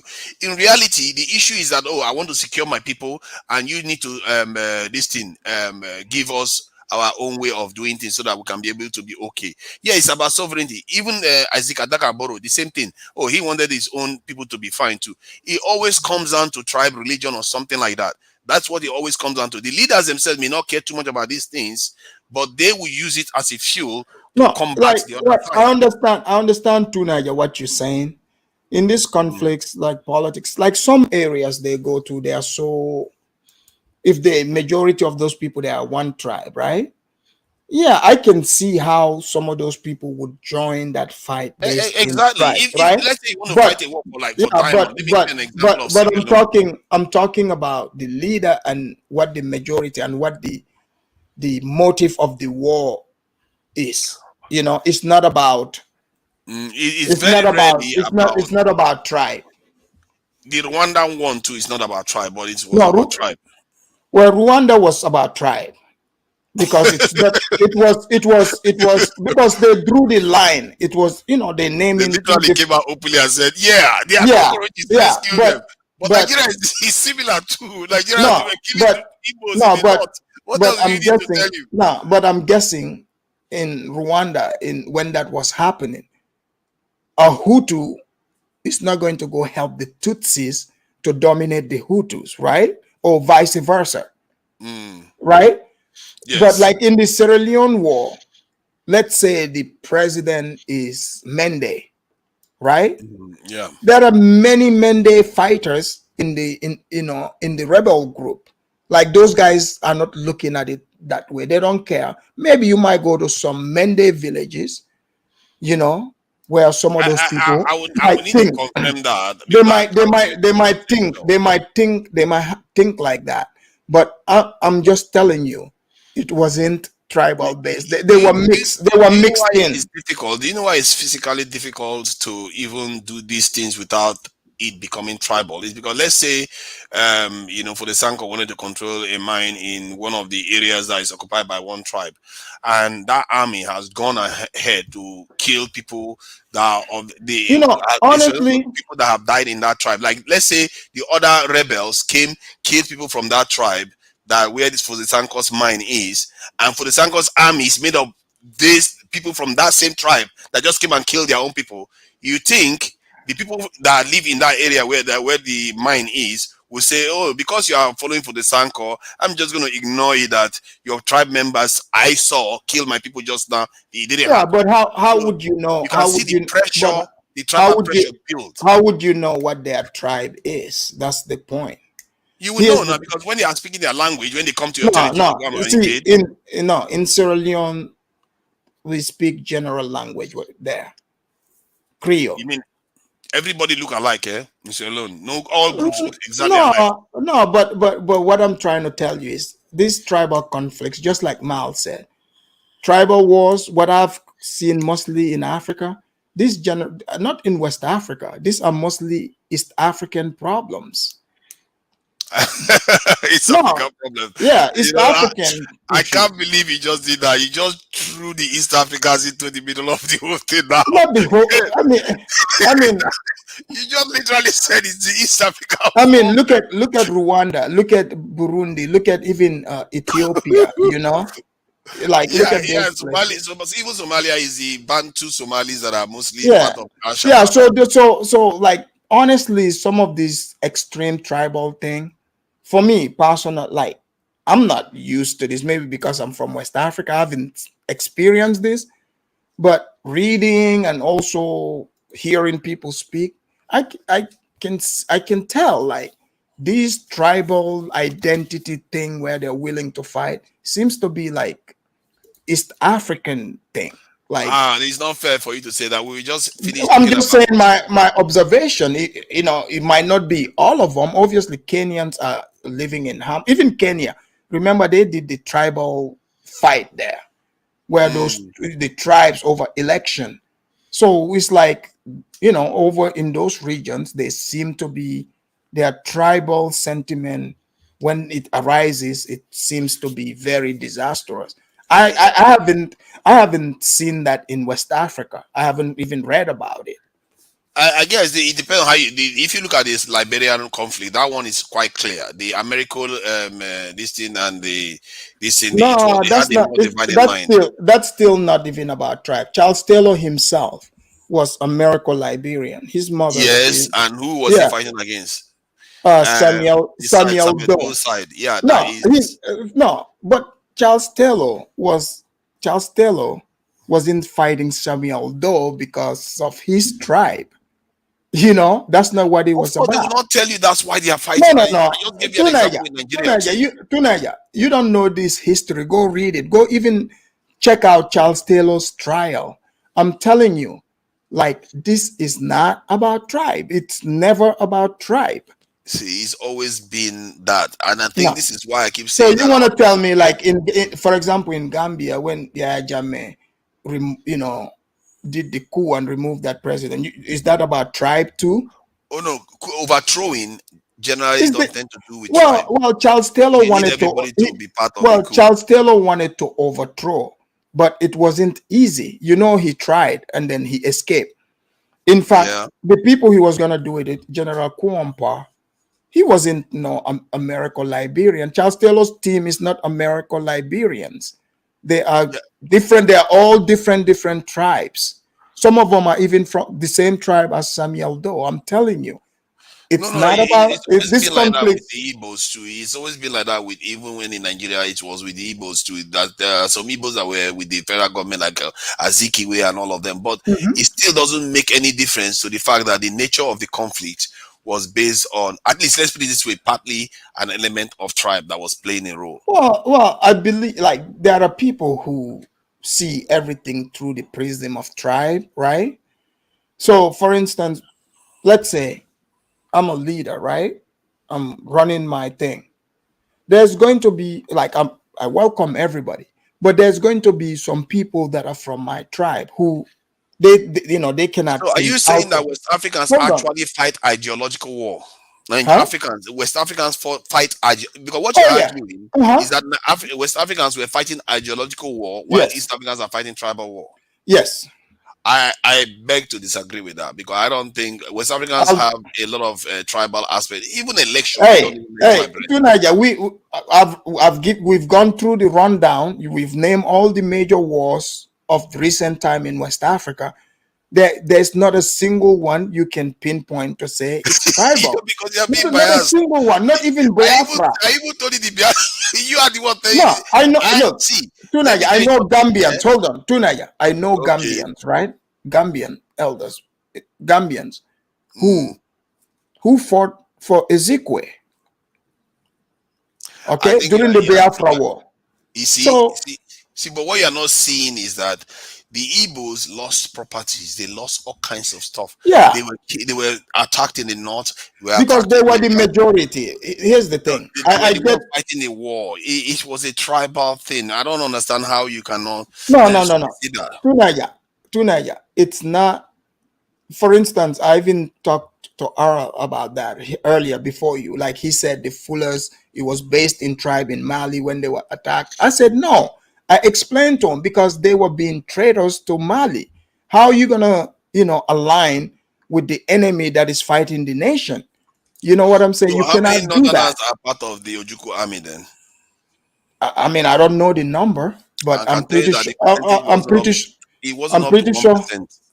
Well, A few of his close friends probably followed him out of this thing, just out of loyalty. There are not that many. It tells you what is going on, and if you look deep into all this conflict, there's an element of tribal rivalry. The reason why I mentioned I think you want it. I think you want it to be tribal, but I think I will have. I want it. I want us to recognize the truth so that we can fight it. No, because what you are saying, because trust me, like these conflicts, I've followed them since I was a child. I've lived in some of these conflicts myself, experienced it. So it's not like someone is telling me. I was literally in the middle of it. It's not like someone is telling me. You were in the middle of conflicts. You saw a war. Oh yeah. Absolutely. I don't. You don't look like somebody that has seen any conflict. Yeah, maybe you are the guy. You are in the country where the government was overthrown. But I have witnessed many coups, and I was one of the kids who came out, celebrated it in the streets. That's the birthright of every African child. You know this, right? Well, you have to witness some coups now. You have not grown up in Africa. Because I know for a fact, right? Me, like growing up, because my tribe, I'm from a minority number tribe, right? But I'm just by observation and knowing, like being in the streets, hearing people dancing, supporting whatever. It's not about tribe. It was never about that. Are there going to be some, primitive village people who think that way? Of course. But I'm just telling you, it's not like for instance, you take, Rwanda. Those people killed each other. In Burundi, right? They killed each other. It wasn't so different. We saw in Kenya, right? Tribe versus tribe. You know what I'm saying? Okay. In West Africa, I can't name you. Even this Biafra you trying to tribalize. Yes, majority was Igbo, but it wasn't about tribe. This was about resources, and you know this too, Niger. They wanted to leave because of is competition for resources. Yeah, they wanted to tied leave to tribal Yeah. affiliations. No. To Niger. You know, I'm the telling you, Biafrans, the Biafrans, said that himself. the Biafrans go read why Ojukwu wanted to fight. It was about the oil because they have the oil. Why aren't they benefiting? You see what I'm saying? That's not the reason why Ojukwu. That's not the reason Ojukwu came. That's the reason he gave. He said since they are producing all this, they can have their own nation. They are not the one producing it, so that's the problem. I just told you. And Tunaya, name in West Africa, there's not one popular tribe you can say this tribe is fighting against this tribe or they fought against each other based on tribe. You cannot name one. No, I can name one. Currently on the ground in Nigeria, Fulanis and Hausas are fighting. But that's not about tribe. You know this. That's not about tribe. Why is it that they are fighting each other based on tribe? They are not. It's not about tribe. When the group that is fighting each other is made up of predominantly one tribe and the other side is made up of the other side, that's tribes fighting each other. That's how it works. It's about, what I read and know is about, the herdsmen. I guess what you're thinking is tribal supremacist wars. That's what you're thinking. Most wars is not necessarily for tribal supremacist wars. It's about resources. Tunaya, I look at it this way. Tunaya, I would never fight anyone over a tribe. You understand this? And that's how most West Africans think, especially where I'm from. Like, why would I fight someone over tribe? Like, I am already my own tribe. If you're not, people are not comparing their tribes. You know how that happens? Let me explain to you very quickly. The way it happens is that one tribe may be in office and you see that projects and things are being done only for their I've seen that. Then you have on top of that, you have people from that tribe rub it in your face that this guy is doing for us, you people are nothing, I'm going to show you, they will be laughing at your people based on tribe. Then then suddenly oh, that's what you are doing, or it's our turn too. We too are going to do the same. Yes, that's what the Hutus did in the case of Rwanda. Yes. Again, you see, I stand corrected. You went back to East Africa. The same thing happened in Nigeria too. No. When Aguin Rosie took over, he could have done things that would have helped the North understand that he's a fair leader, but he didn't do that for more than 6 months. He didn't do that. Then they had to do their own coup, and it resulted in the civil war in the end. These things are often tied to tribal affiliations. We can pretend all we want. Even in Europe, the same thing is true.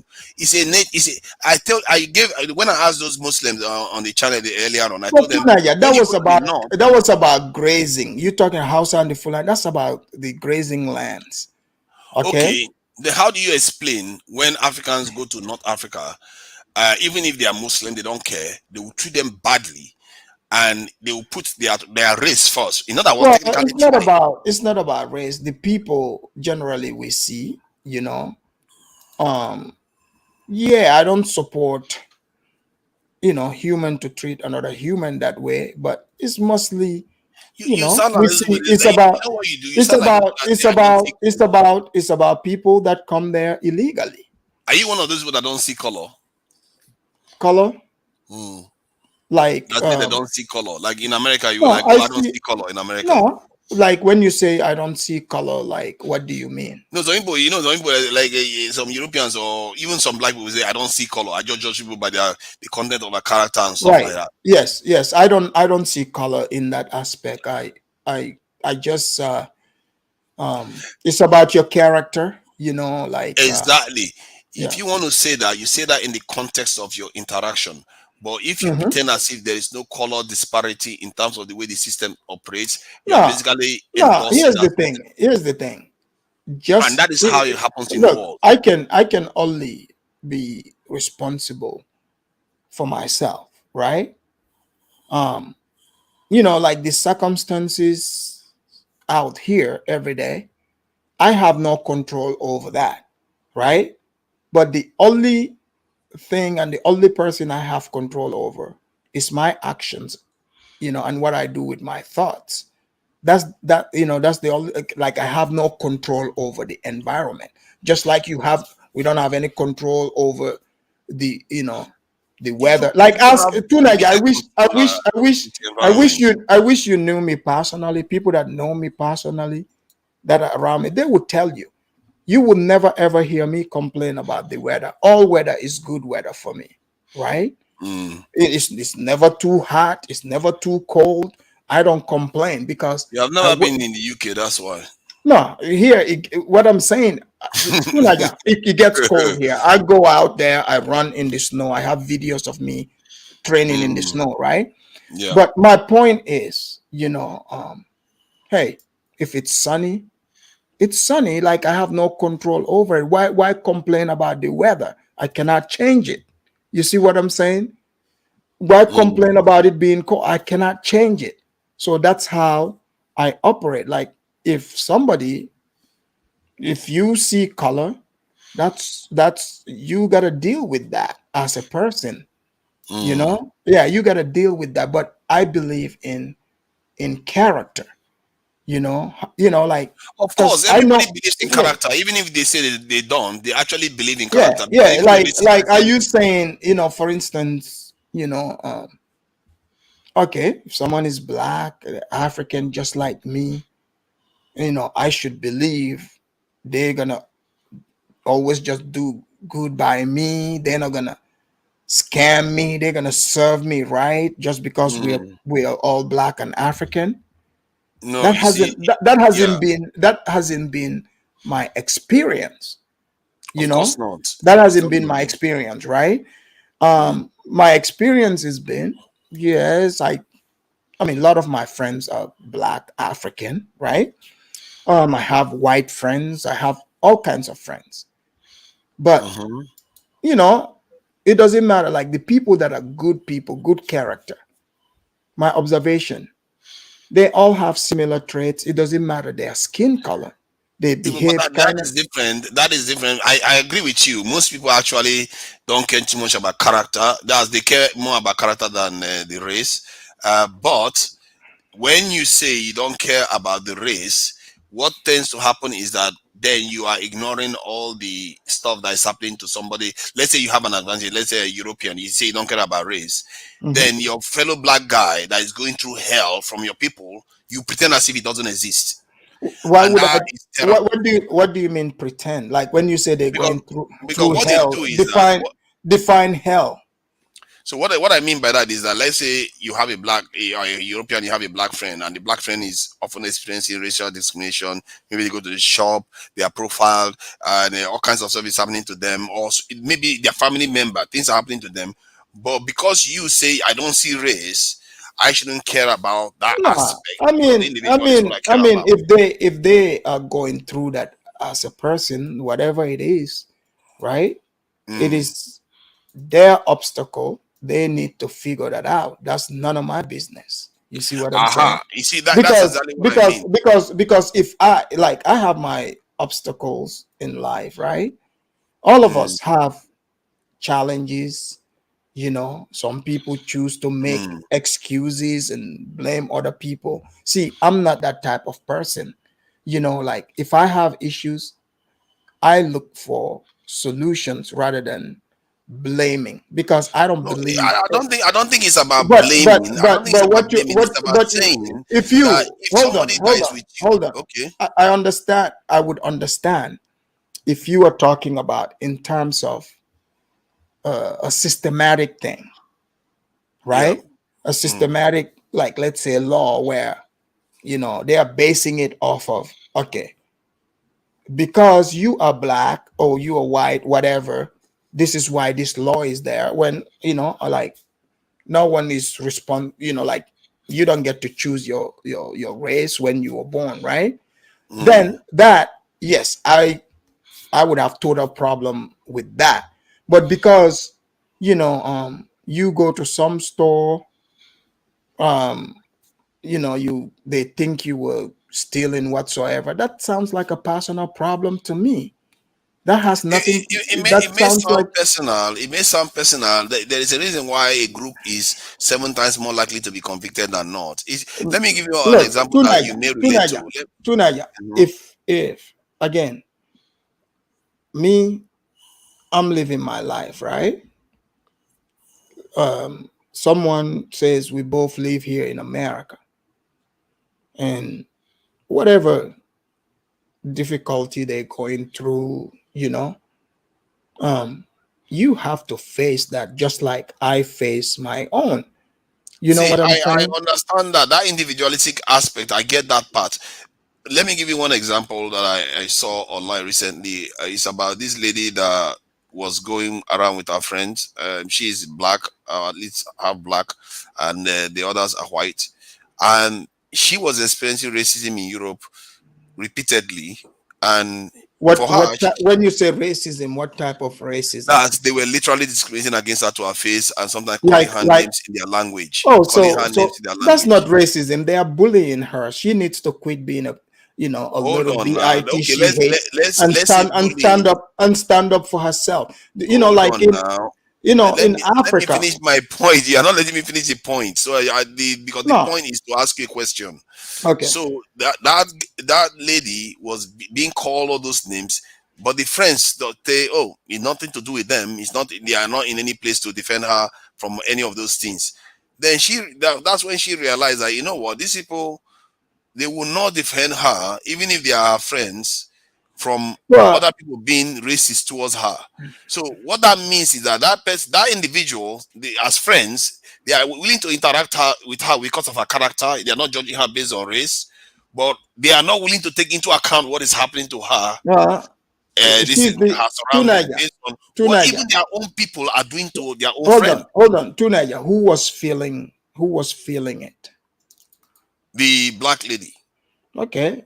Don't you think she's the one that needs to do something about it? Because she's the one that knows what it feels like. Then what is a friend for? Tell me. Look, I don't look to my friends to handle exactly. Look, so here's the thing. No, here's my thing, Tunaya. Me, maybe I'm cut from a different cloth. A lot of these people sound like sissies. They're getting picked on. No, I'm just keeping it real. They're getting picked on and they are too weak to stand up for themselves and expect other people to. Look, if even growing up, my friends, they would tell you this. They would tell you like, hey man, make sure you have a legit stance to get this guy Afridamus to enter your conflict. Because my thing is, Tunaya, I keep it peaceful. I like being, having my harmony. I live a very nice, peaceful life. I avoid those kind of situations, for a reason. If you, as a grown person, cannot, first of all, if you cannot handle these things on your own, I'm sorry, man. I feel. But you are sounding like that guy that was in Django. The Samuel L. Jackson character that, like, as long as I'm taking care of my business, their business is their problem. You see what I mean?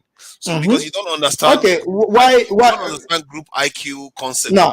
Concept of group IQ. Okay, that's what I'm saying. Me, right? I'm not gonna be around people who will belittle me, disrespect me. It's not my. But what if they character. disrespect your people? Which people? Fellow black people. Not all black people are my people. Just because you're black don't make you my people. Now you have made my point. That is what I mean. Group IQ. From what Again, here's my thing. Our group Hold IQ. On. This is the thing.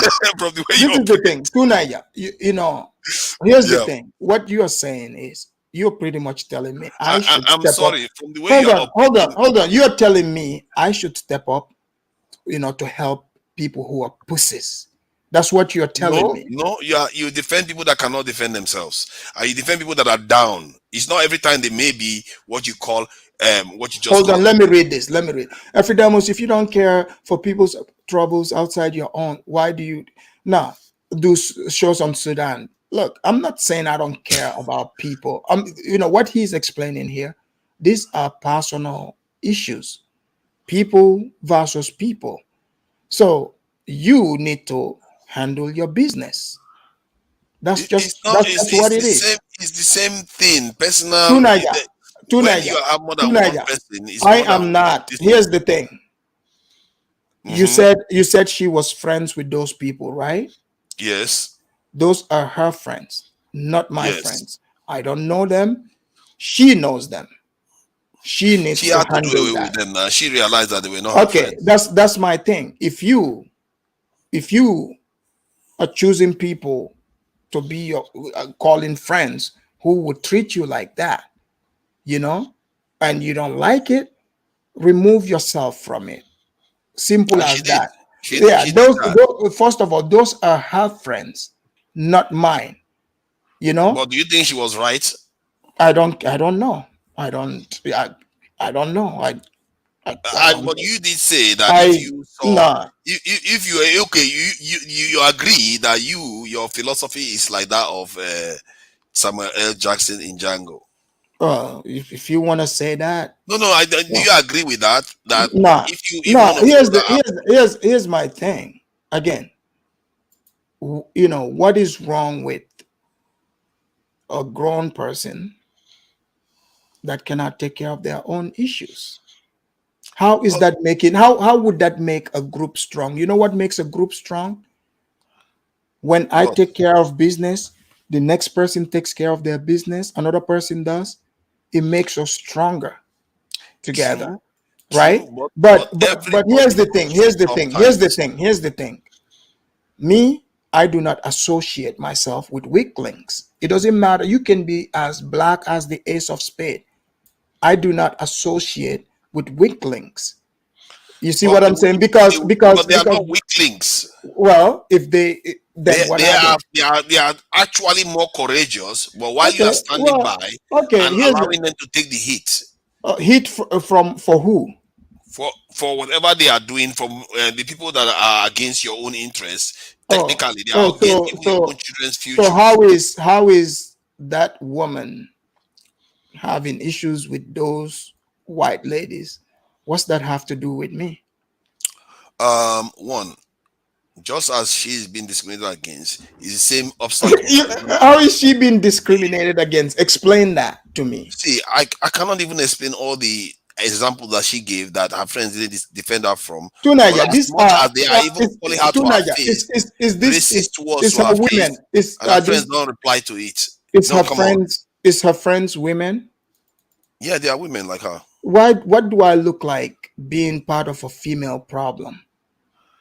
Seriously, yeah, is that where you are It's going? none of my damn business. I'm It's none talking of my. about group dynamics here, and It's, you're going on I'm not. about I'm not. individual stuff. I'm not part of their group. I'm not part of their group. You see, Afrodimos, okay, fine. I give it to you that you do operate sometimes as a group, this thing, but this you talk a lot, like as if you are too individualistic. Because if you know full well, if you are But too that's none of my individualistic about your business, though. approach, Like, man, what do I look like? What do I look like?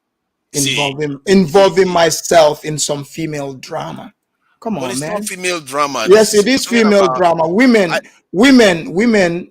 You know, these women, some girl group, mean girls, they do this to each other. Let's leave that girl one about. Let's do the Django one. I like the Django one more. So the Django one. You're talking about the movie. Yes. So why should you get involved with the Django business and him trying to You're rescue talking about slaves. Yes. That movie was based in slave. I cannot relate. I've never been a slave. I don't have slavery in my. Care. You wouldn't care about what Django was trying to do because you just want to do your own thing for your I don't. you are working for. It's a movie and it's about slavery. I don't know that experience. I cannot speak on things I've never been in, or I don't know how I would feel like. So but the same thing may apply. Okay, let's say in the context of America today that you are in, and something is happening to a black person. Let's say they pass a law, let's say to ban black people from walking on the road. But just because you are okay, you no, drive. I wouldn't be okay. I'm black. Yeah. But I told you. I said again. No, because you drive, it wouldn't affect you. No. Here's the Whether thing. you're black, it doesn't matter then. No, Tunaya. I So already you are told you. concerned about something that is against black people. No, already what I'm telling you. Hold on. Are you saying you are concerned about something that is against black people because you're black? No, I told you. I said if it's systematic, right? Systematic. Like they say, even if they say white people, they put a special law against white people like that. I would say something against it, and I would show my discontent. That's the system. But you are telling me, person and person, these people and their friends, that's none of my business. Hold on. Are you saying that they put a law against white people? Let's say they put a law against white people from discriminating against black people. You are going to be against it.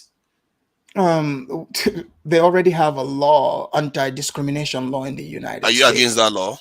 Why would I be against that? But you just said you're going to be against a law that's against white people. But anti-discrimination is not against just white people. Yes, it is. No, that's not Who true. do you think they did it for? Because of the Chinese? Tunaya, in the United States, I don't know what country you live in. In the United States, this is getting funny. Look, in the United States, I can. In fact, I'll do a video and show you, right?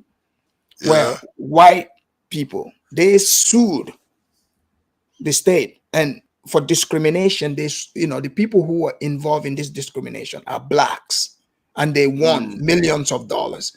Discrimination law covers everybody. You cannot discriminate against people in this Who country. was the law put against? You know Look, no, I don't care about who it was put against, but it covers everyone. You cannot discriminate against how people. many cases have you ever had cases against black people?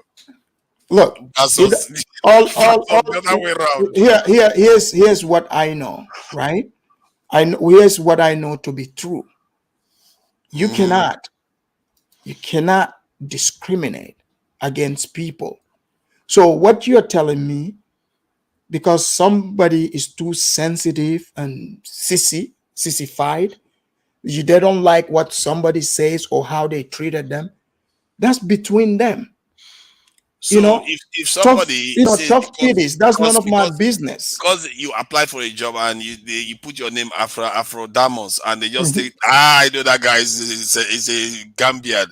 Just for that alone, I'm not giving him this job. You'll be like, yeah, it's his problem. I was just thinking that move on. Wait. They said they said it, and I heard it. Other people heard it. Yes, and I will. Right. Well, the law already covered that. I will sue them. And so why should you? I thought you said that because that's already. Hey. You have been a city. You should accept it. No. That's already covered. You don't care about the law. The law disagrees. Hold on. Let me finish. I'm speaking about what makes sense here. That's already covered by the law. You cannot discriminate against someone based on national origin or religion. They just did that to that girl, and you said it's okay. No. Who you said? Hold on. You are telling me. Okay. You said she went to a job, and a job did that to her. No, she went to this in Europe, and they were discriminating against her because she was black. How? By calling her N-words and all those things I just told you said her friends, right? Her friends were there when they were doing that, and their friends didn't intervene, didn't help her. All right, yeah. She had to defend herself. Okay, that's her friends. You see, you use the word friends, right? But what I'm telling you, all right, here, what you are saying, right? Those are two different things. If you go to a job says to you, they're not going to hire you because of your national origin. That's discrimination in the law. You can take that to court. But that is exactly what they did to that girl too. No. That girl, you cannot take someone to court because they called you a nigger. It's freedom of speech. Actually, you can. Oh, okay. Sure. Actually, you can. In the UK, you can. I don't know Well, about America. I don't live in the can. UK. Well, maybe you guys And don't have. people lose their jobs because of that in the US. Yeah, look, here's the thing. You know, Let Trump go and call anybody that. Let's see how Trump is going. Again, here's the thing. People do not, you know, I don't know how you think, but I don't really live my life thinking about, you know, what if someone calls me a nigger? Okay, sure. You know, black people call each other niggers all the time. They even put it on in music and put, you know, and put beats to it. I think Afrodemus, you say you are And individualistic, yeah. and in other areas you don't want to be when it suits Like you. what? Like what? Like you are not so keen on being discriminated against when it comes to No, jobs. I'm You are going by okay no. being What you discriminated against when again? they insult you Tunaya, and call you names. hold on, Tunaya. I would like to drive 100 miles an hour, right? But it's illegal. The law is against it. If a cop pulls me over, they give me a ticket for you know, reckless driving, right? I cannot blame that cop. I'm not gonna call foul because I violated the law. So if you go, like, for instance, you know, I employ people myself, you know, so I know these laws. I will not say to somebody, I'm not going to hire you because you're from Nigeria. That's a lawsuit. That's illegal. But That's a harassing lawsuit. somebody on the road that didn't do anything to you based on this thing, racial discrimination, then that's they can what that's what elevates it to they can discrimination. This thing, no, that's not discrimination. That is not discrimination. That's bullying. Okay, No, that's if called. you see two people on the street, if you see three people on the street, you see white people, you see black person, and you attack the person, and the things you are attacking the person on is based on first you're attacking the person, you're already harassing the person. That's one break of the law. Look, Then I you don't go and know. make it Tonight, I don't know. using racist this thing. In America, that's even against the law. I don't know why you are Look, protected that if it's not. Look, what I'm saying is, that's what I'm about to tell you. I don't know where you're getting your ideas from. America is a civilized society. People, have you ever lived here? Oh God! See, I have never. in Let me America- tell you. Let me tell okay, you. let Let me me ask tell. you a Hold quick on. question. Hold on. Let me finish. You know, Mm. I don't know what country you live in, but where I live here in America, I've been to different parts of America. You know, do you even besides the law, it would be very dumb of you to go do that to strangers. Dude, you could lose your life. Do you not understand this? Or you could also get sued and No, convicted. no, but Tunaya, you would more than likely get your ass whooped if you want to talk to people like that. A woman will do that to you. The woman will go and sue you. No, again, Tunaya, If you go people to a do woman that. now and Tunaya, attack them, either Tunaya, first you go and harass them, then you Tunaya, aggravate the attack by using Tunaya, racial stuff. They if will you harass harass, you, they will elevate that's it to racial discrimination. no. Tunaya, harassment is against the law. You But that's cannot what's going to happen to that guy that just shot the young man. look. What I'm saying is harassment is these are all covered by the law. You are telling me this. Hold That on. guy that just shot that young boy, It's they can charge him for it's still manslaughter. illegal. It's still illegal. Yeah, they'll charge him for manslaughter, but it's going to be aggravated now because of racial discrimination, because they Look, say it's associated because of his again, race. look, here's my thing. Whether he shot him for, I don't care what the reason is, you know, shooting is shooting.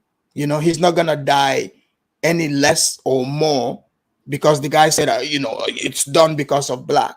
Okay. But if he has Look, an I angle don't of race, look. Here's my thing. and that's mad. Here's my thing. I don't care about what his reason is. He shot What? him. He shot him. Why You don't do care I? what his reasoning is? Nope. This guy, have you even had all the tips that have been coming out recently? Tunaya. Seriously? He shot him, right? He shot and killed him. All the tips Hold on. Let me finish. He shot and killed him, right? He didn't die, by the way. Okay. Is the man getting charged?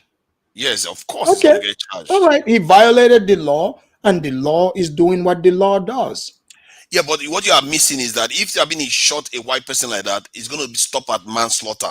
I But don't know because that. it was because no, that's my point. Now it's going to Look, stop at look, manslaughter. again, But because I'm just it is saying. now associated that he did it, he shot the guy further because the guy was black. Now that is going to aggravate his Look. charges. Now the sentence is going to even be higher. Look, that's the point I'm making. Now look. you are saying that you are okay, you are not okay with somebody discriminating with against somebody for a job, but you are okay No, with somebody no, being no, no. harassed Hold on. because of race. I'm not. Hold on. I didn't say whether that's okay or not. What I'm telling you is, it is against the law. Actually, you said that. You said No. Hold on. Let me finish. I told you that here in the United States, it is illegal. It's already on the books. You cannot discriminate based on someone's national origin. I didn't make that law. That law is already on the books. So I'm telling you what is lawful. For example, right? Do you think people should, like, in your opinion, should people be able to carry guns? No. Okay, here in the United States, we can carry guns. The Yes. law, okay, the law allows that, right? Yes. Okay, so just because you don't like it doesn't mean it's illegal, right? So the same thing, it doesn't matter how I feel about somebody telling someone, I'm not going to hire you because you are from Wakandistan, right? That's illegal. I'm telling you what the law is. That's what I go get you. by. You are saying that because it's the law, that's why you are talking. But if there was no law, you'll be fine with it. I don't know how I would feel about it. I mean, like if that is for instance, here's the thing. If someone doesn't want to hire me, right? Honestly, for whatever reason, hey, that's within their rights. You know what? If you say that, I will say, okay, fair point, because then it's all bets are off. Slavery I don't want to be. Why their rights to do whatever they like with you. Why force yourself where you are not wanted? See, you see, what you don't understand sometimes is that this thing. If you don't like it, if you're not hired, you don't like how people do it, go start your own company. Simple as that. See, what you are not seeing in this discussion is that the rules that are made, if it is helping or protect your people from some negative aspects of that has been happening to them,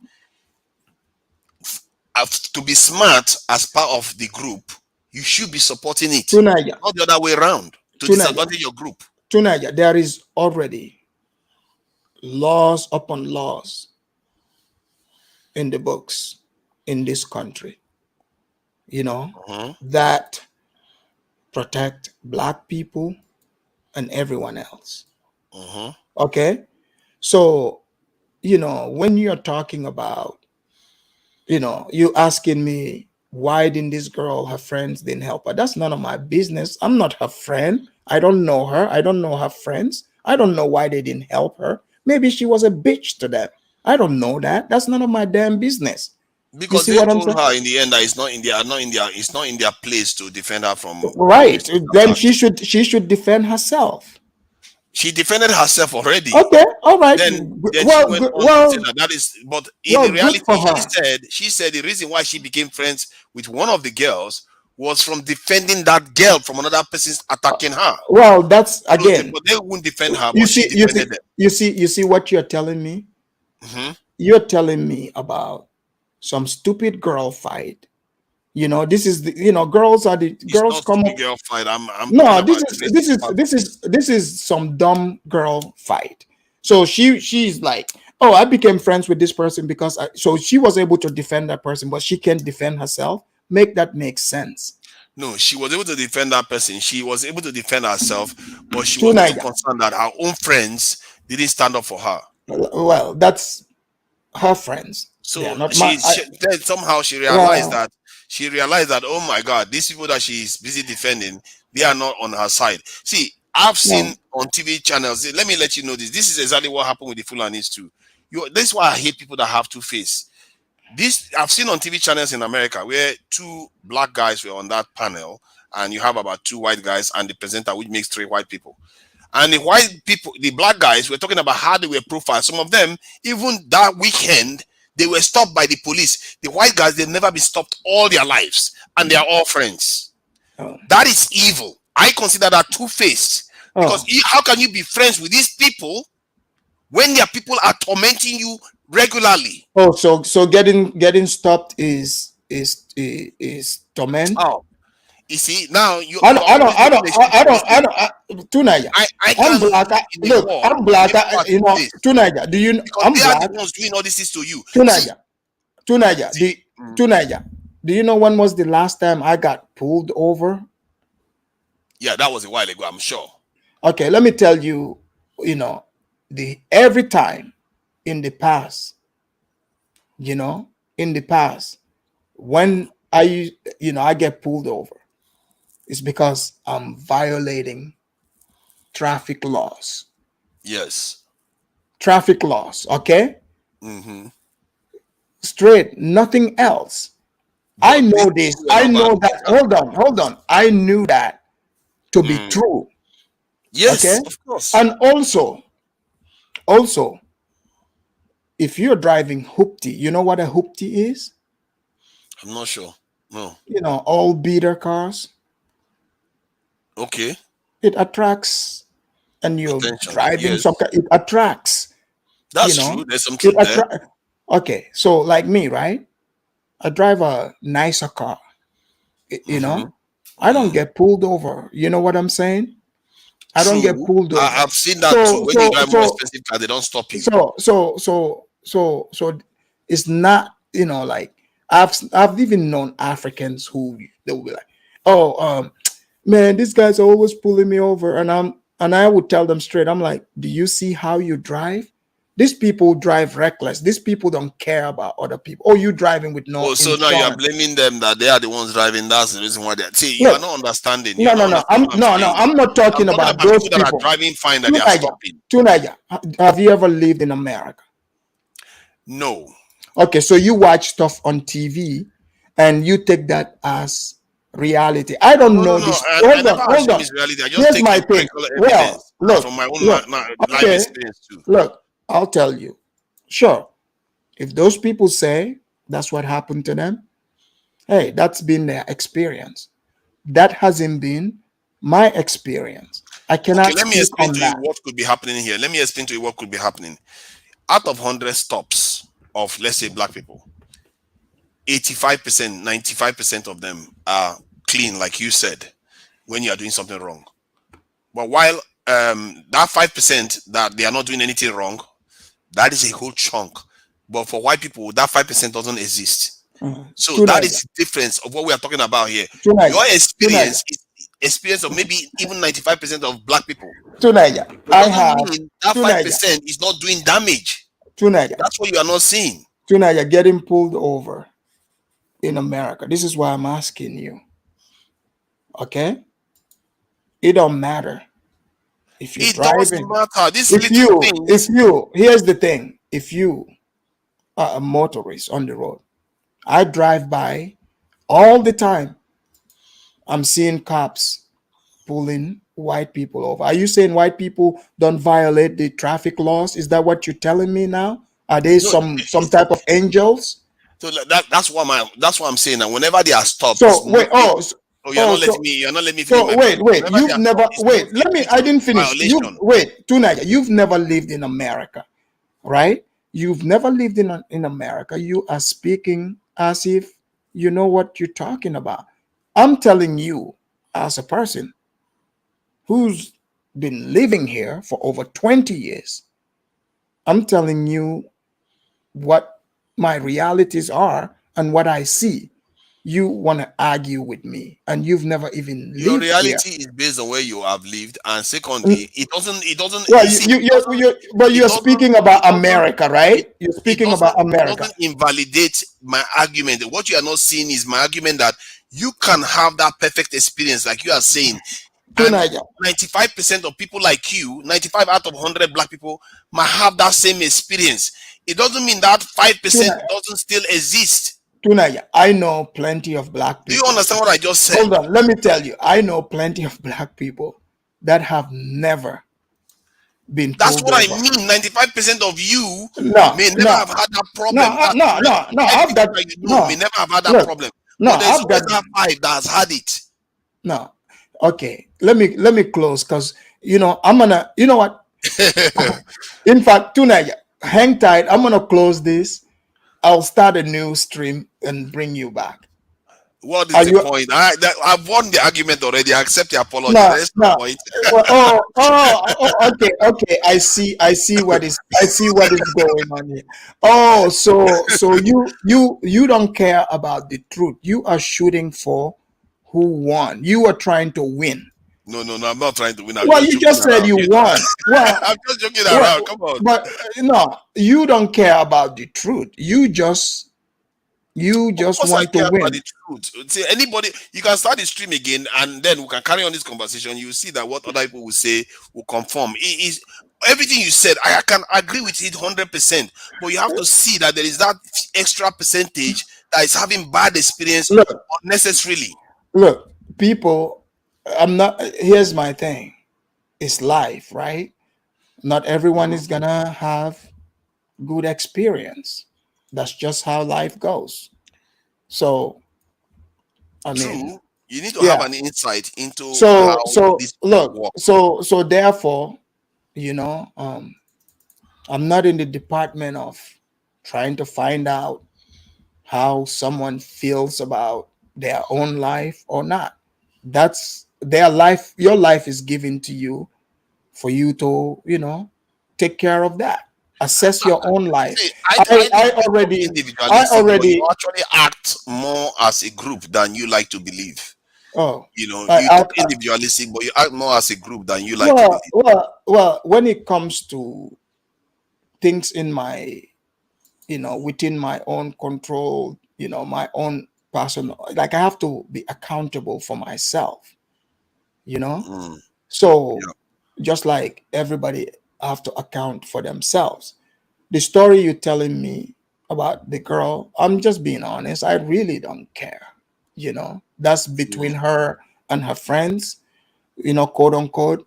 That's their drama. Even if I was walking by, I see them going at it, I would just continue walking. Yeah. I get you what you are saying from your point of view. I guess you can do that, but I beg to differ that. Okay, well, don't argue with me. What I'm saying, you don't see how it connects to your own child. Look, her life has nothing to do with mine. If you think all black people's life has something to do with you, by all means, my friend, march on out there and take care of business. Put that cape on, all human life has something to do with me to an extent. Now it's all humans. Now it's all human. Then there's always different levels. What you don't understand is that white people did not matter to you. Black people's life matters to me too. Just as my own tribe life matters to me, and my child, my children, my family, everybody. The closer people are to you, like everyone else, that's how it works. If you have to say it, I find it suspicious too. Oh my God! I don't have to say anything like that. I'm just telling you how it's just like I remember the first time I saw the slogan "Black Lives Matter." I laughed. I said, "Do you need white people to tell you your life matter?" Did you hear what this guy said? Stop with your. I've never heard that term before. Secular humanism. I've never heard that. That's the truth. Here's the thing. A lot of you just like to talk. But I would like to see you come here in the States. I would take a courtesy and take you to clubs where a lot of the blacks go to. These women, they're acting ratchet, so you can go. So you can go there because something would pop. Some sort of like so you can go. I would like to see. Why would you?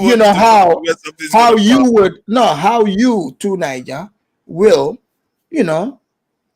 take care of that business. You want You me know. to go and start dodging bullets? Why would I go and do Oh. So in the United States, the population of gun, right, is over 400,000. million? You The mean? people, 400 million, sorry. The humans, 320 or 50, whatever. So it's way more guns than people. Yep. So you mean to tell me you are gonna walk around in this country, you know, where guns are an armed society is a respectful society. That's why I say you believe that? you don't know what you're talking about. Over here, where I'm at, people respect each other You because sure? why would 46,000 are dying every year from gun-related violence. I don't know how much respect that is. 46,000 again, are dying from gun violence each year. That is a lot of people. So where you at, you know, people don't get knifed every year. They get 9, but not even in that anything close to that number. Barely Look, 1,000 is again, even 100 is a lot of people in the UK. Again, what I'm trying to tell you is it's a country of over 350 million, I think, or close, right? An armed society is a respectful society. The way you talk, right? If I was First in of US, all, that would be armed, all right? like these things you're saying, I don't see this. I don't see people disrespecting people. I don't know what type of TV you are watching. Like I never said they are this. I just said they are killing because that's why I say you watch too much TV. You watch the way too numbers much don't TV. lie. Are you Again, about to deny the 46,000 that died in 2021? What I'm trying to 46,000 from gun violence. The next year, another 46,000. Well, another one. Their time is up, right? 5 years, how many thousand? 200 to 300,000. Is it legal to own guns in Nigeria?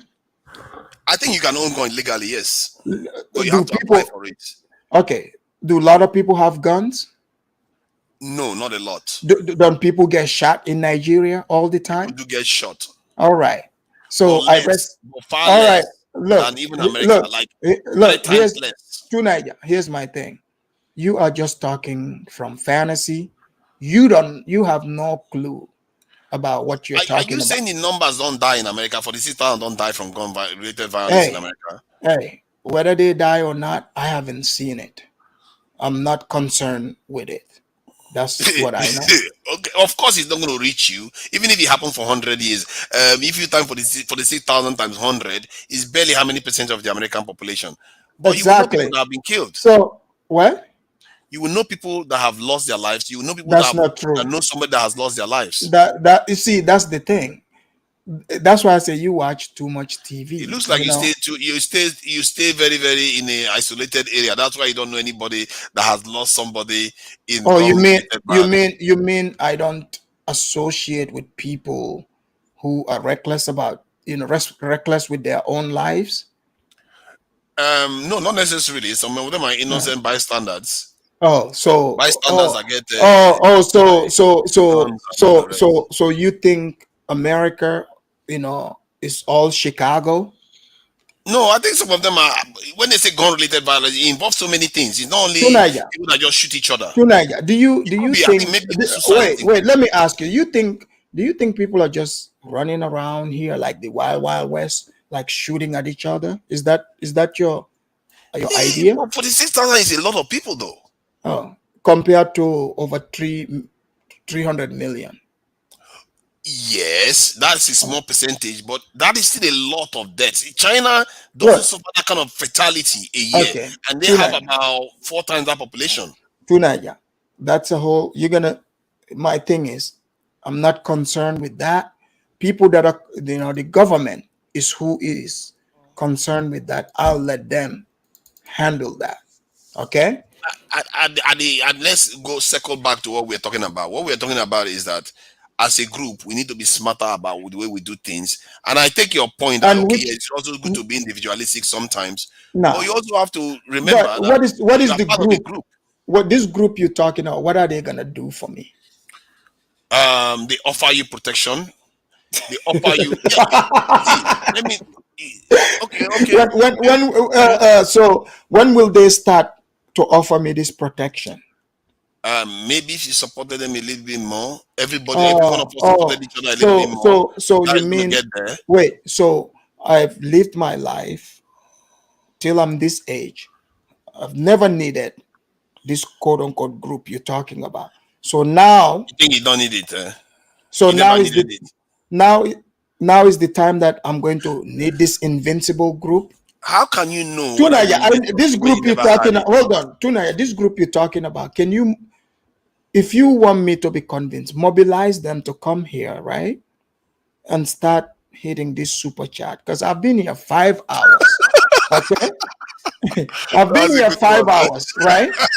So to me, like all these group talk, like you like you guys are jokes. All these group talks is if That's a you good one. like, You see, if you wanna all these show. crowders that are watching Aphrodimos, you need to pay because Aphrodimos is not very happy with you people right now.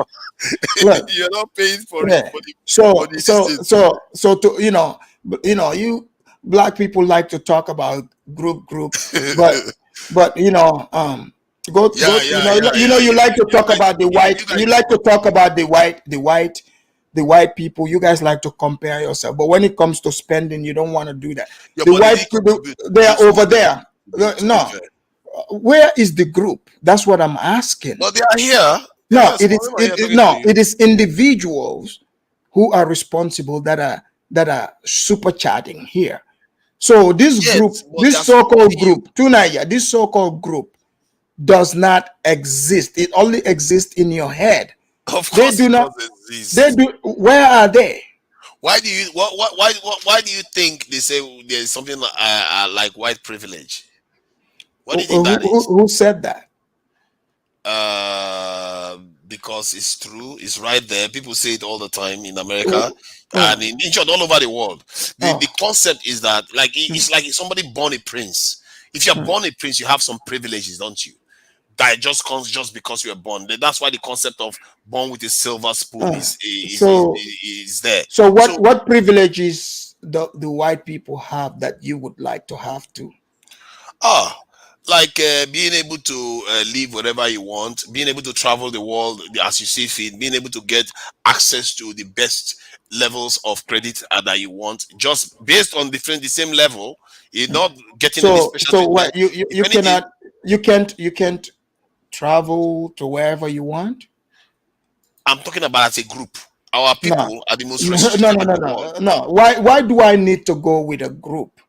You see, your problem Why don't you? What I'm on saying. a micro What level. I'm saying. So no. What I'm asking you is, because you as an individual have to live by example, right? I'm asking you directly, because I want to understand. So, because I said, Tunaya, what privilege do white people have that you would like to have? Yes. So, can't you travel to wherever you want? I can now, but it took a lot of work that they didn't have. Okay. They will not have to do. Well, because you had to do a lot of work to get to where you are to come. They don't have to do that. That's they not just true. have to wake up, come out from secondary school, and they will just board the plane and travel to wherever they want to travel. That's because your the passport you have. Who laid that passport for them? Right. The passport again. The group gave them that passport. It's about and our group, our weak group. You are trying to your passport that doesn't give us open doors for us. Look, here's the thing. You're walking into that one now. Here's the thing. I can go wherever I chose to go, right? That's all that matters. You can choose to go to wherever you want to go because you've risen up to its threshold. How many people around? How many people in your country can do that? I don't know. I don't care. Very few. I don't Tiny know. percentage can do that. I don't know, and I don't care. You choose not to know because the answer is not convenient. Do you know that full well? Do you think how many people in my country do you think are sitting there talking? Oh man, I want to go Oh, wherever. now you're saying they don't want to travel too. No, Come on, no. you know Look, well. here's the thing, Tunaya. Africans are doing whatever it takes to go wherever they want. You know, the like passport, the getting visas, killed by nothing. Boko Here's the thing: nothing is stopping them. You see what I'm saying? Nothing is stopping any human. This idea that, first of all, this group. So you are telling me that just because someone is my fellow countryman cannot go, like they can go to wherever they want, so therefore I shouldn't? Is that what you're telling me? No, I'm saying that there is benefit in the group. You have to see that point of view. Tunaya, I don't see that. I don't need to be traveling with a group. The group is the reason why your passport is not strong enough because you don't see the group. Here's the thing. I was born, that passport was there. Okay. I did not create the I did not create that passport. You see what I'm saying? I was born, that passport was there. Yeah. The passport, that passport created look, it from heaven. You see, here's the thing. Tunaya, I don't know about you, right? But me, that passport, when I have been traveling since I was 3 years old. The right? passport your forefathers fought for. No. Let me tell you. Let me help you They here. granted a cheap passport. No, Tunaya. In fact, let me explain. You have to get a visa to travel. Hold on. Even going to using my U.S. passport to go to places, I gotta get. They do put visa. I mean, before you left Gambia, you have to get a visa. Yes. And the process was tedious, wasn't it? No, not for me. So you just walked in and they just because you see that because you are from a privileged family. I don't know what privilege means. Because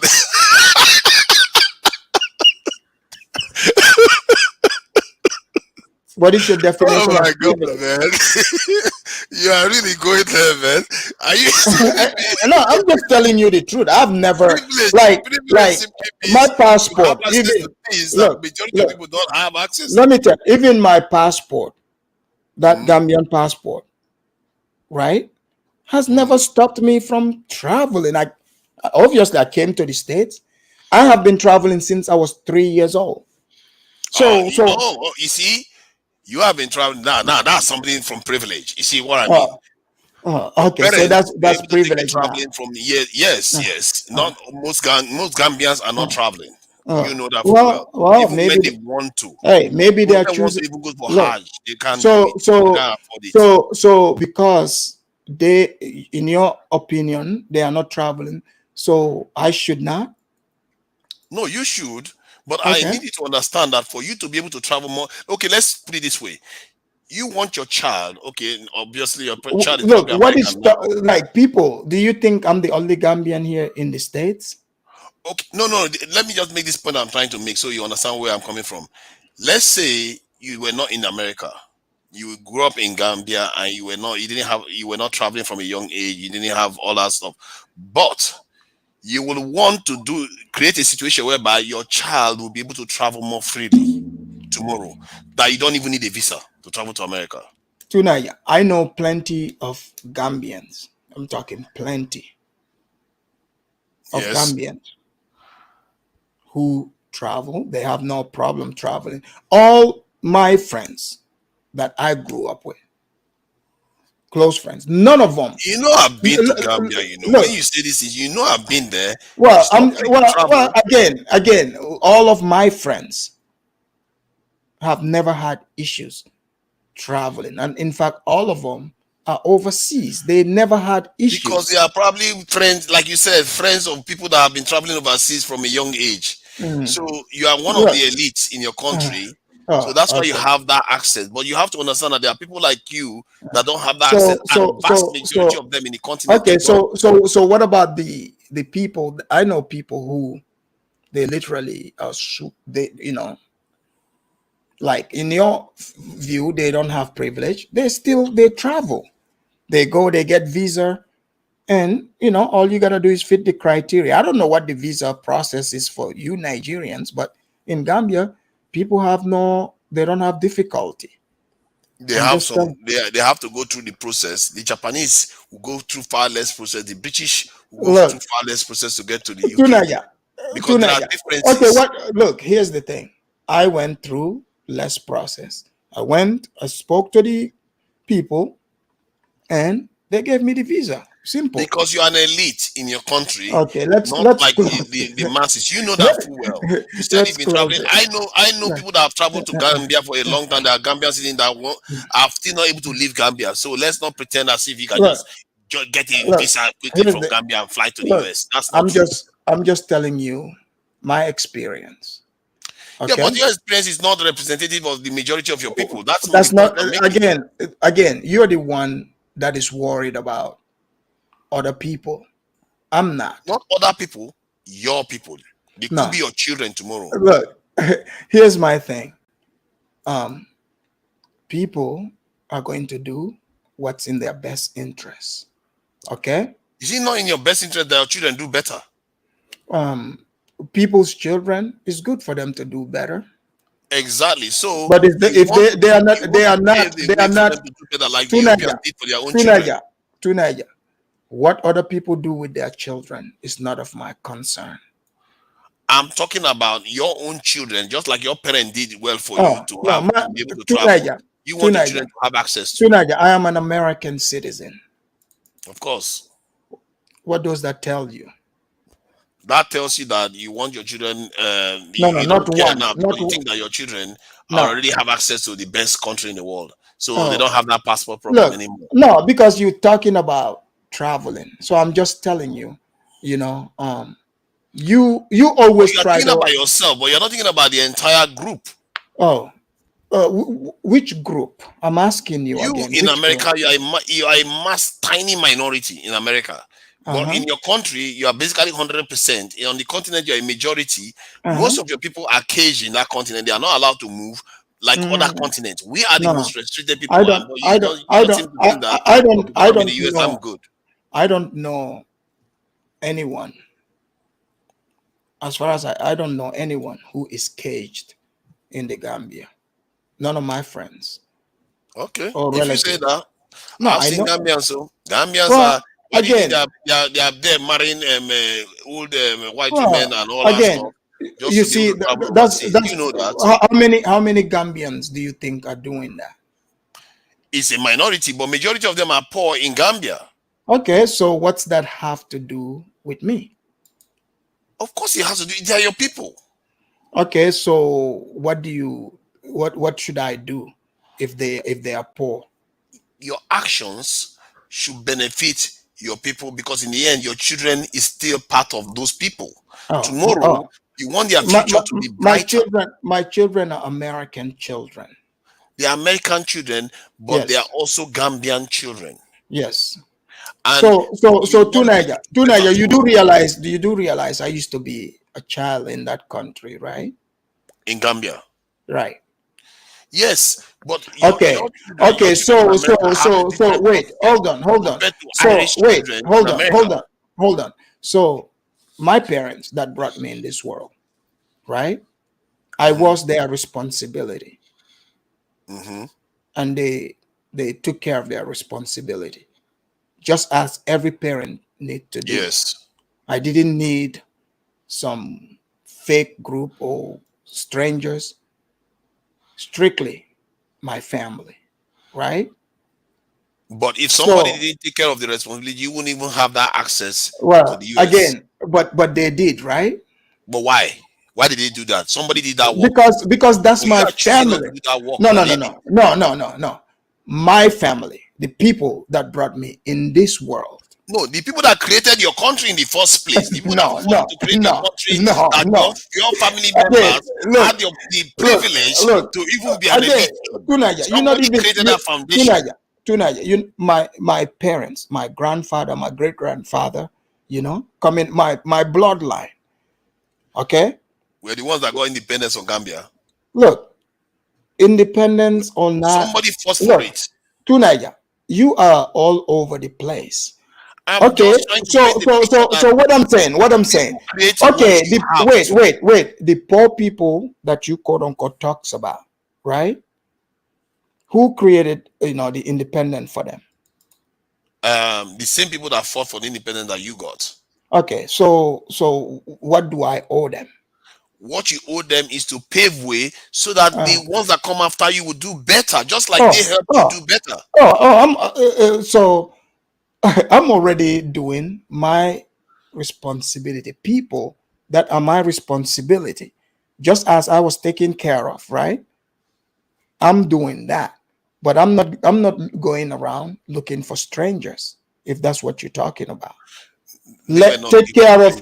Look, I don't think they were looking for strangers. Look, here's the they thing. Just did stuff that will help the entire group. Look, here's my thing.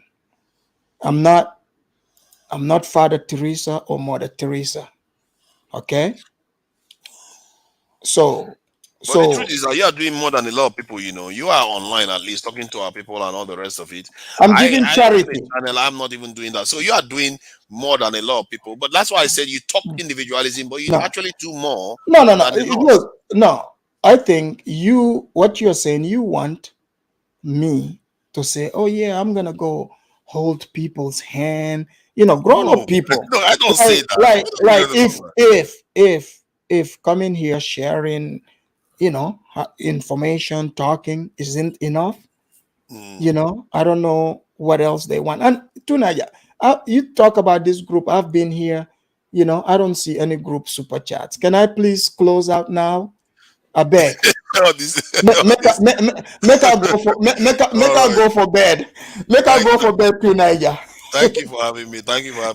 Tunaya, you've been running away from the Afridamos report. What's up? I'm just talking to Nigerians. They are top customers now. I have to, people say I should be engaging in Nigerian space, and there was an election, so I have to engage in the Nigerian space a lot. So that's where my focus is. I have to try to talk to our own people too in Nigeria, and it's tough. But I've spoken to quite a lot of people, 5 presidential candidates when in this short period of time. Yeah, you see, so you see, Tunaya, we are all doing our thing for the group here. Would they help? Would they help the fumble them? Yeah. I think you have gotten a lot more. I don't know that's like more solid with the way your arguments and the discussion that they are having on your channel. I have to say, not like the first time you came on, you're bashing African Americans like crazy, bashing the community constantly. But I think there's a little bit of a balance, which is a good thing. And like I said, the truth is you are doing more than a lot of people, maybe even more than me, because I'm probably more than me. What am I saying? My channel, I don't even stream. For crying out loud. Yeah, so, ever since the Wakandan went to, Why do you call her Wakandan? What's wrong with you? You might just be rude. I remember Tunaya when you first heard me say it, you pretended like you said. I don't know. I just being mean. That lady is a very nice woman, I think she's just busy like I am. No, I'm not being mean. I'm not being mean. I'm just, Wakanda is a good name. I don't know why some people just call her that. It's just interesting. But I think she really did a lot of good work too. But you are carrying on. Throughout that, since that time you came on, you've not really stopped. You keep doing your work there. So you are doing more than me. I can tell you right now, you are doing physically more than me. Well, you should invite me on your channel and interview me. Probably I will when I'm coming on, if I get enough time from our people in Nigeria. Mike knows now. Mike, we have been Mike see what is it back there too that I spoke with fire. Okay, well, Tunaya, thank you. This guy is useless, man. Yeah, I spoke to Peter Obi. What is he talking about? Come on, man, Mike. Mike is just jealous of you. Nobody. He didn't speak to anyone. Nobody. He just said to troll people. All right, then. Thank you for having me, Afrodimos.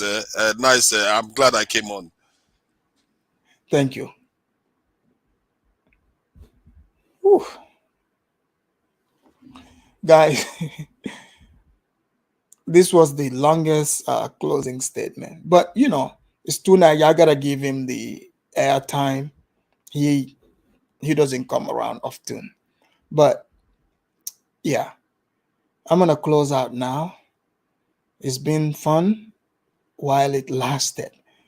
But until next time, I'm your host, Afridamus, and I didn't plan on this show going so long, but somehow it did. That means it was a good show, right? So, guys, thank you for watching, and until next time, I am your host, and I'm out.